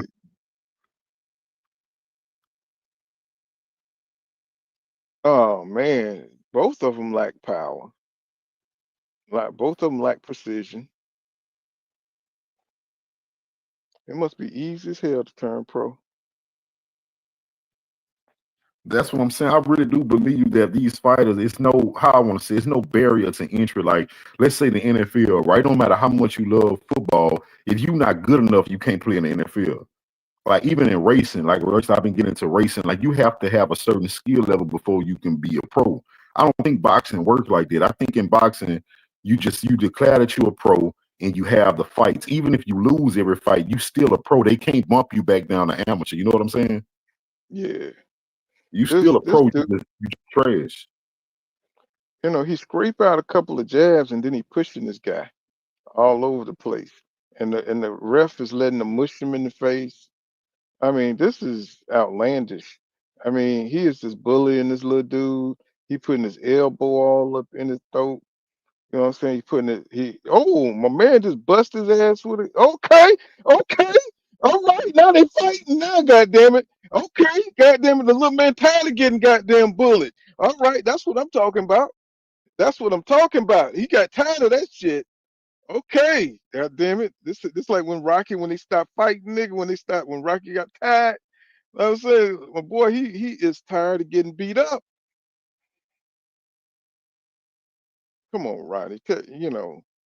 I mean, they should show that. That was the best action of the fight. That was the best action of the fight. Dude got tired of getting elbowed in the throat and all. He started going for what he know then.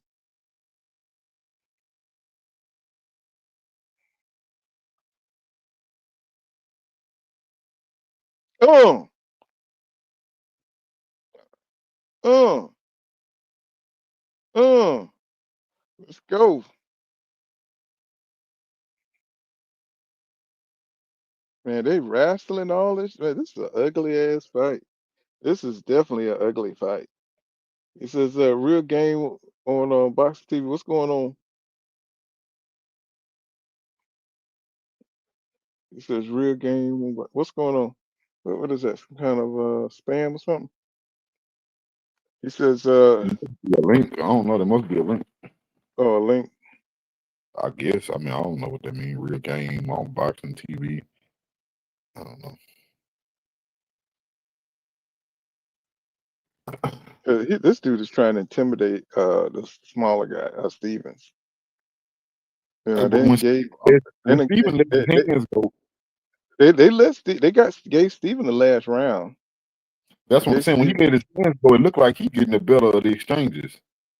What is all this pushing shit he doing, man? This dude here is dirty as shit, man.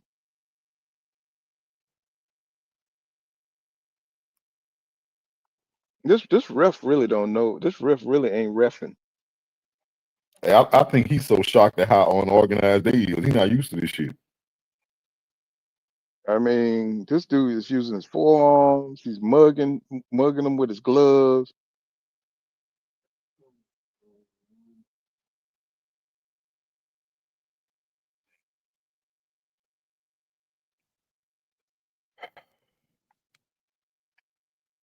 You know, look like the shorter man would have the advantage on the inside with the shorter arms, and it's just like he's just not using. You know, he's not thinking. Yeah.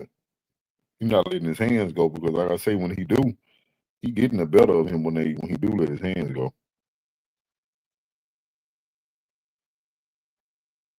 They're like Stevens might be a little older or something.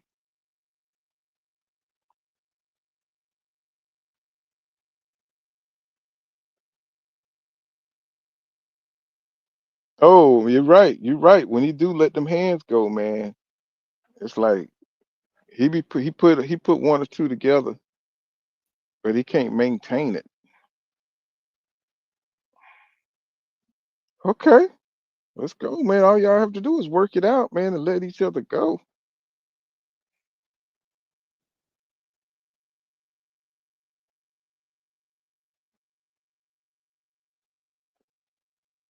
Man, how many times he gonna warn him not to push his head down, man? Right. That ref need to retire. He don't give a damn about this shit no more. He there for his chick. He ain't even reffing. You don't know, man. This is horrible. This is horrible, man. No, you know that they'll never fight pay-per-view again. It's like people stop watching boxing for shit like this. Oh my God, bro, what's They probably going gonna talk on? about a lot of people probably gonna talk about how bad this card was. Oh, I'm sure. I mean, did they even train to throw any punches? I mean, we done seen about 3 fights where we're not even sure if if the fighters even trained for it. right. It's like I don't understand. It's like, come on, don't y'all know people are paying to come see this? People are paying pay-per-view to see this. So you would think they would get some action type fights on here. This is why pay-per-view is dying. You know what I'm saying? Because people are getting shit like this. You know, people don't want to pay their money to see, you know, just these novice fighters in the ring. You know, they don't even look like they train. And we only halfway through this shit. But my thing is, don't come out with a Karate Kid, you know what I'm saying, headband on. Don't come out all clean and shit if you can't fight.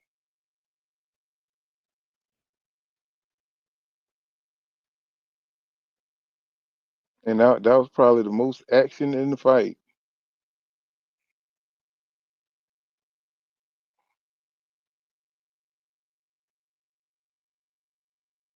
Man. Woo. And they stinking up the joint.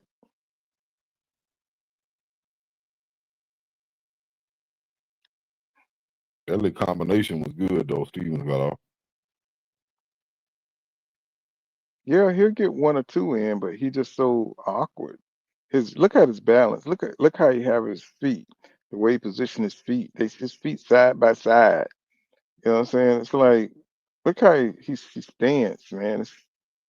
He got bad balance. Man, he getting hit, man. Come on. Oh my God. Man, put your hands up.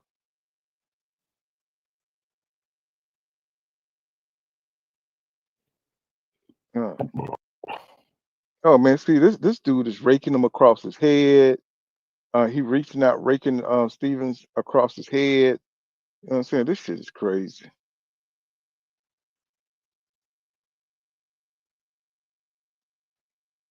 He using his weight. He leaning on him and all that shit.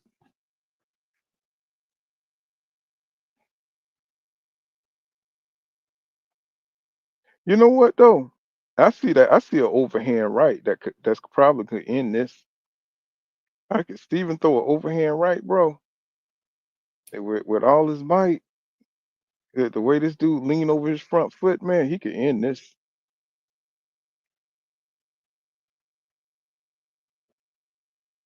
If he could throw an overhand right and catch my man leaning over like he doing, and then let him and time him leaning for one of them jabs, slip that shit, hit him with the overhand right, and end this shit.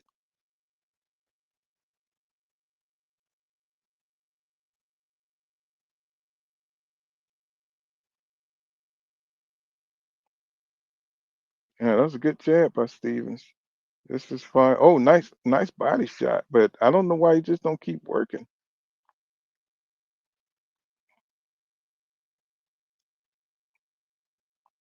I see he go in there, he get a nice jab, a nice jab, a nice couple of shots, but then he just goes back into clutching and stuff like that.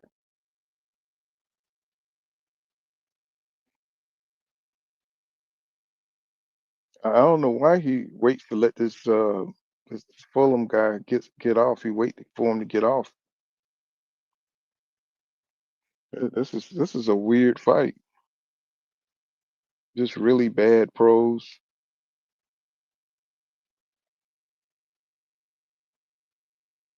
Well, there go Eric Lubin. Where's Eric? I think he's a Haitian, right? I think he's a Haitian Yeah, because he Haitian. I don't know where he nobody. from. States though. Well, look at them colors he's wearing. He's got to be from some place crazy. You know, it ain't nobody gonna wear shit like that. It's like that's almost look like some kind of Mexican type of situation he got going on there. Yeah, Oh, he's supposed to be marking. He's supposed to be mark. Oh, is he supposed to be marking? He better stop playing. Is he trying to do like a Floyd Mayweather and mark a Vergil Ortiz Jr.? I really don't understand why they do that, Brian. I don't like to see black fighters dress up like Mexicans. I don't care why they say they doing it, but to me, you almost kind of like, as black people, the image of it is almost like, damn, come on, bro, wear something that represent your people. Why you dress like them? It's to mark the culture, you know, to make the fans angry. What's going on? What's going on, True American One? He says, you of course. Yeah, we give him a chance, of course. He's the superior, he got the more skill, he's the more skilled fighter. What's going on? What's going on? They said he's the more skilled fighter. And if we can just get this fight out. Oh my God, good uppercut. That was a surprise uppercut.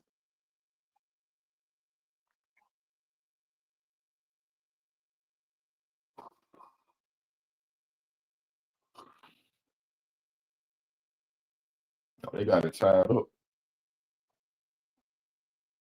Yeah, the little man, he been, like I said, he been getting 1-2 in. It's been really sloppy, hard to score. They might make this shit a tie. He said, oh, no doubt, no doubt. Shit, you know where we at? You know what I'm saying? Good to see you though, bro. Shit. Man, we just kind of, you just got in on a bad night where this damn boxing is kind of terrible. But but look like my little man making a little mini comeback though.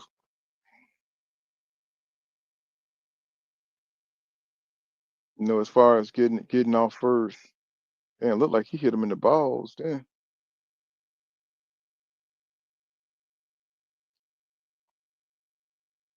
Mm. Hey, I wonder if these fights so bad because like companies like Golden Boy losing good fighters to better promotions. You know what I'm saying? Like they might get stuck with these type of fighters. Well, Golden Boy don't have a stable like that. You know, PBC took everybody they had. Right. You know, Richard Schaefer, you know what I'm saying? They kind of, took all the Jamal Charlos, you know what I'm saying? Took Errol Spence, so they had to rebuild.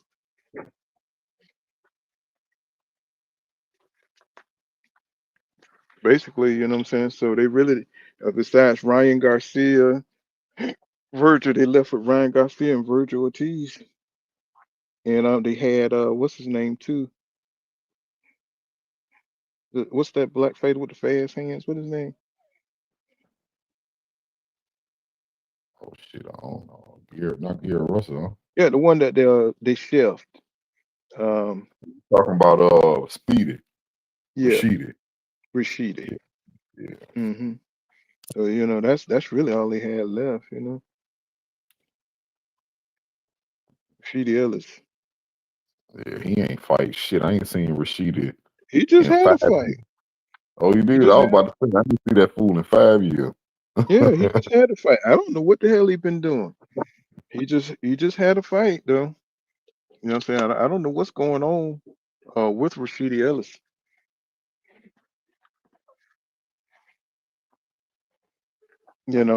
He definitely was promising. You know, I don't know if he got promotional issues. Who knows what the hell these fighters be having going on personally. You know who Say again. disappeared? That dude that beat He him. said Remember that dude? he said Lupin is Haitian.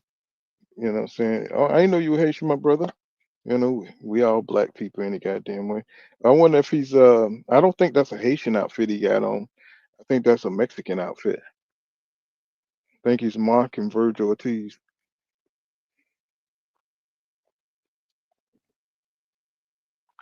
But I don't even think Lupin. I don't think Lupin got that kind of personality though.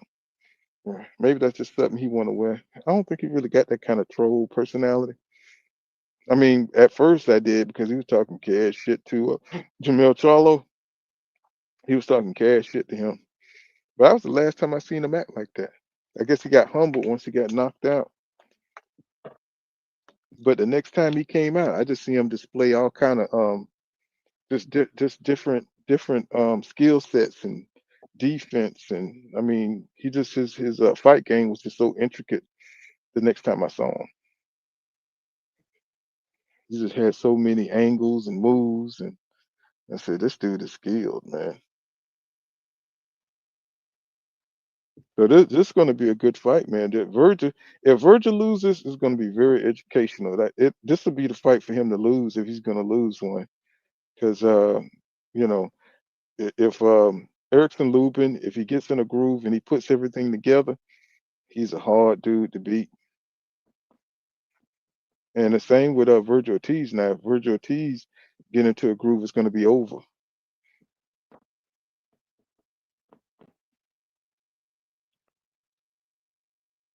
Because Vergil is definitely a fighter that is a rhythm type fighter.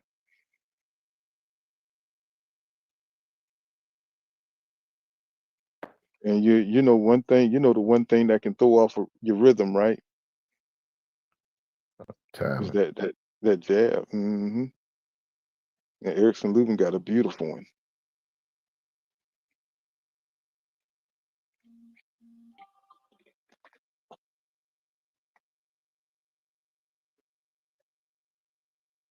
So I give Lubin a chance, and EJ in the house. Let's go. Yeah, I saw EJ. He definitely stayed close to his Jamaican roots. You know what I'm saying? I knew he was Jamaican when I saw them Popeyes.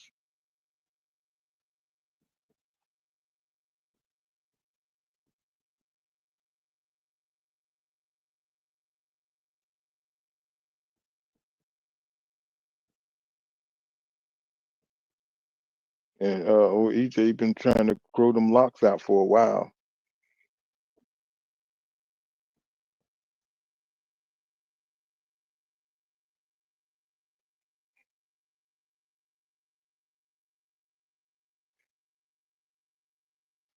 This got to be the ugliest fight in boxing history. Yeah, it's ugly. I mean, I think I'm I not. think all I think all the ugliest fights in boxing history happened on this night. That's crazy. It's like, man, I know people gonna want a refund. I hope Vergil and Lubin put on a good show, man, because they got to make up for this bullshit. All right.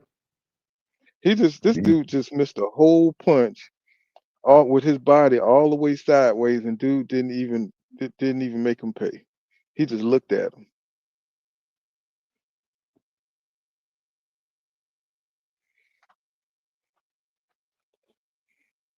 These dudes are tired, bro.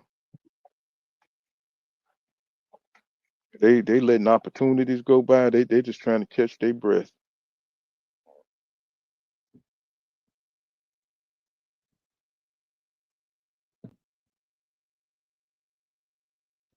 Yeah, I think they done made a pact with each other. Just throw a couple of shots and then hug each other, and they cool with that. Mm-hmm. And they ain't trying to do too much more than what they doing.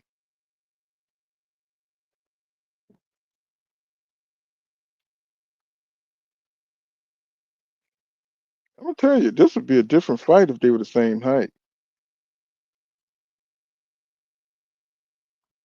Yeah, this shit putting me to sleep, bro. They should hurry up. Now, what round is this? The 9th round? Got one more round to go.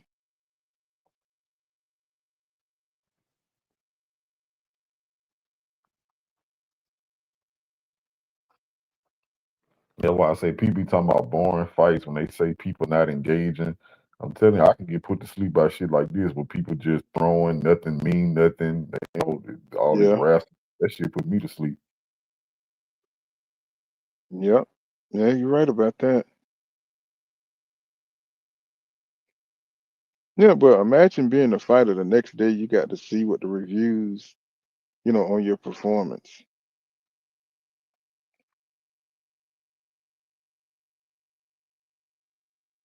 It's like these people train for this shit, man.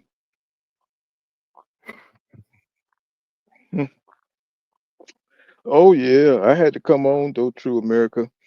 He said, not gonna lie, I fell back from boxing after Errol laugh out loud. He says, I really only listened along a few channels. He said things got dry to me. It sure did. I stopped for a year making videos and stuff because nobody was making fights. You know what I'm saying? It's just like everybody was just talking on social media. And I just got tired. I was like, I don't want to make videos for dudes I don't even respect or want to watch.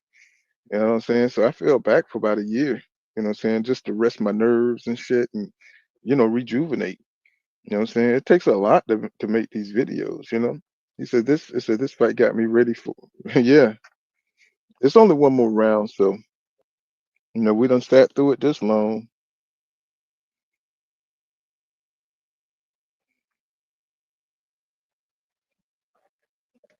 We done sat through it this long. Might as well go through it to the end. And y'all ain't going no goddamn where anyway, because y'all got to see that fight.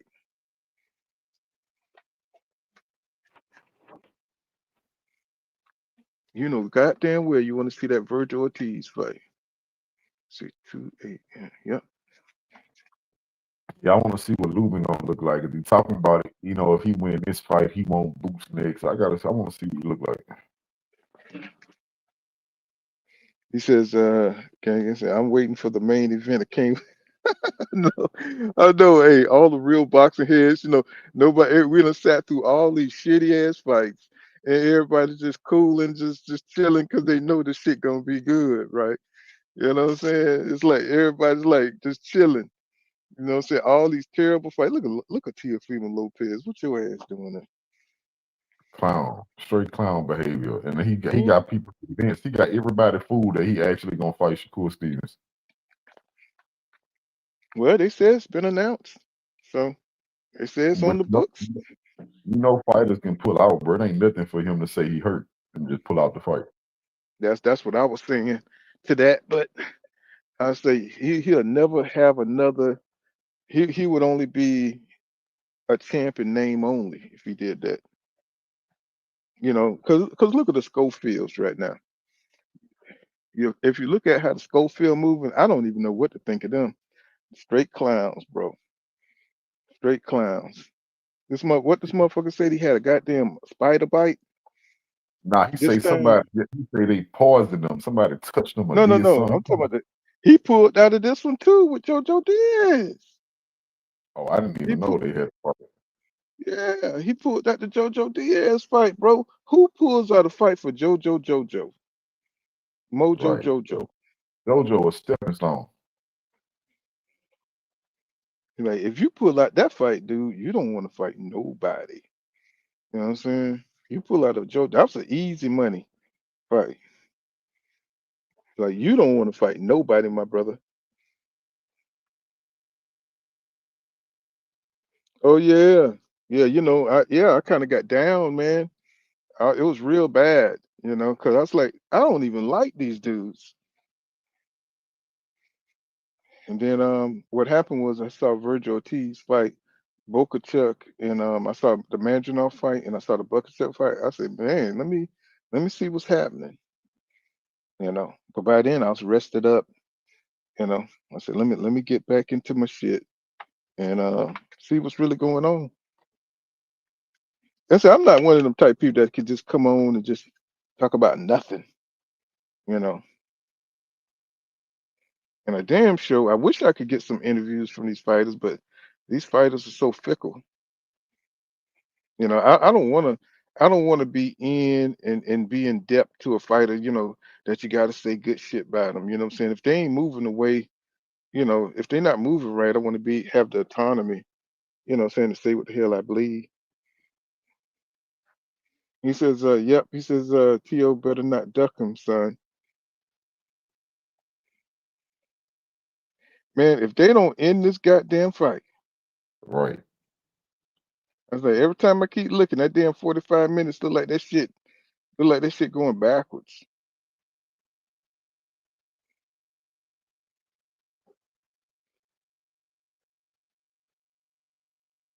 Yeah, pull out Schofield. Yeah, man. And his daddy just sound weird, don't he? Yeah. Yeah, what we're trying to do is Stevenson tried to poison us. He's trying to Yeah, get yeah. he's trying That's he why I sound like call him. the nigga sound like Woody Allen and shit, you know what I'm saying? Yes, he's Now he trying to sound do fruited. He sound fruited to me. I call him Sister Schofield. he sound like Woody Allen. Sound you know, School my son is the best fighter in the world. He he just don't want to fight anybody. He's so good. I can't put him in a fight with just anybody because they're trying to poison him.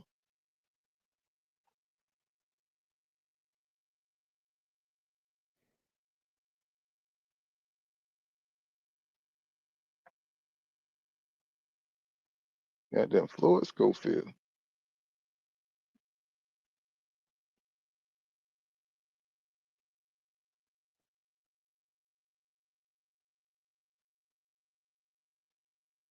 Yeah, just don't even call the goddamn winner. Just walk to the locker room. Just walk out the goddamn arena. Like don't even get that nigga no free popcorn. Nigga don't deserve no hat. You know what I'm saying? They don't deserve none of that. Don't even give him a t-shirt.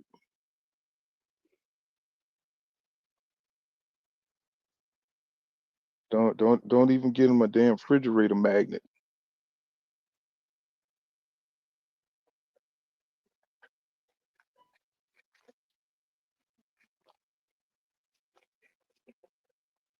Damn, Ronnie Shields, what are you doing, man? It's like, what are you teaching these guys?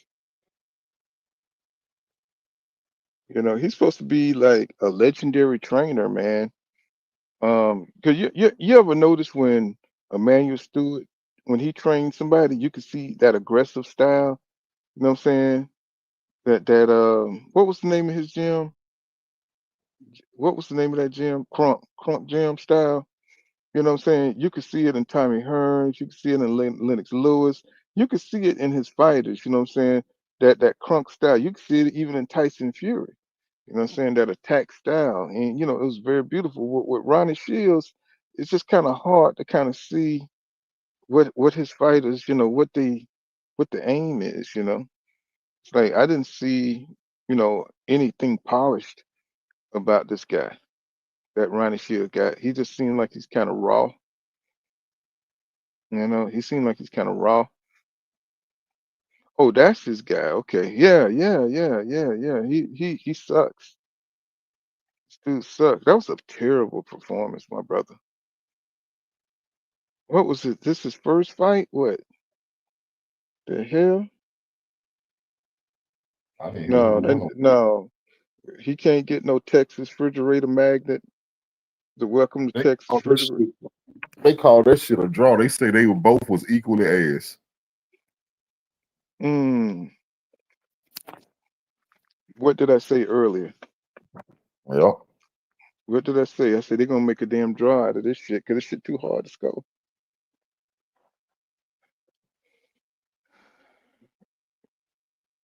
Really, really, they should just revoke their pro boxing license, you know, and make them go back to the amateurs and learn some fundamentals. This shit here bad, bro. I mean, there's some amateurs that can box better than this shit. You know, maybe they didn't have an amateur pedigree. Maybe that's what it is. You can always tell who had an amateur pedigree and who who haven't. Most likely, most likely. Yeah, this is terrible. Yeah, that crunk, yeah, that crunk style was beautiful, man. It was awesome. You know what I'm saying? It's like this shit here. It's trash. All right, so now we got all the bullshit out the way. You know, Vergil Ortiz, he's on the pads. You know what I'm saying? Goddamn, Eric Lubin. You know, he got some. What is that he got on? Like he dressing for a funeral? The hell going on? What's that? Some kind of guitar, Mexican guitar player? What they call them people that be musicians? What they call them? I don't know what he going after. You said what you say? What you say? Rami Emily. He says they better not do this. Okay, now we got all the bull crap out the way. You know what I mean? You know what I mean? We got all the bullshit out the way. You know, y'all stuck with me through all that. Here we go. This is the real deal. This is the really real. We finna get it in. This is what we all been waiting for. They really tortured us. But man, I just know Vergil Ortiz. He's gonna make Eric fight him. He's gonna bring the fight. Yeah, matriarchy. Yeah, matriarchy band. Matriarch. I can't even say it. Matriarchy band. Yeah, something like that. You know, that's. I think that's what he's going for. I think that's what he's going for. Who is spamming my goddamn chat?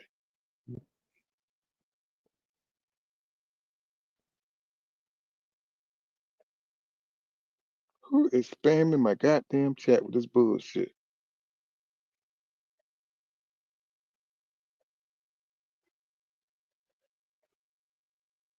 Hey, these people don't have better shit to do.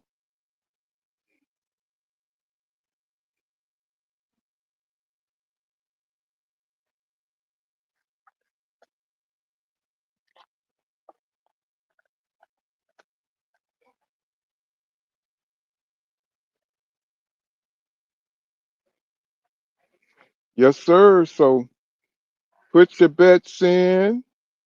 Put your bets in. You know what I'm saying? Don't be trying to change who you said was gonna win. I remember each and every one of you. You know what I'm saying? I know. I give. I give Eric Lubin. This to me, it's a pick'em fight. You know, because I just got a lot of respect for Lubin's skills. You know, I can't really call it, man, because they so close. They so close in skill level. But of course, Vergil Ortiz is a power hitter. You know, he's got that momentum. He's got that strength. But Erickson got that skill, bro. He got that skill, and he's big. He's just as big as Vergil Ortiz. And he looks like he's, just because he's more ripped doesn't mean that he's, in better shape. But man, he looked like he ready, man. Eric Lubin looked like he ready to upset Vergil Ortiz. I'm just telling y'all, he looked like he's ready to upset him. Now, can he do it? That's a different story. But I think this is his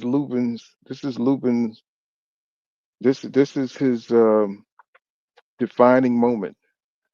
And I think if he understands that, if Lubin understands that this is defining moment, this is his Rocky moment. He's gonna have to really put that shit on the line if he's gonna be in the upper tier at 154, or it's gonna drop his ass all the way back down. So he's gonna have to put some fighting in this fight. He's gonna have to really go for what he knows in this fight. And if he don't, it's over for him. Because this is the fight to win. If he's gonna win any fight, this is the one. And so, okay, everybody said Ortiz by 8-round KO. Okay, he says I'm picking Lubin. Let's see, I got another Ortiz. You know what I'm saying? So I give Eric a pair chance at a local lottery factory. Okay, we about to find out. I don't know what Lubin gonna walk out to. I know that Vergil Ortiz listen to everything, so you know he's more of a Mexican American as far as his musical taste, because I've heard him listen to him, box the stuff in the gym. He talked about kind of music he like. He like heavy metal. He like metal music, but he listened to hip hop. He said he was raised on hip hop. So let's see how they come out. It'll be kind of interesting to see what he gets hyped to. You know, I don't know. With Eric Lubin, it could be anything with the Haitian background. You never know. Saying he might come out with some African beats type shit. Saying? Some soul. Saying? They be having some bad music now. Don't get me wrong. I've been listening to that lately for the last, because hip hop sucks so bad now. I've been listening to that African beat stuff, man. That should be sweet. You know, see how they come out. He says he better hip hop around that ring, boy. I don't know. I think Lupin might listen to some hip hop. He 30, so but you just never know with the phone. Look at oh my God. They can't they love showing Ryan beating up on Dev and make them feel good. Oh my God. Oh my God. And then Devin went back in a straight line too. That's something I used to always hate about Dev, going back in a straight line, bro. But I think he was already shocked and dazed and stuff. He just never recovered. Ryan was hitting him with them things. So, he was getting bombarded. The golden boy, Oscar de la Hoya.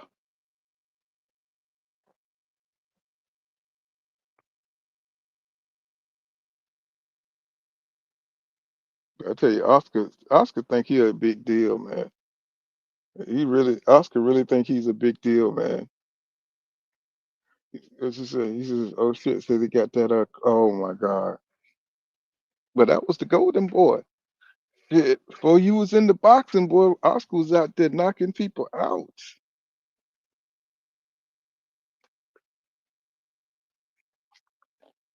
Oscar could knock you out in high heels, my brother.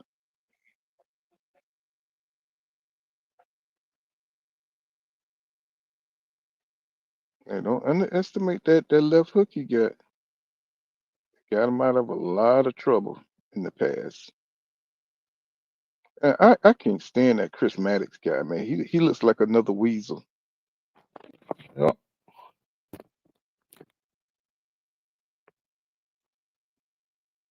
And his suits always look cheap. They always look like they haven't been ironed, haven't been to the cleaners.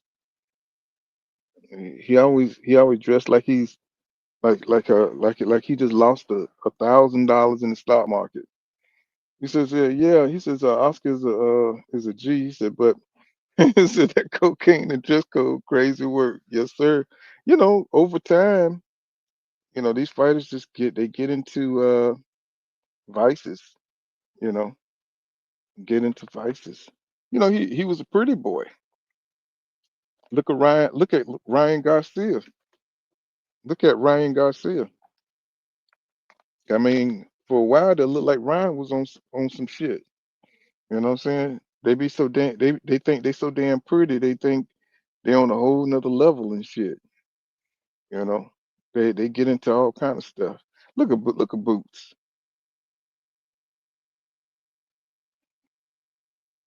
Oh he over there by Bum Gardner, baby. I see you. I see what you're doing, man. Don't fuck with my girl, man. You know what I'm saying, I see what you're doing. Do not mess with my girl. Look at him. Look at him. Trying to look smooth and shit for Bum Gardner. He probably gonna hit that. He probably definitely gonna hit that. He gonna hit that. Yeah, he says Ryan is a wild boy.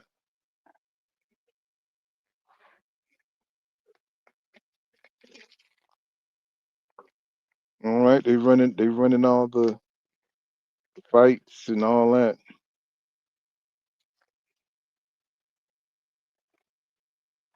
Two dogs. What happened when two dogs and stuff trying to eat from the same bowl? What happens when two dogs trying to eat from the same bowl, boys? It's gonna be good.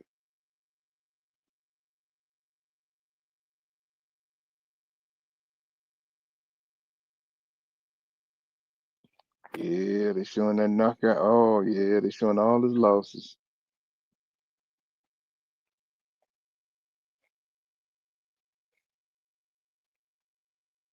I'm gonna tell you one thing about it. Lubin better not let Vergil Ortiz hit him in the forehead because his forehead blows up fast.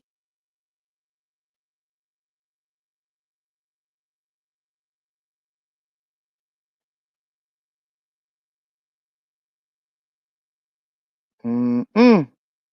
Showing Boots tearing up, you see my ass up.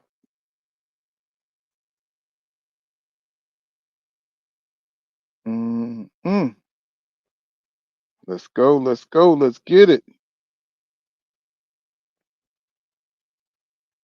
Yeah, it's 10 o'clock. Not too bad.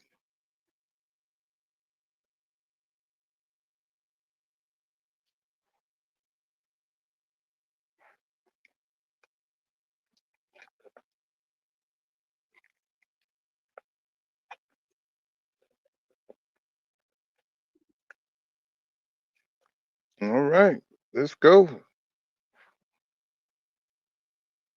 I hope this not one of them like where they're gonna play the American anthem, the anthem and all that shit.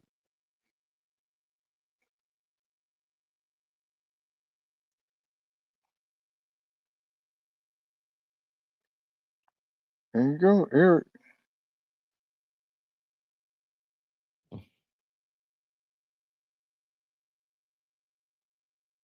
Is that one of the mariachi things, or is that something Haitian? Said Boo's probably gonna take her on a trip tonight. I bet he is.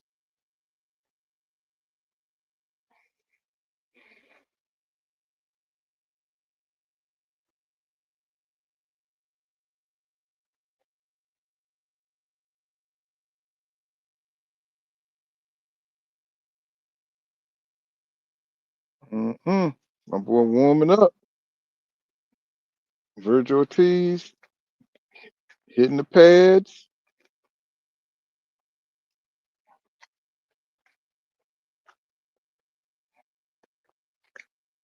Okay, let's go. You already got the shirt off. Let's go.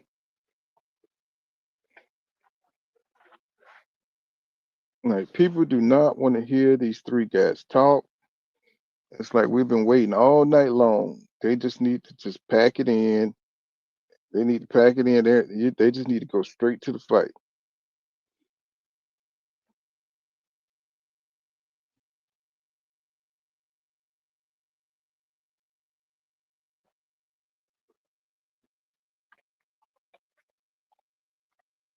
Yeah, Moore used to get his ass tore up. I don't even know what he's talking about.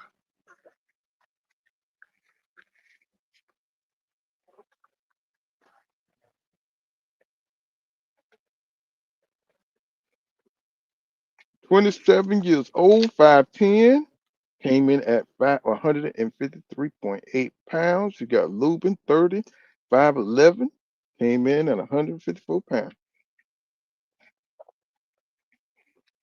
Okay, let's get ready to rumble.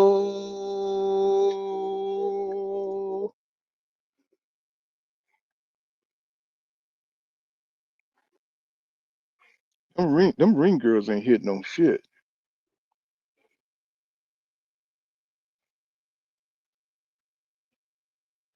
Oh, there you go. There you go. Didn't I call it? Didn't I call it?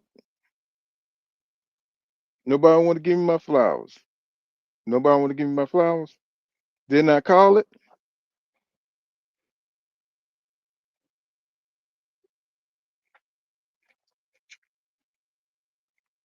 He must be went to Party City to get that, cause that shit don't look.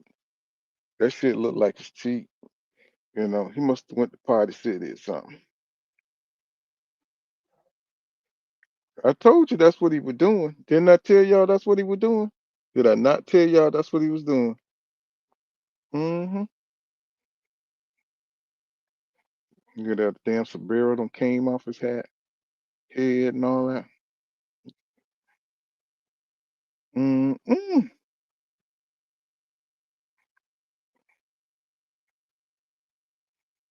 Boy, he might regret this shit. Mm-mm. That shit came off corny as hell. Mm-mm.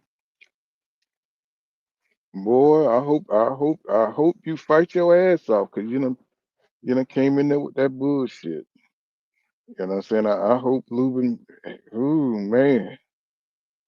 Mm-mm.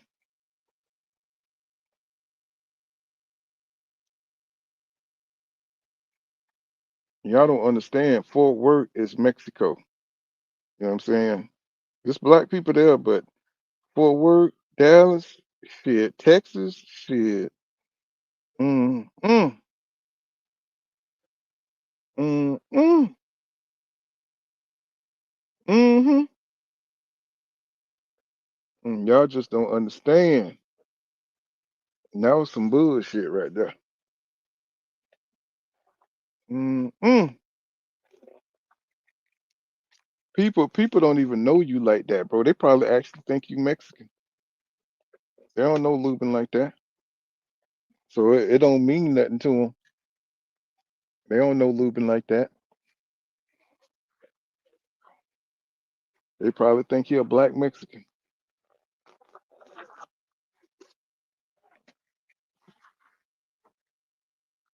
Yeah.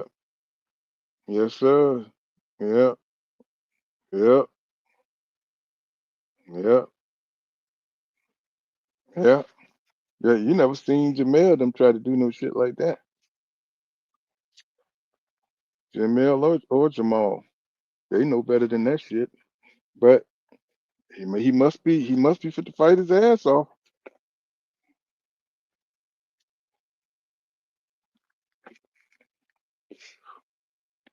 He must be. He must be gonna get in there and fight his ass off, because that walk home is going that walk to the car gonna be ugly. That shit is gonna be ugly as hell. But now if he get his ass kicked, this is gonna be a lot of taunts and shit. Mm-mm. When I tell you Fort Worth is packed,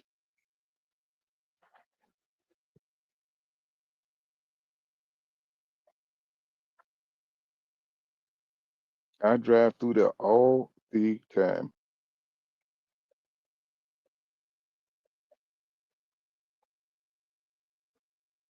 Oh yeah, he's still wearing that bullshit too. I would have took that shit off real fast.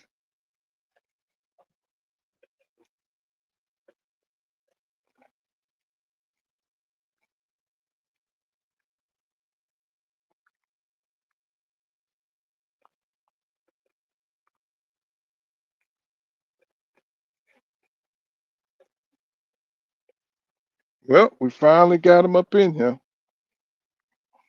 But is that Boots over there talking to him? Talking to Eric Lubin?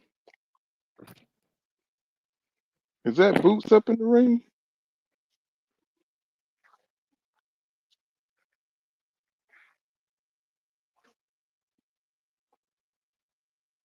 They're showing the judges. We're about to get on with it. Showing the referee. We're about to get it. WBC Interim Championship, y'all.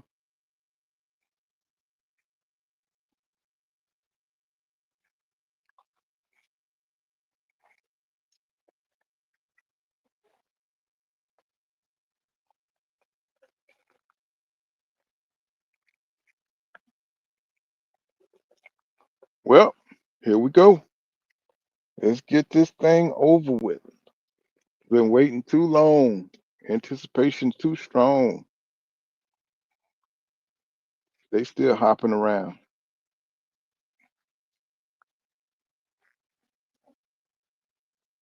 Eric Lubin look like he hype.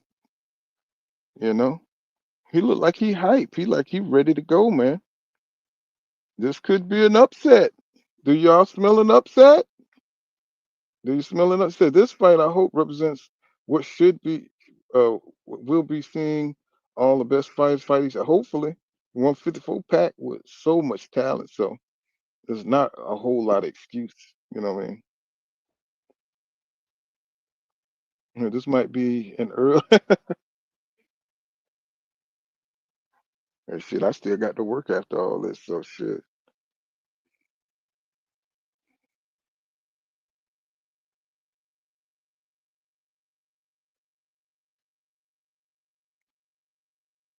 Okay, here we go. Take this. Oh, I was gonna say, I know they ain't finna do the anthem.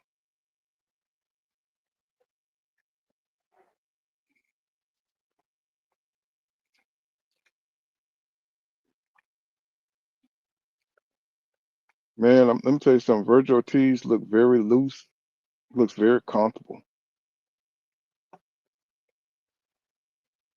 Eric Lubin look like he's confident. Look like he's hyped. Like he's just talking to himself. You know what I'm saying? Like really trying to like just really get his head space. You know what I'm saying? Together. Like he's trying to, he's trying to pump himself up to get that killer mentality. And I like how loose Vergil Ortiz. This is hometown. Sometimes when you fight in their hometown, they got that pressure to perform. I think Vergil Ortiz is all right. He just seems so relaxed.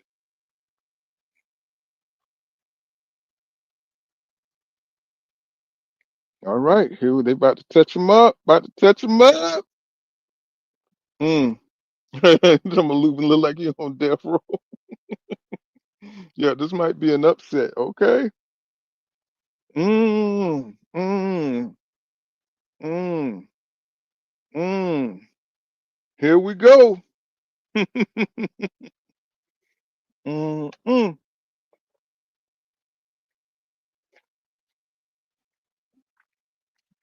Okay, we finally Lubin with the double jab.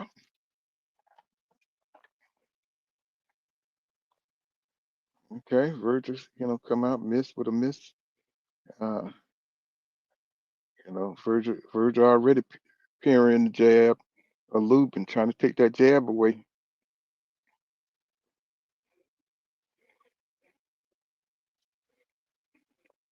Yep, he's already starting to pivot. Already starting to pivot off that back foot. Resetting him. Resetting him. Vergil is he gonna cut him off or is he Vergil? He's making them leaping power shots. That power jab, that leaping power jab he's missing. Lubin, already going to the midsection with the little stab jab. Lubin got the skills, holding back, going high guard, trying to see. Oh man, he done got his back up against the rope. Okay, just push Vergil off top. Vergil got a couple of good body shots. Another good body shot by Vergil. Now Lubin tying him up, putting his back to the center of the ring. Good stuff. Oh, nice, a nice hook by Lubin. Yes, sir. Okay, just feeling each other out, just seeing what the power feel like. You know what I'm saying? Good little tag.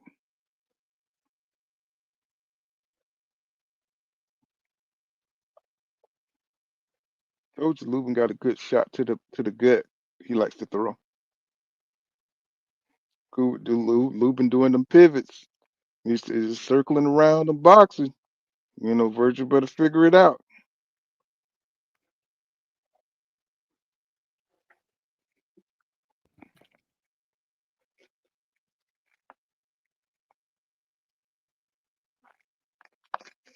Lubin, you're leaving your face open, bro. When you go into the when you're shooting to the body, leaving that head open.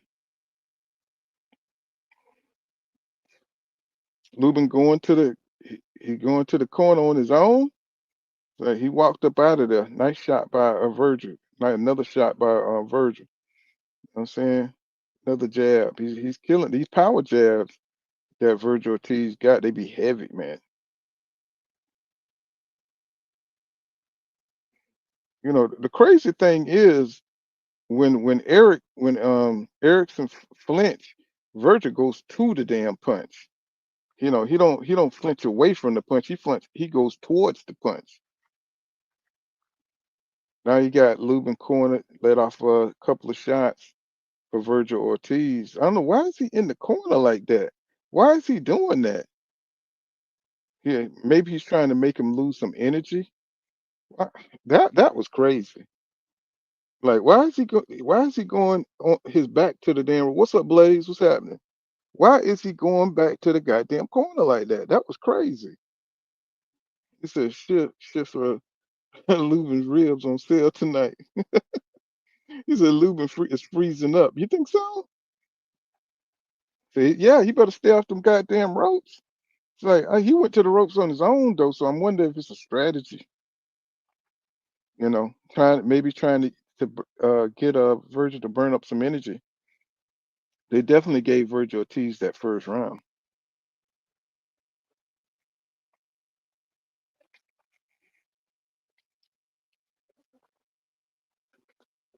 You say he looked shot? Nah, I don't know about that.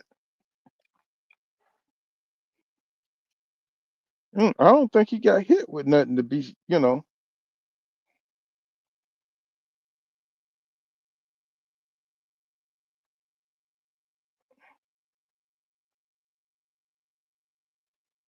like Vergil. Look like Lubin trying to hold his ground.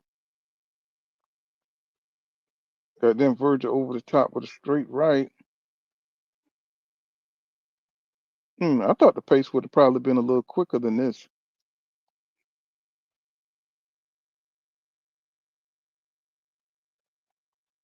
I think Lubin trying to wait for Vergil to come forward and run him into something.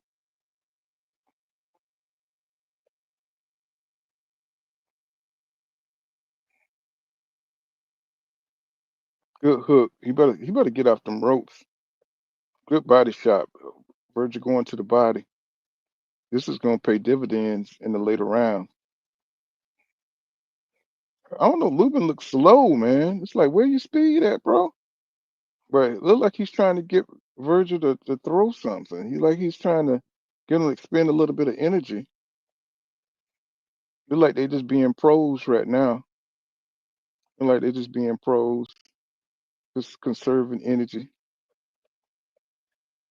But Lubin giving this round away, and Vergil is going crazy, going ham. Oh, you got to be shitting me! You got to be, you got to be shitting me!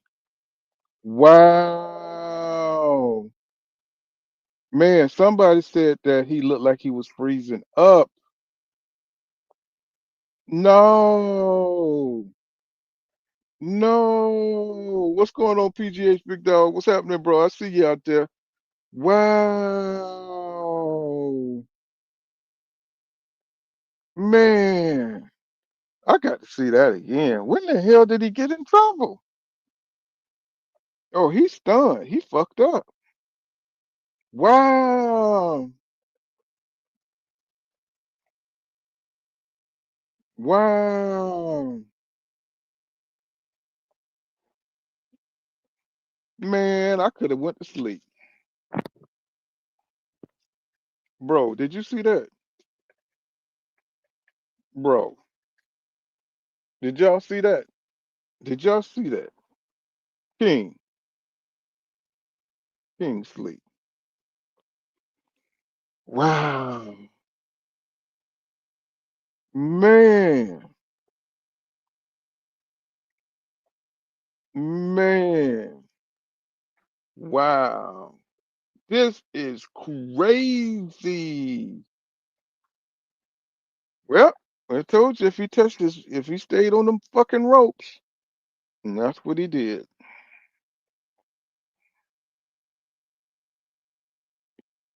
Mm-mm. Mm-mm. Where did he get hurt?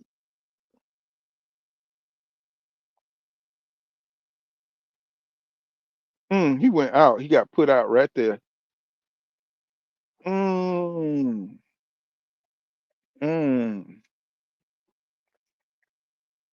Mm. He got knocked out standing up. He got knocked out right on the fucking ropes, bro. And oh my God, bro. Wow. I said if he went, I said the entire time if he went on them ropes, and y'all can hear it in my video. I said if he put his back on them fucking ropes, he was up out of here. But oh my God. Oy, yoy, what the hell? Yeah, I said I predicted it on my video. I said if he put his back on the run, I said he got to keep turning them. He got the box, but with that kind of resistance right there, he was gonna lose regardless. You know, he didn't take no damn he couldn't take no damn punch, bro. I mean, I don't know what that was. He says, "Call me Nostradamus." He says, "Pooh, you can go to bed now for work." Now I got to go to work. He says, Lubin is shot. You know what I'm saying? Yeah. He just don't look like, he just ain't ready for the next level. He said, out. Did you see him? He was out on his feet, bro. I thought he was doing some kind of strategy to make Vergil Ortiz expend some of that power early, so he wouldn't have to deal with it later. Oh, now he looking all embarrassed coming in there with fucking Mexican stuff on. God damn it. It's like, oh my God. He said, yeah, for oh my God. Woo. I said 8 round KO should have said. He said, they already got Ortiz and boots signed. Yes. Oh man, that was ugly, man. Lubin is cooked. Yes. Yes. I wish that he would have gave a better fight, man. Jeez. He said Ortiz better call out Boots right now. You know what I'm saying? They can fight in March or April. Yes, yes, sir. He said Lubin in a stupid game. Fight a stupid game. But I mean, when his coaches tell him not to go to the ropes, when the coaches tell him that, oh my God. I He says, I don't know, bro. That's very, oh man. I don't even want to say it's questionable, but Lubin should have known not to go to the road. But he backed himself in the corner. Man, I don't know. So Lubin has skills, but never uses them. Nah, he backed himself in the corner in the first round, man. I was that was a little suspect, because that's when I thought he was like maybe using some strategy to kind of, get Vergil to, throw some of that energy out of there. But to get knocked out, bro, you know this is man's strength. Everybody knows that Vergil Ortiz's strength is, when you're back against the rope, he's gonna tee off on you. Oh man. I hope this shit wasn't fixed, man. I really do. I really hope this wasn't no fixed ass shit. And it's just thank for allowing us to get to Pat, you on a whole nother level tonight, bro. As I said, this nigga, he said the same thing might happen to him. Oh man. Oh God, bro, don't say that. He says you predicted this. Well, I just said it was a possibility, you know. It was a possibility. I said if he allowed himself to go on the ropes, his only avenue was to box because he's a skilled boxer. Stay off the ropes, and Vergil won't have a chance to use that power to tee off. That's what we used to see him Vergil do that fight after fight. He gets you back up against the rope. He's going to try to hurt you, and I don't understand how Lubin didn't know that. You know what I'm saying? If I know that, and I can say, hey, bro, wow. Wow. So I don't know. This, the future looks dark for Lubin. I'm pretty sure some people will want their name on their resume. But I don't think he's ever going to reach the heights that he once, kind of, carried, what I'm saying? Like, his name, his skills, and I think he's gonna go down as a shot fighter. I still give Vergil Ortiz credit for this fight because he exposed it. You know what I'm saying? Nobody knew that Lubin was like this. You know what I'm saying? Before Vergil Ortiz went upside his head. So he's gonna get all the credit in the world for fighting Erickson Lubin. You know what I'm saying? That's a good win. And I think that puts Vergil Ortiz on another level. So you know, he said, "Man, this is crazy, bro." He says, "Yeah, Lubin looked cooked, man." I mean, but when you said, but Blaze, when you said that he froze up, I was like, "Damn!" I thought he was just using a strategy. It was too early for him to be freezing up. And I told y'all when I saw that Jose Ramos fight, and his back was against the ropes a lot of times in that fight. I said he can't do that. I said that in one of the live streams. I said he can't do that shit against Vergil Ortiz. That's the first thing I said. And but I thought he was just rope a doping and stuff like that. Just kind of, what I'm saying, because Ramos don't hit that hard. Jesus don't hit that hard. So, but I said against Vergil, what I'm saying, that's dangerous, and he needs to like really do some pure boxing and stay off them ropes. And look, the first thing this idiot does is when we getting warmed up for the fight, this idiot goes out there and puts his back to the rope in the first round, backs himself into the corner. You know what I'm saying? Not no pressure, just back. I don't know. This is a very, very curious. It's a very curious fight. I would have to see it again once they put it on YouTube. Yes, my VA says over for him, man. Service says, yeah, the fight, yeah, it did. It did. I ain't gonna lie. It looked like that. I'm gonna give Vergil his credit though. You know what I'm saying? I'm really gonna give him his credit. What's going on, Shaki? So what's happening? I'm gonna give him his credit though. But this was a sorry ass fight. Um, Vergil did what he had to do, but man, was Lubin really that sorry, bro? I bragged about his boxing IQ, and he backs himself into the corner. I'm gonna have to look at this. I'm gonna have to look at this fight about 5 or 6 times, and because I missed a lot. I missed a lot because we were just getting started, and when he backed himself into the corner, that was a little suspect to me. He says, "Yeah, Humble Boots got a quicksand stoppage, and now he got a quick stoppage, and that's gonna build their fight." He says, laughing my ass off. Can't believe I just put money for Lubin for that BS performance. Isn't that the truth? You know what I'm saying? Isn't that the truth? It's like, bro, oh, you want the link? Isn't that the truth, man? Like y'all saying, y'all starting to put it together now that I think it was just so much respect in this press conference. Um, and I just dropped the link. It was just, I don't know. I don't know, man. When you said he froze up, I was like, nah, it's too early for that shit. You know, when somebody said he froze up, I was like, nah, he ain't even got hit yet. And then he backed himself into the corner. I was like, something, uh-uh, no. What's up, 2 Cents, the queen of conspiracies? What's Man, didn't I tell y'all Lubin be on some bullshit? And I heard he wasn't even being disciplined in his camp. So I'm mm, not surprised he looked like that. I'm mm. done with Lubin. I already Lubin has shown me time and time again that he's undisciplined and he doesn't listen. And for me to, I didn't say anything before the fight, but for me to hear like, oh, Lubin ain't been taking camp serious. They've been upset with him. He been training 3 days out the week and all this shit. And I'm like, he just don't take nothing serious. Like, he's just one of those type of fighters. Like, this was your make or break fight, right? Mm-hmm.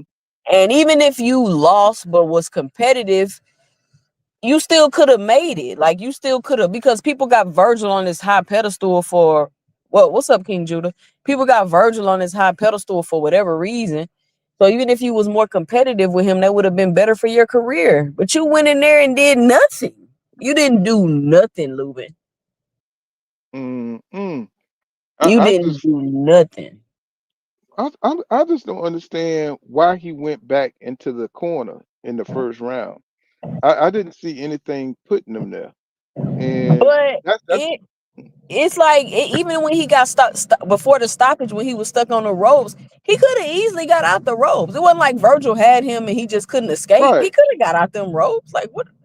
I don't know. It I mean, he went in, he kept going into the high guard, and if anybody knows about anybody knows that Virgil's strength is when your back is against the ropes. It's like it's very suspect. It's very suspect to me.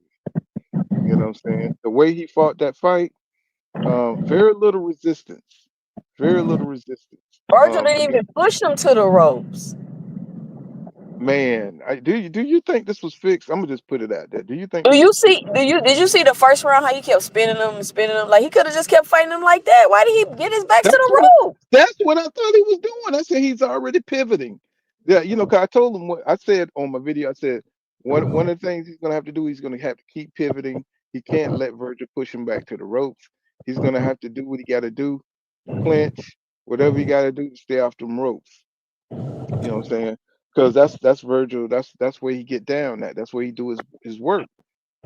In the first, and when I start seeing him pivot, and I'm saying, okay, that I see what you're doing. You know what I'm saying? Then he backed himself into the corner. He started going to the ropes himself. I was like, no, no, something going on. Something going on. Because I thought it was a strategy at first. You know, I thought maybe he was going to try to get him to expend some energy and just kind of like, you know, kind of throw some pity pat stuff out there and you know, just kind of block, dodge, you know what I'm saying? And no, this dude went right back to the goddamn court, right back to the ropes and got knocked the hell out. I'm like, oh my God. Somebody said, and I think it was what's his name, Blaze.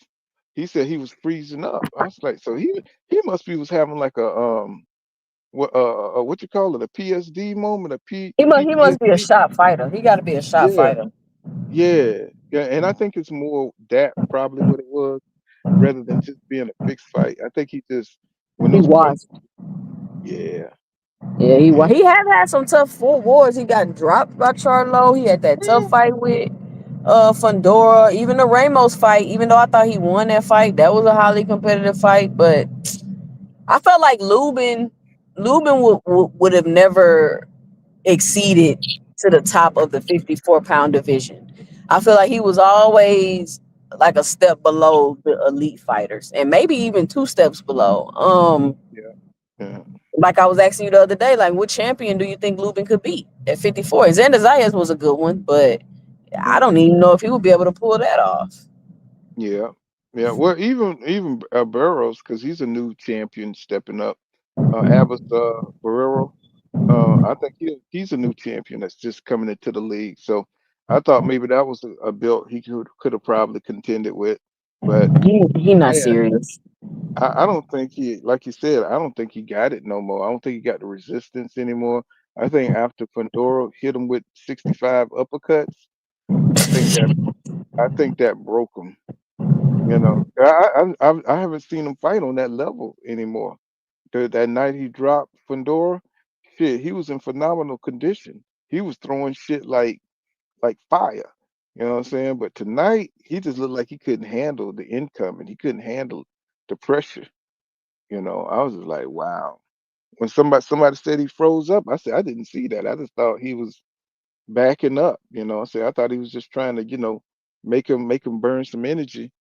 And shit, that dude was fucked up in the head. He was recalling. You know how Rocky was recalling when Clubber Lang knocked him out. He kept waking up. You know what I'm saying? Every time he got knocked out, that he was having them kind of moments right there in the ring. And man, what a ugly fight, man. I mean, it's just kind of like I waited all this time for this. We did all this talking and Bruh, debating, and man, come on, Lubin, you're not gonna do nothing. You're not gonna put up a fight. hell to the no. I mean, all that shit he was talking to, no, see, when these mother come in too respectful, you know what I'm saying? This is why you got the side eye. When they have too much respect like that, you know what I'm saying? That's why you got the side eye them, man. He just happy to be there. You know what I'm saying? I don't know if they told him, man, hey, you're gonna have to lose this one, Lou. You know what I'm saying? You're gonna have to take one for the team. You know what I'm saying? We're gonna give you an extra, few thousand, you know what I'm saying? But you ain't really going nowhere any goddamn way, but we need that name. We need a early knockout for Vergil Ortiz Jr. You know what I'm saying? And you But take if one you for the if you team. notice, a lot of Vergil fights. Now, I haven't decided. I guess he was out on his feet because when I first seen it, I felt like it was an early stoppage. But look at Vergil fights at 54. I think maybe 2 or 3 of them been stopped early, Right, and it's right. like, well, come But on, Vergil, like it, you it ain't really makes stopping people like that. it makes sense if they want to build up this fight because like you say, like somebody said that Boots got an early stoppage, and they gave Virgil a better name to get an early stoppage on. You know what I'm saying? So you could say that the fighter that he had was better than UC Lima, right? Man, So that they don't mean nothing. They just need to fight each other, and that's what make me think they not finna try to fight Boots. The way they talking, I don't know if they trying to build a storyline or if they serious. But is y'all gonna fight or not? Like we don't have I to think keep going through this. I think they're gonna fight. You know what I'm saying? Or he is the interim champion now, so he might just go on. Either way, it's going to be a good fight. Whether he fights Sebastian or he fights Boots, is going to be a good fight. Man, Vergil ain't fighting no Sebastian Fundora. He got to, and if they order it right, if the We'll see. WBC order that shit and he the interim champion, you know what I'm saying? And then yeah. Has he ever even fought for a belt? Like Vergil, you been fighting for 10 years. You ain't never even fought for no. No, you been the interim champion this whole time, and they never fought for no No, belts. he the interim champion now. You know what I'm saying? He, That's what he this didn't have no belts at 47. I don't remember. I don't remember if he had a belt or not. I don't think so. I don't think No he had. interim belts, but I guess they had the division tied up anyway. So But no, I think didn't EJ have all the belts? I can't remember. Crawford had yeah, all the belts. EJ and Crawford had them all. They had them Crawford, tied yeah. up.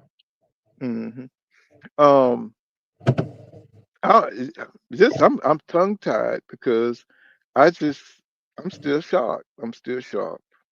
I'm I don't know what to say about it, man. I'm just like, damn, Lubin, you let everybody down, bro. Again. Damn. It's like no, you can't even believe in these fighters. It's like they build themselves up after all these years in the ring, and then they get their reputations up, and then they just either sell their reputation or they just don't have enough discipline to keep it up. To Yep. keep. hmm So this is crazy, bro. This is crazy. Hopefully, and I'm like, okay, we all hype about this Brian Norman Devin fight. I hope it ain't no fatal fury. Like, man, this fight better live up to the hype. And even mm, I don't know if it's yeah. gonna be as I know. competitive as It's like everybody thinks. you don't even want to get your spirit riled up. God damn it. You know what I'm saying? You go out there and wham wham. It's over.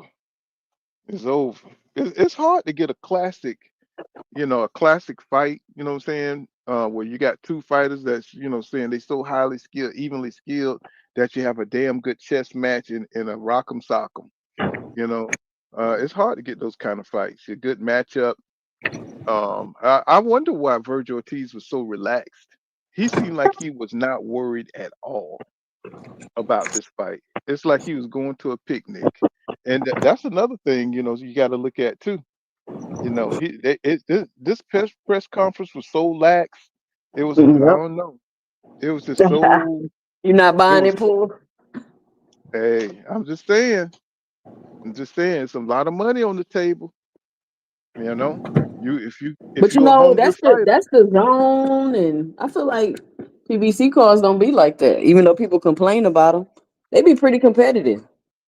right? All the fights on the cards. Yeah, cause we seen Keith Thurman almost get destroyed quite a few times, trying to come back on You his see get what I'm back here. saying? hmm And that was from nobody even knew who the hell Marius Boreas really was. You know, so I don't know. I'm just stunned. You know, Sometimes you make all these videos and shit of these fighters, and he's trying to break it down, and you be all wrong, bro. You just be like, I mean, but I did do a prediction, and I do think he did some of the things I told him, that was going to get him knocked out. Um, I'm happy about that, but damn, Lubin, shit, we had to sit through all them bullshit fights. Damn. I mean, I don't know why, 'cause I was so excited about, about what I was gonna see. What I'm saying? So I just stayed from the prelims on. I don't know, man. That was ugly. That's That why that I don't fuck. I can't fuck with the zone. Every time I watch the zone fights, I be irritated. Even with Top Rank, every I now and feel then Top Rank will put on a good card, but Top Rank I in the feel zone, I be mm, irritated watching their cards. man, I feel violated. Mm, I feel violated. I had to sit there and watch all them bullshit motherfuckers. I feel violated. You feel You like know, they played you? I feel like, God damn it, I need to go to the police. I feel like I need to go. I ain't even pay for the shit. God damn it, and I feel like I've been robbed. God damn it. That is, man, too soon. Somebody ever promise you something, and then when you finally get it, you be like, "This it?" Right, right. That every Father's Day, God damn it, every damn Father's Day. You gonna give me some socks and drawers again? You know what I'm saying? And the shit don't even fit. It's like if you don't get that shit up out of here, you know what I'm saying? Men are simple. Pull down want gifts like that. But shit, bullshit. Y'all must be talking amongst yourselves and shit, cause daddy be wanting all kind of shit. You know what I'm saying? Yeah, they be like, yeah, you deal with it. Yeah, daddies don't be wanting nothing. I'm telling you. Mm-mm. I'm Shit. telling you. Shit.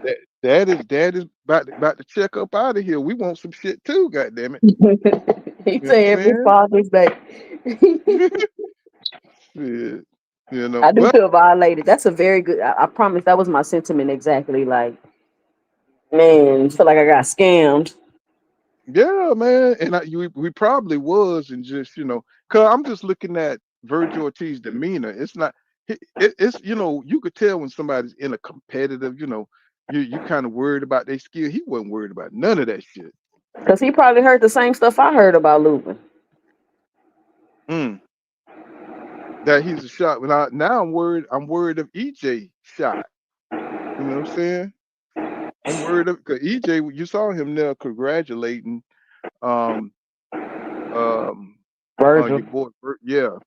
So I'm wondering how he gonna look when he come back. You know what I'm If he saying? come back, I think Earl might be like, fuck it. At this point, just chill.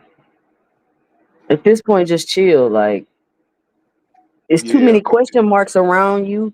And that's what I said, even when he first started sitting out, I said the longer Earl Spence sits out, the less desire I have to see him fight. but that's really any fight, to tell you the truth. You know, I want to if see you said, Charlo come back.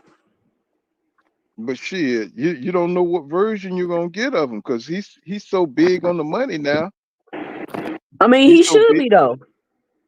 I mean, but that's all you hear about. You don't hear about the fight. You know what I'm saying? The fight first you used to always hear about the fight first. Now all he's talking about is his mansions, life is good, da da da da, let's make this money, you know what I'm saying? It's like it's more about the money now. So, I mean, you I know, feel like he at that phase in his career, he's been undisputed. He fought the champions. He did the tough fights. He dared to be great. Like, what else he need to do at this point? Should he just fight, well, use I your mean, name and fight for money? then why compete? You know what I'm saying? Why even come back to the sport if you good like that? Because what we're trying to see is competitive fights. You know, we're not trying to see anybody there that's just in there trying to get a bag who's gonna half train, you know what I'm saying? They're just going in there to get a bag. If they win, they win. If they lose, they lose, you know. Well, I But I think think I think it's like fighters be in different phases in their career. Um, and I think that, and I can appreciate that about boxing. Like, you got fighters that be in different phases. Like, I really enjoy that. And I think that even though Charlo is at the phase where he's like, okay, I didn't put my work in, I didn't build my brand up, I didn't been undisputed, I didn't did all of these things. I'm looking for big money fights. Now, even though he's looking for big money fights, Pool, he not trying to finesse. Who did he call out for these big money fights, right? He called out Boots.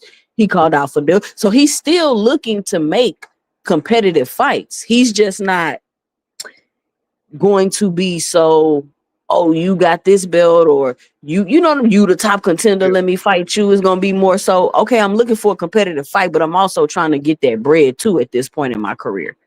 Oh, I understand that. I understand completely. You know, I mean, I know his legacy is sealed. You know what I'm saying? He's got a solid legacy. You know, I just want to see these. Really, I'm just frustrated that the younger guys are acting like the older guys. You know what I'm saying? You got the young guys acting like they already retired, like they already good, when they should be hungry. You know what I'm saying? They're not having the same kind of careers like, Jamel Charlo, or, what I'm saying, just looking for the most competitive fights. And someplace, I mean, we got to make up for it. The young guys got to go in there and do their thing, man. And they're trying to move like the older guys, right? So it's just kind of, you know, it's just kind of boxing is changing. It's like it's kind of Yeah. hard. It's when kind of you hard. got when you got these fighters with these sugar daddies, and when you got these fighters that are able to finesse their way into one big fight while they've been bullshitting all the other time, like when those type of things start happening, then you don't really get to see, in my opinion, everybody be competitive, because they get away with, is one person everybody trying to fight. And this is really like the 35 division. It's one person everybody trying to fight, but nobody is encouraging all the other fighters that's trying to fight that one person to fight each other. And Mm, so I think, like, that's the reason what's going on with the 35 division. The 54 division is pretty competitive because you got a lot of top level fighters there. And I think the 47-pound division is competitive because you don't have a lot of top level fighters there. So I think all three of those divisions are competitive. And I think the 54 and the 47, we're going to get to see very, very good competitive fights. Even though Lubin, this was supposed to be one of those good competitive fights, but Lubin went in there and wet the bed. oh God, man. Oh God. Oh, I'm so disappointed. Lubin just wasted everybody's time, man. Even if he was gonna lose, he could have put on a more competitive fight than that. Man, I'm so goddamn mad. I watched all the bullshit fights, bro. Them Oh fights my, was trash. oh my God, bro. Them fights was Woo. trash, bro. See, and I don't understand how you have other content creators who be going all the way down You know what I'm saying? These cards and stuff and covering all the cards. I don't see how they do that shit. They You know, swear that's for the quote unquote hardcore fans. So that ain't don't nobody watch that shit. shit, we hardcore fans too, but I'm not finna sit up No, there. no, don't put me in that hardcore category. I don't know if you know this, Shit, but I didn't waged up a war against the hardcore fans. I'm sick of them how? You a because hardcore. You know more about the business of boxing. How many casuals gonna do that? Right? You got a but channel. I feel like the hardcore fans destroying the sport How so? because they want to put it in a box and they don't want to let people appreciate all the other aspects of boxing. They just want you to But they, focus but, on but fighters they have getting no belts. control. They look. I think you conflating a couple of things because hardcore fans don't control nothing. You know what I'm saying? You could be a hardcore fan all you want. You know what I'm saying? You don't control nothing. All you can control is what you can buy and what you can see. That's it. You know, hardcore fans, they could talk shit like everybody else. They got an asshole, they got an opinion like everybody else in the world. So, and then I'm talking about, I know what you're talking about. When you talk about, if you go to that gym channel, that hidden gym, them are hardcore fucking fans. When they talk about punches, oh, he just threw a two, he just threw a three. Oh, that's a one. That was a good one. You know what I'm saying? They are on that shit. You know what I'm saying? They are No, I'm they talking are about these fans that try to use legacy to try to control and diminish and devalue fighters because they're not doing what they want them to do. But then you ask them what belts did certain fighters have, and they have no idea who was the WBC champion in 2001 because they don't really care about all this legacy stuff that they crying about. They only use it and weaponize it against certain fighters, and that's what I'm starting to have a problem with them doing that. but to me, the legacy side is what makes boxing worth it. Not them getting all the money that we finding out or knowing what their contracts are. You know what I'm saying? That's not. I never cared about how much they were getting paid. You know what I'm saying? All I cared about that they were the best and they were trying to fight the best, and that's the legacy. That's the fun part of it. Um, I mean, everybody else don't have to think like me, but that's how boxing has always been, as far as I've followed it. And say how do you know who's the champion in the sport?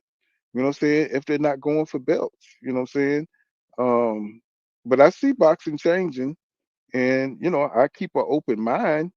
You know what I'm saying about that. But if you're not trying to go up the chain, it's like, what's the point? If you just get to cherry pick and fight, fighters that you can beat, and you're not trying to, fight somebody, fight the champion, or you're trying to fight for the WBO, you're not trying to fight for the IBF. What's the point? If you could just, you don't even need the belts. Then you could just fight who the hell you want, And and long as that's the beauty of it, boy. You can have two different avenues, right? Because it's boxing. So you can come in and find your little niche, get your little following and your little fan base, and you could do what you do. You get what I'm saying? And I think that's the beautiful you, thing in boxing. Like, take for example when Devin and Tank was at 35 at the same time. Tank was fighting, he was putting on the entertaining fights, he was knocking people out, people wanted to see it. Devin was quote unquote fighting for legacy, he was going after the belts and the undisputed, and you got to enjoy both of those fighters in each of those lanes. no, nigga. Mm-mm. No, nigga. But that's exactly what happened though. No, nigga.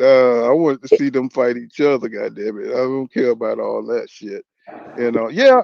I mean, don't get me wrong. I always enjoy a competitive fight, but you always want to see the best fight the best. And when that doesn't happen, you're gonna have the boxing fans that like the legacy of the sport. They're gonna be disappointed. You know what I'm saying? Because that's the way boxing's supposed to be ran. Now, we're not getting that now because boxing is changing. And I try to keep an open mind about that because if you can't regulate, how fighters move, and they're only going to regulate some fighters and they're not going to regulate others, then you see the inconsistency in the sport. And it's just boxing is like that. It's the stars are going to get the they're going to get the ability to move how they want to move, and we saw that with Mayweather. We saw that with Canelo, and I think that's why it's changing the way it is because you know if you can make that revenue and get those network deals, they're gonna make a path for you, so you could carve your own path, and that's what we know now. We seen Tank could do what the hell he want to do. Say you don't have to fight the regular way as long as you could bring in them dollars, and what I'm saying, I think it's ruined the sport. Is from for me, what I'm saying, because I just see it just moving in a whole different kind of way. But I'm trying to wrap my mind around how these guys are moving and trying not to be so critical because boxing is moving in a creative, different way. And I try to tell all my people, what I'm saying, about that, but it's just hard, man, because we've been watching boxing for 40 years, man. It's like shit. What I'm saying? Well, it's time for all the sports. All the sports are in a transition period because ain't nobody watching them no more. Yeah. They let people get mad at football. They say they let football get too soft. They let the NBA get Oh too yeah. gay. Yeah, it is. I'm that generation you're talking about. I don't even watch football. When I was watching football, you could clothes hang motherfuckers. You could ride them down on their neck. Shit, I played football. It was violent.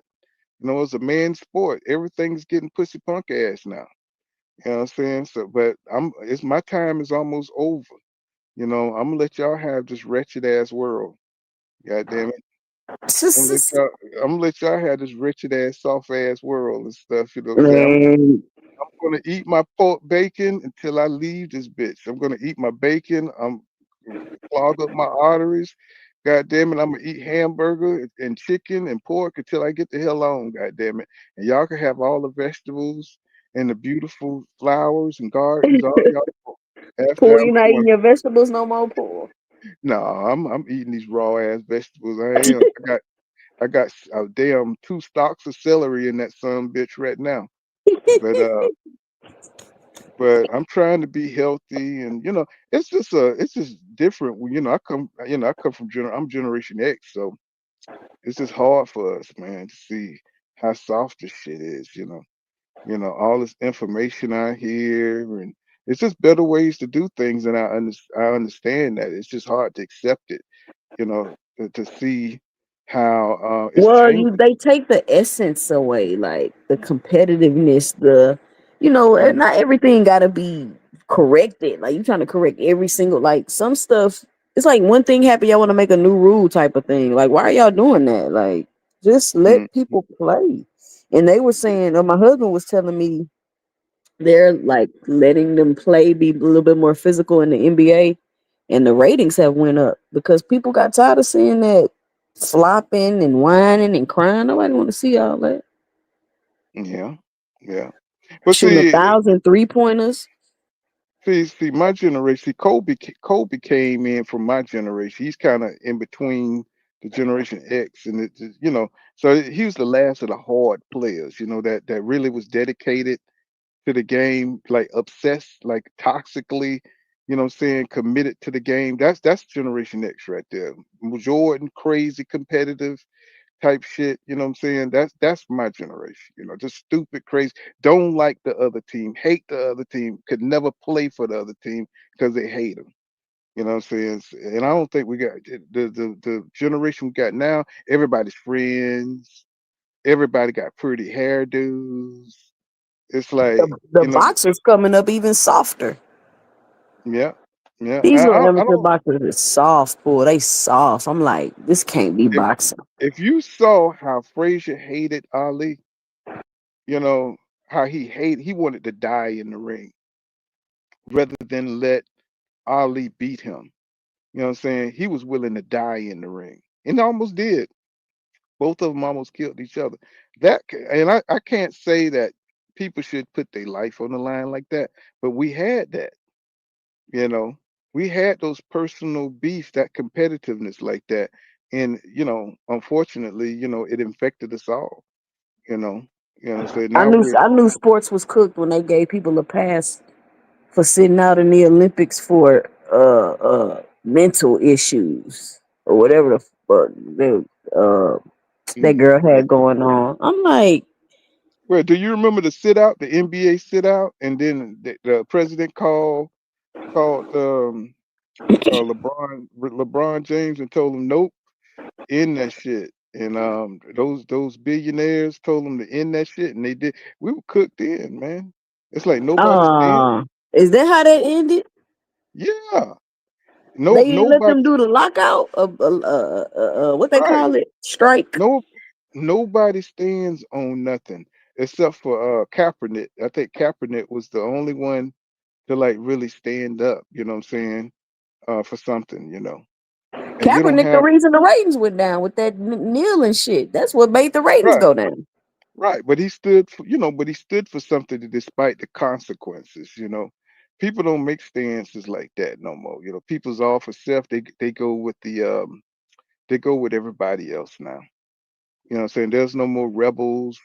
You know what I'm saying? There's nobody standing against the tide and screaming. You know what I'm saying? Fuck you. I smoking a cigarette or some weed. You know what I'm saying? Drinking a beer. You know what I'm saying? There's no more manly men anymore. You know, it's like everybody's gay. Faking gay. Everybody gay now. Faking You know gay. what I'm sick I'm of it. I'm saying? so sick of gay shit. I don't know what to do with myself. Like, I'm over it. Like, who I thought cares? I thought y'all loved that shit. You know what I'm saying? Who? Like I thought y'all pink wearing. I can't stand to see the young boys wearing pink shoes. I mean, Goddamn that pink. don't really bother me, but it's Oh, that just, shit horrible. Ooh, it's horrible. listen, it's just, Mm, we don't care. It's like, you're not special or different just mm. because who you decide to have sex with. Like, we don't care. Like, I don't understand why this is an issue. Shitting me. The hell you ain't. God damn it. I know my wife used to be telling me some people are just freaky. I said, shit, where I'm from, that shit is gay. You know what I'm saying? I don't care what the hell you talking about. God damn it. If you wear pink shirts, pink drawers, god damn it. You know what I'm saying? I come from Generation X. I can't help it. It's like shit. I'm not buying no pink shoes, nigga. Yeah, I'm Ah, not come even on, that's just a color. You can't wear the pink. I'm not even writing with a pink pen.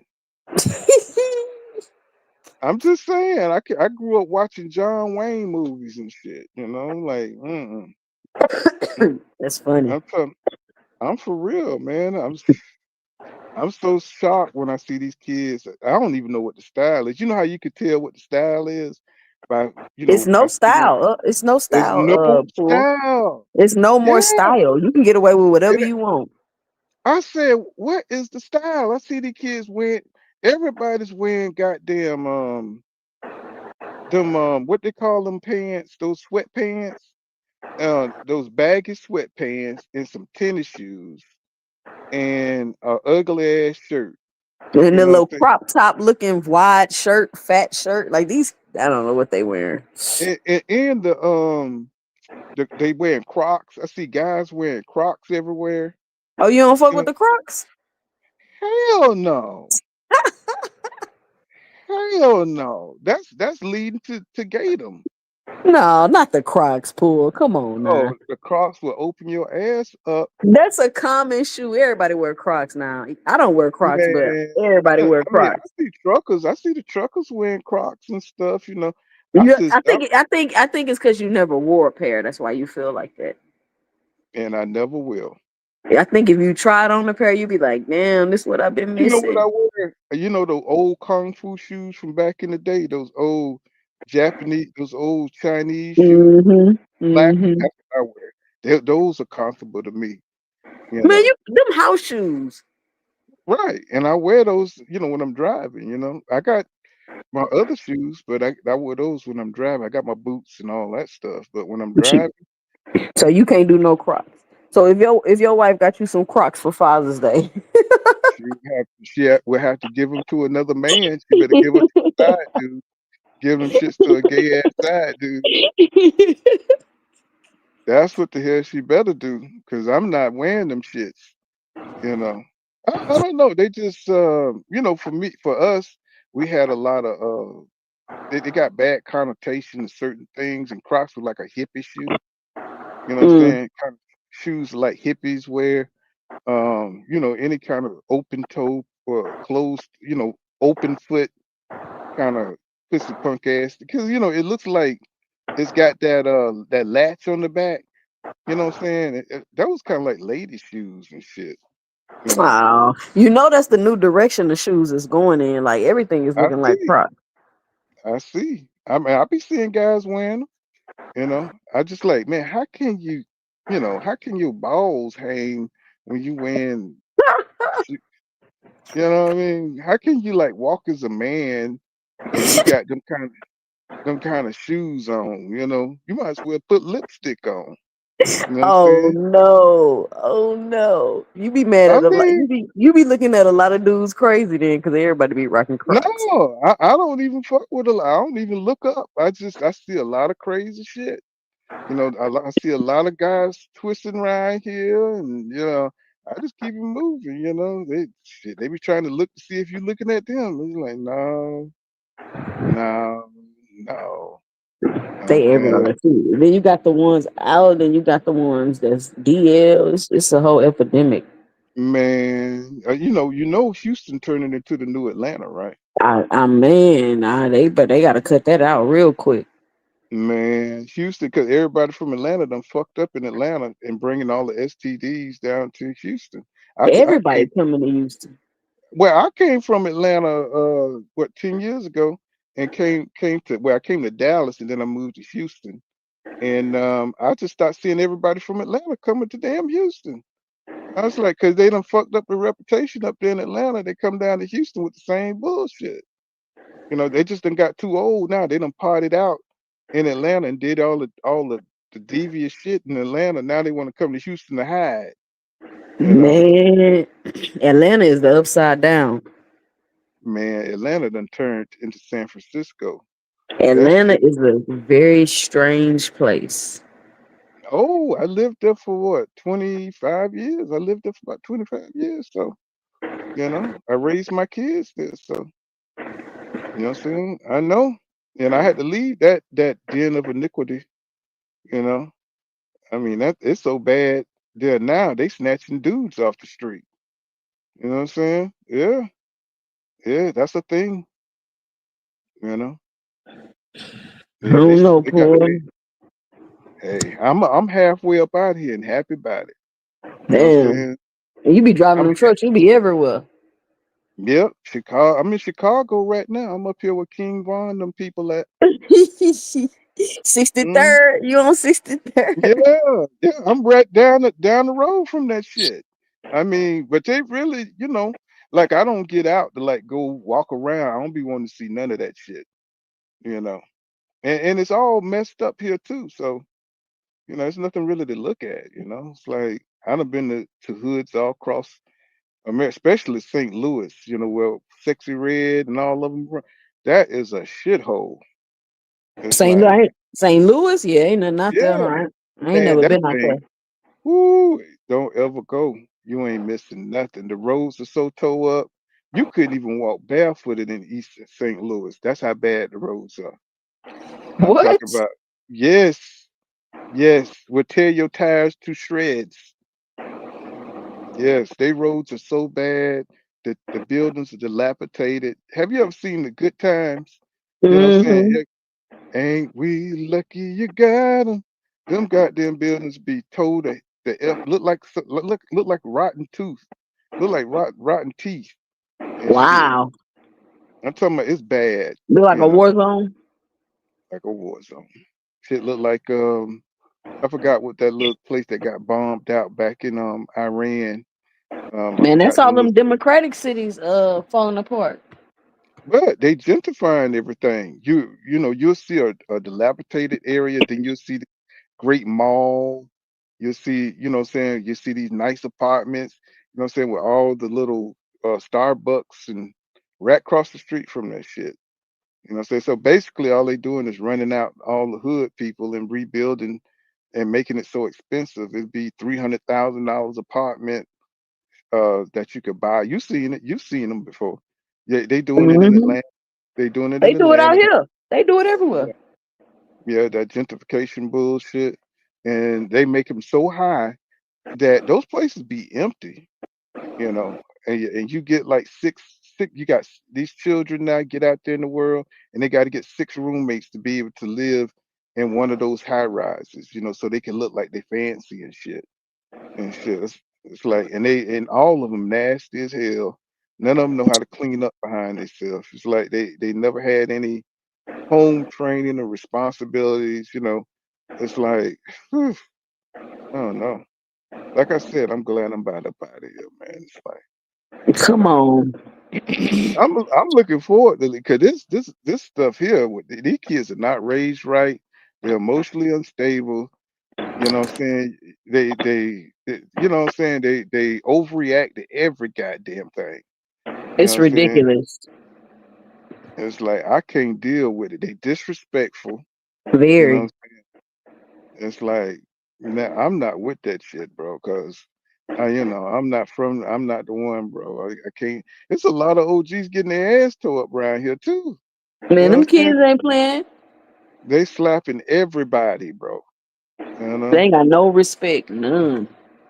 See, and that's the ones they raising in these little hoods, these little food stamp, you know, I colonies mean, you and know stuff. where they gonna end up. Yeah, that's why they making all these jails, right? You know, this music is a pipeline. You know, I don't give a fuck music, you know.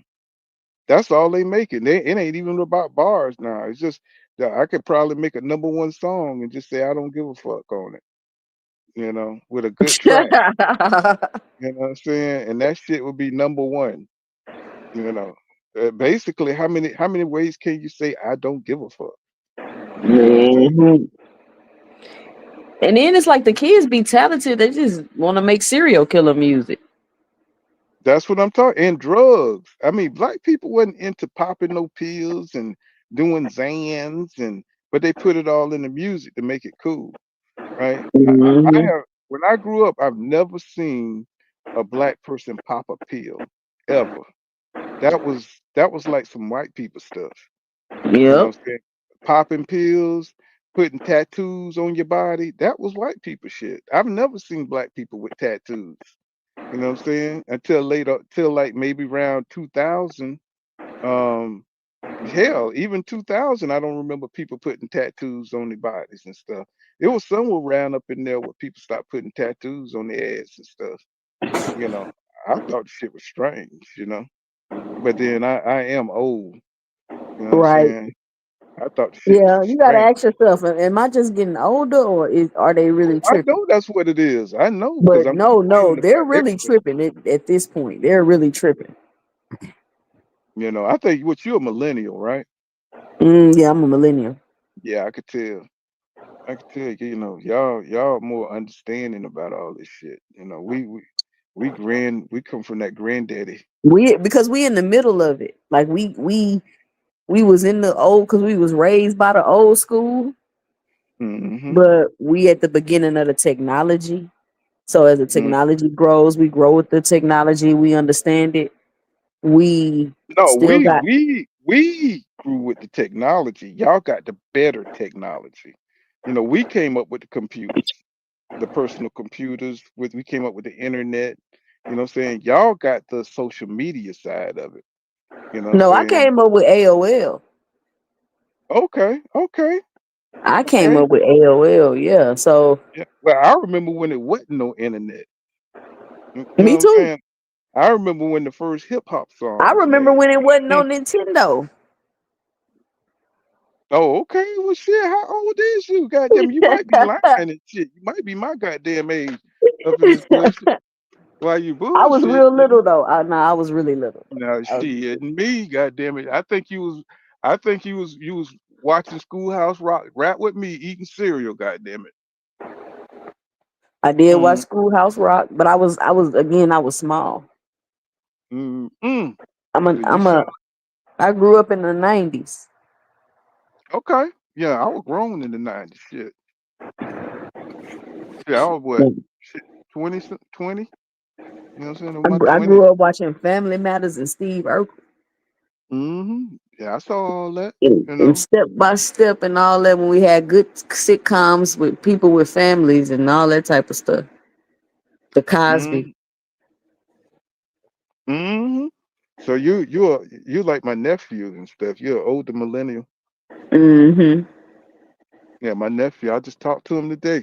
You know what I'm saying? We be talking about all this stuff, you know what I'm saying, about how he's appalled too. Because he's in the most ignorant place on earth, which is Mobile, Alabama. What? He's in Mobile? the Hey, man, Mobile do off you the know chain. that that's where my mama from? In that That's country ass dirt, that's the most red dirt ignorant houses 2 miles apart. It's just so country. We got a lot of land out there. Like my family own a ton of land out there, but it's so country.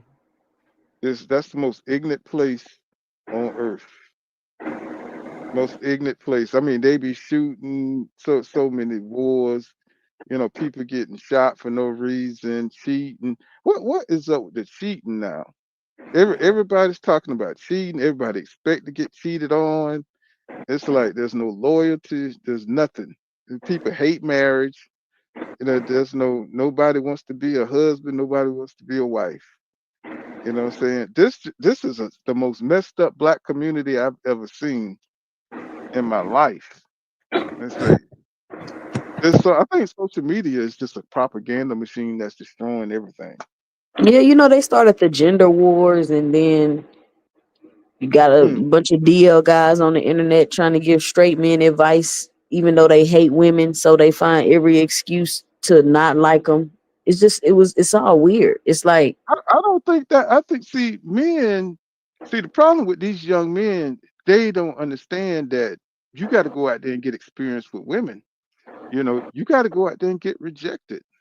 You well, they know, want all the women to be in a box. They want all women to be I don't one think way. so. I think they're afraid. They are afraid of taking risks and being embarrassed. You know, let me tell you something. My brother and I couldn't figure it out because he's like 3 years older than me, and we used to go out to the clubs, and he would always pull a bad female, and I wouldn't come out with shit.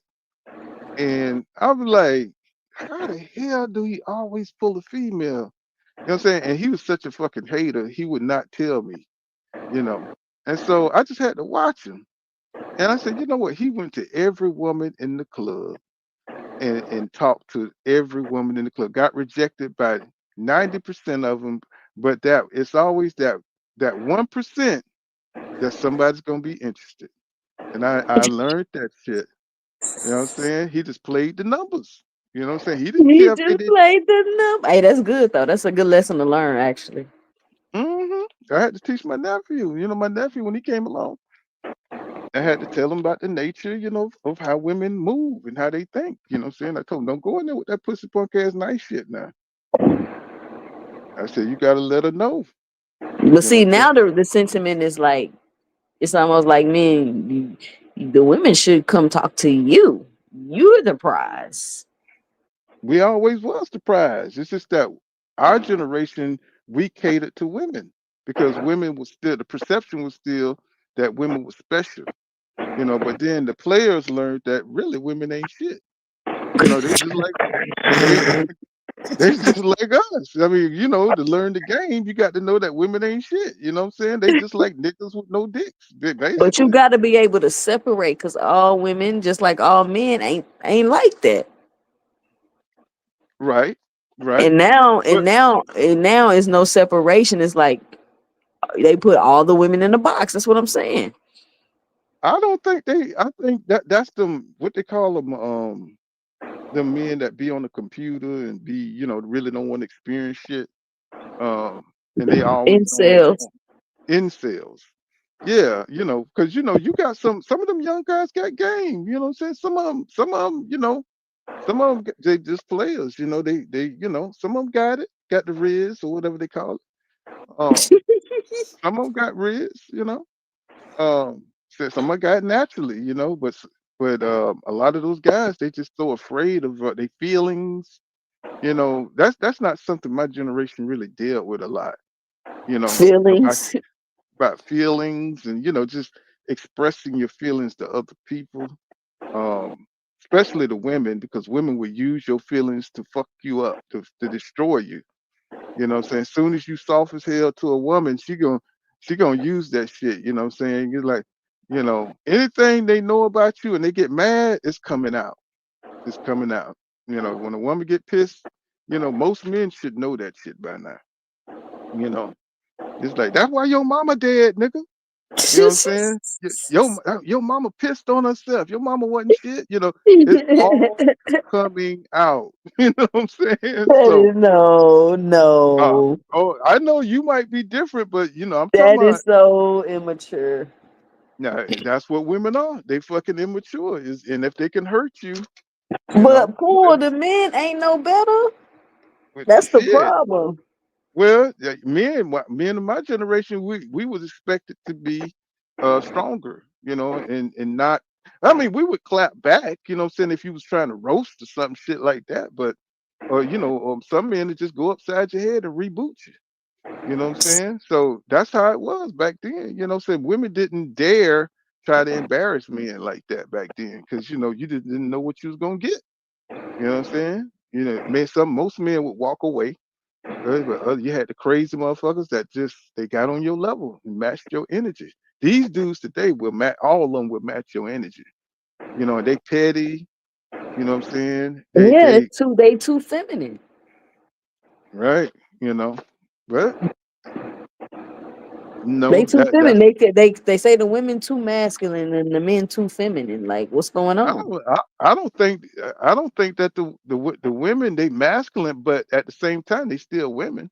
They have the choice of going in between two worlds, right?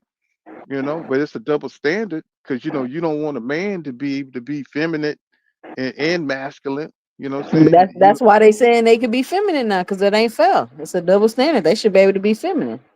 I don't think any no nigga saying that it ain't fair that they yeah, shit. That's You know what they not saying it. Look. They're not saying it that way, but that's basically what they saying. I'm saying? Look Shit. how they acting. Mm-mm. Hell to the no.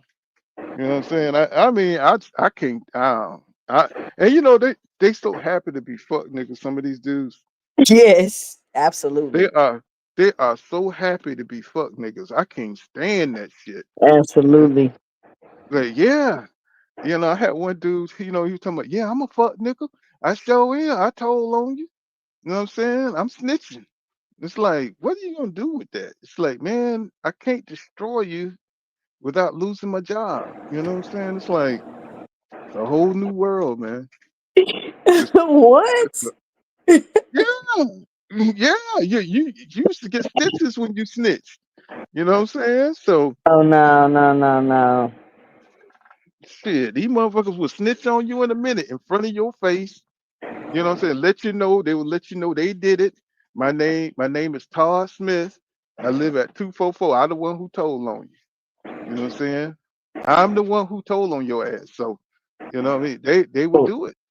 Well, once Mm, rappers started snitching, I guess it became cool. I don't know. You know, like I said, I try to stay out the way of that shit because it's cool to be ratchet now.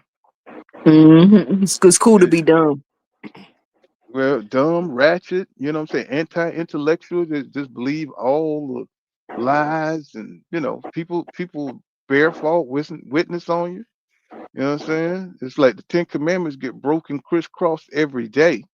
Nobody believes in the Bible except for the parts they wanna Used to manipulate you. benefits right that benefits them. The church is out of whack. And it's But it, you it even is see it in boxing. Nobody's genuine and honest. Like, well that boxing always been crooked to a certain degree.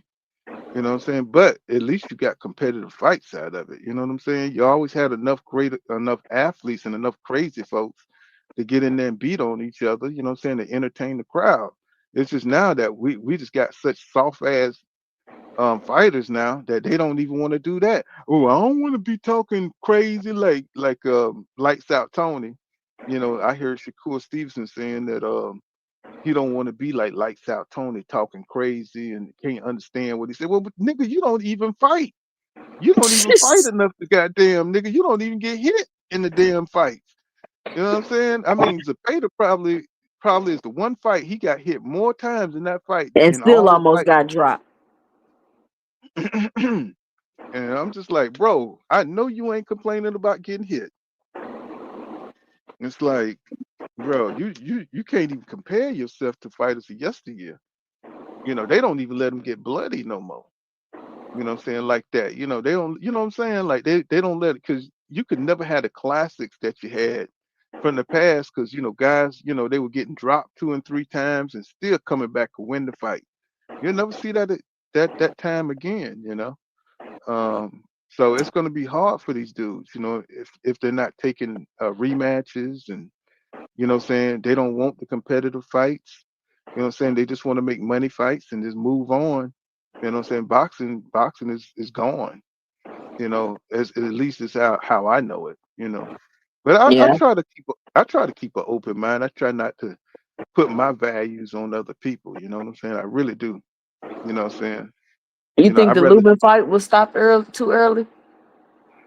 no, hell no. He was out. He was out on his feet. I mean, you saw that. You know, when he came cross with that right cross, and he hit from behind his gloves, he was gone. You know what I'm saying? And I was like, damn, Lubin. You know, I was just sad to see him go out like that. You know, I guess I don't want Man. to. I guess I don't want to see EJ go out like that either. You know what I mean? I don't want to see him get knocked out. You Yeah, know that's what I'm probably saying? what's gonna have to happen for him to stop. Well, he, like you said, he may not come back. That nigga got locks in his head, and blonde locks in his head, and No, you he know what I'm saying? don't. No blonde locks. I don't know, it looked like blonde locks to me. I keep seeing it and shit. That's just the Don't way do I Earl like that. He better not have see. no blonde locks in his I head. don't see he got something in there. I don't know. I'm just like, he got a hat. He always wearing a hat. Don't see the tips be looking a little, a little light, but it ain't nothing. You know what I'm saying? It's just, I don't know. They don't have the same mentality, and Yeah, look like. Mhm. all them people went to that fight for that. I don't know, man. It's like just when you think you're gonna get a competitive fight, then you get this bullshit. And just sitting through all those fights, really pisses me off. You know what I'm saying? I got egg on my face. I'm just wow. I'm like, wow, I'm mad. You know what I'm saying? I'm mad about it. But, you know, damn, god damn. So now hopefully the pit bull fight, you know what I'm saying, the Lamont Roach pit bull fight, man, I'm hoping that's gonna be off the chain. You know. I mean, shit, that's who's the face of boxing now. You know what I'm saying? That's the face of boxing, the people who are actually trying to make good fights.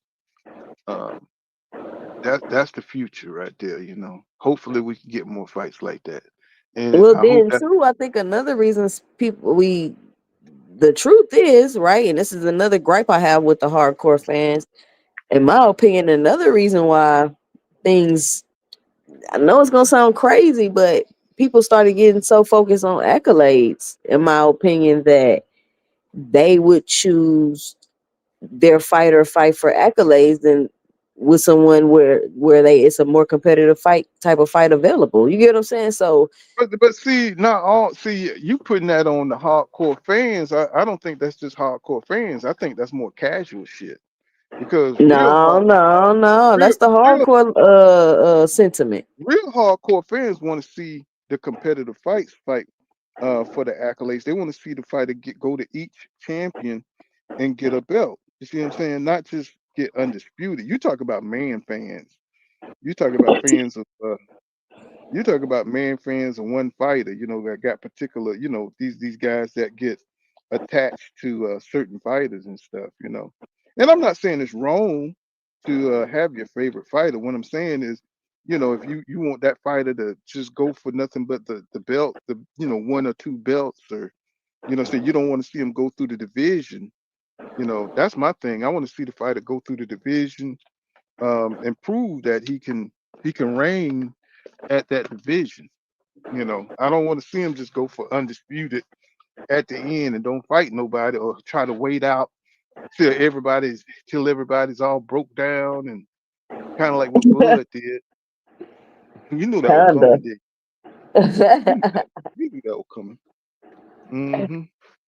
And I feel like at this point, it's just like people wanted to see competitive fights. Like we over the accolade run. Well, the accolades are supposed to come with the competitive fights, and somehow it's become divided. You know, the accolades supposed to come with because you know Floyd, he was never undisputed. You know what I'm saying? But he still managed to fight great competition. And they kind of trying to diminish Floyd legacy. They've been trying to do that shit ever since he started because he was such an asshole. You know what I'm saying? But I mean, they had chilled on him. I hadn't been hearing nothing about Floyd up until recently. Oh, they forever after his legacy. Now he's been marked. You know, if they can erase if what they call that shit that when they're trying to erase slavery, what they call that shit the theory, they're trying to do the same thing to Mayweather's legacy. They're trying to erase him. You know, they're trying to erase his legacy. And he's talking about, and you know, he's talking about fighting Pacquiao again, right?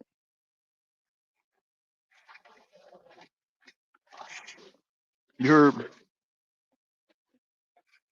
Was that? I thought that was just a rumor. You know, he's talking about fighting Pacquiao again. Man, ain't nobody gonna want to see that. Are you bullshitting me? That I bet it do well. You think so? Mm-hmm. Mm-hmm. No. I mean, I'd rather Pacquiao fight Mayweather than any other young fighters. To be honest with Yeah, you. because all he doing is messing up the goddamn divisions with all that bullshit. Because Mario Barrio should have whipped his ass. Mario Barnes just carried him through the fight. Mm-hmm. And then get a draw out the shit. That shit was bullshit. I wonder why they Oh, ain't let Pacquiao lose though. I because don't know. he's an ambassador of the sport. You know, they got too much respect for him. You know, they try to how Mayweather gonna beat you and they're gonna put Pacquiao legacy over Mayweather? How you gonna beat? How you gonna beat? How you gonna beat Canelo and Pacquiao? And they're gonna try to I put didn't their know legacy. Pacquiao legacy was over Mayweather's. That's what they're trying to do. That's what they. Every chance you see Jim Lampley when he had his little show, they always put Pacquiao legacy. Oh, Pacquiao legacy is greater than Mayweather because of this. And I forgot what's the other guy. Now he's doing it. The other guy that was supposed to be fair, Max Kellerman. Now he's doing it. Yeah, he You always know, BSing, man. Max has said some of the dumbest boxing takes I've heard.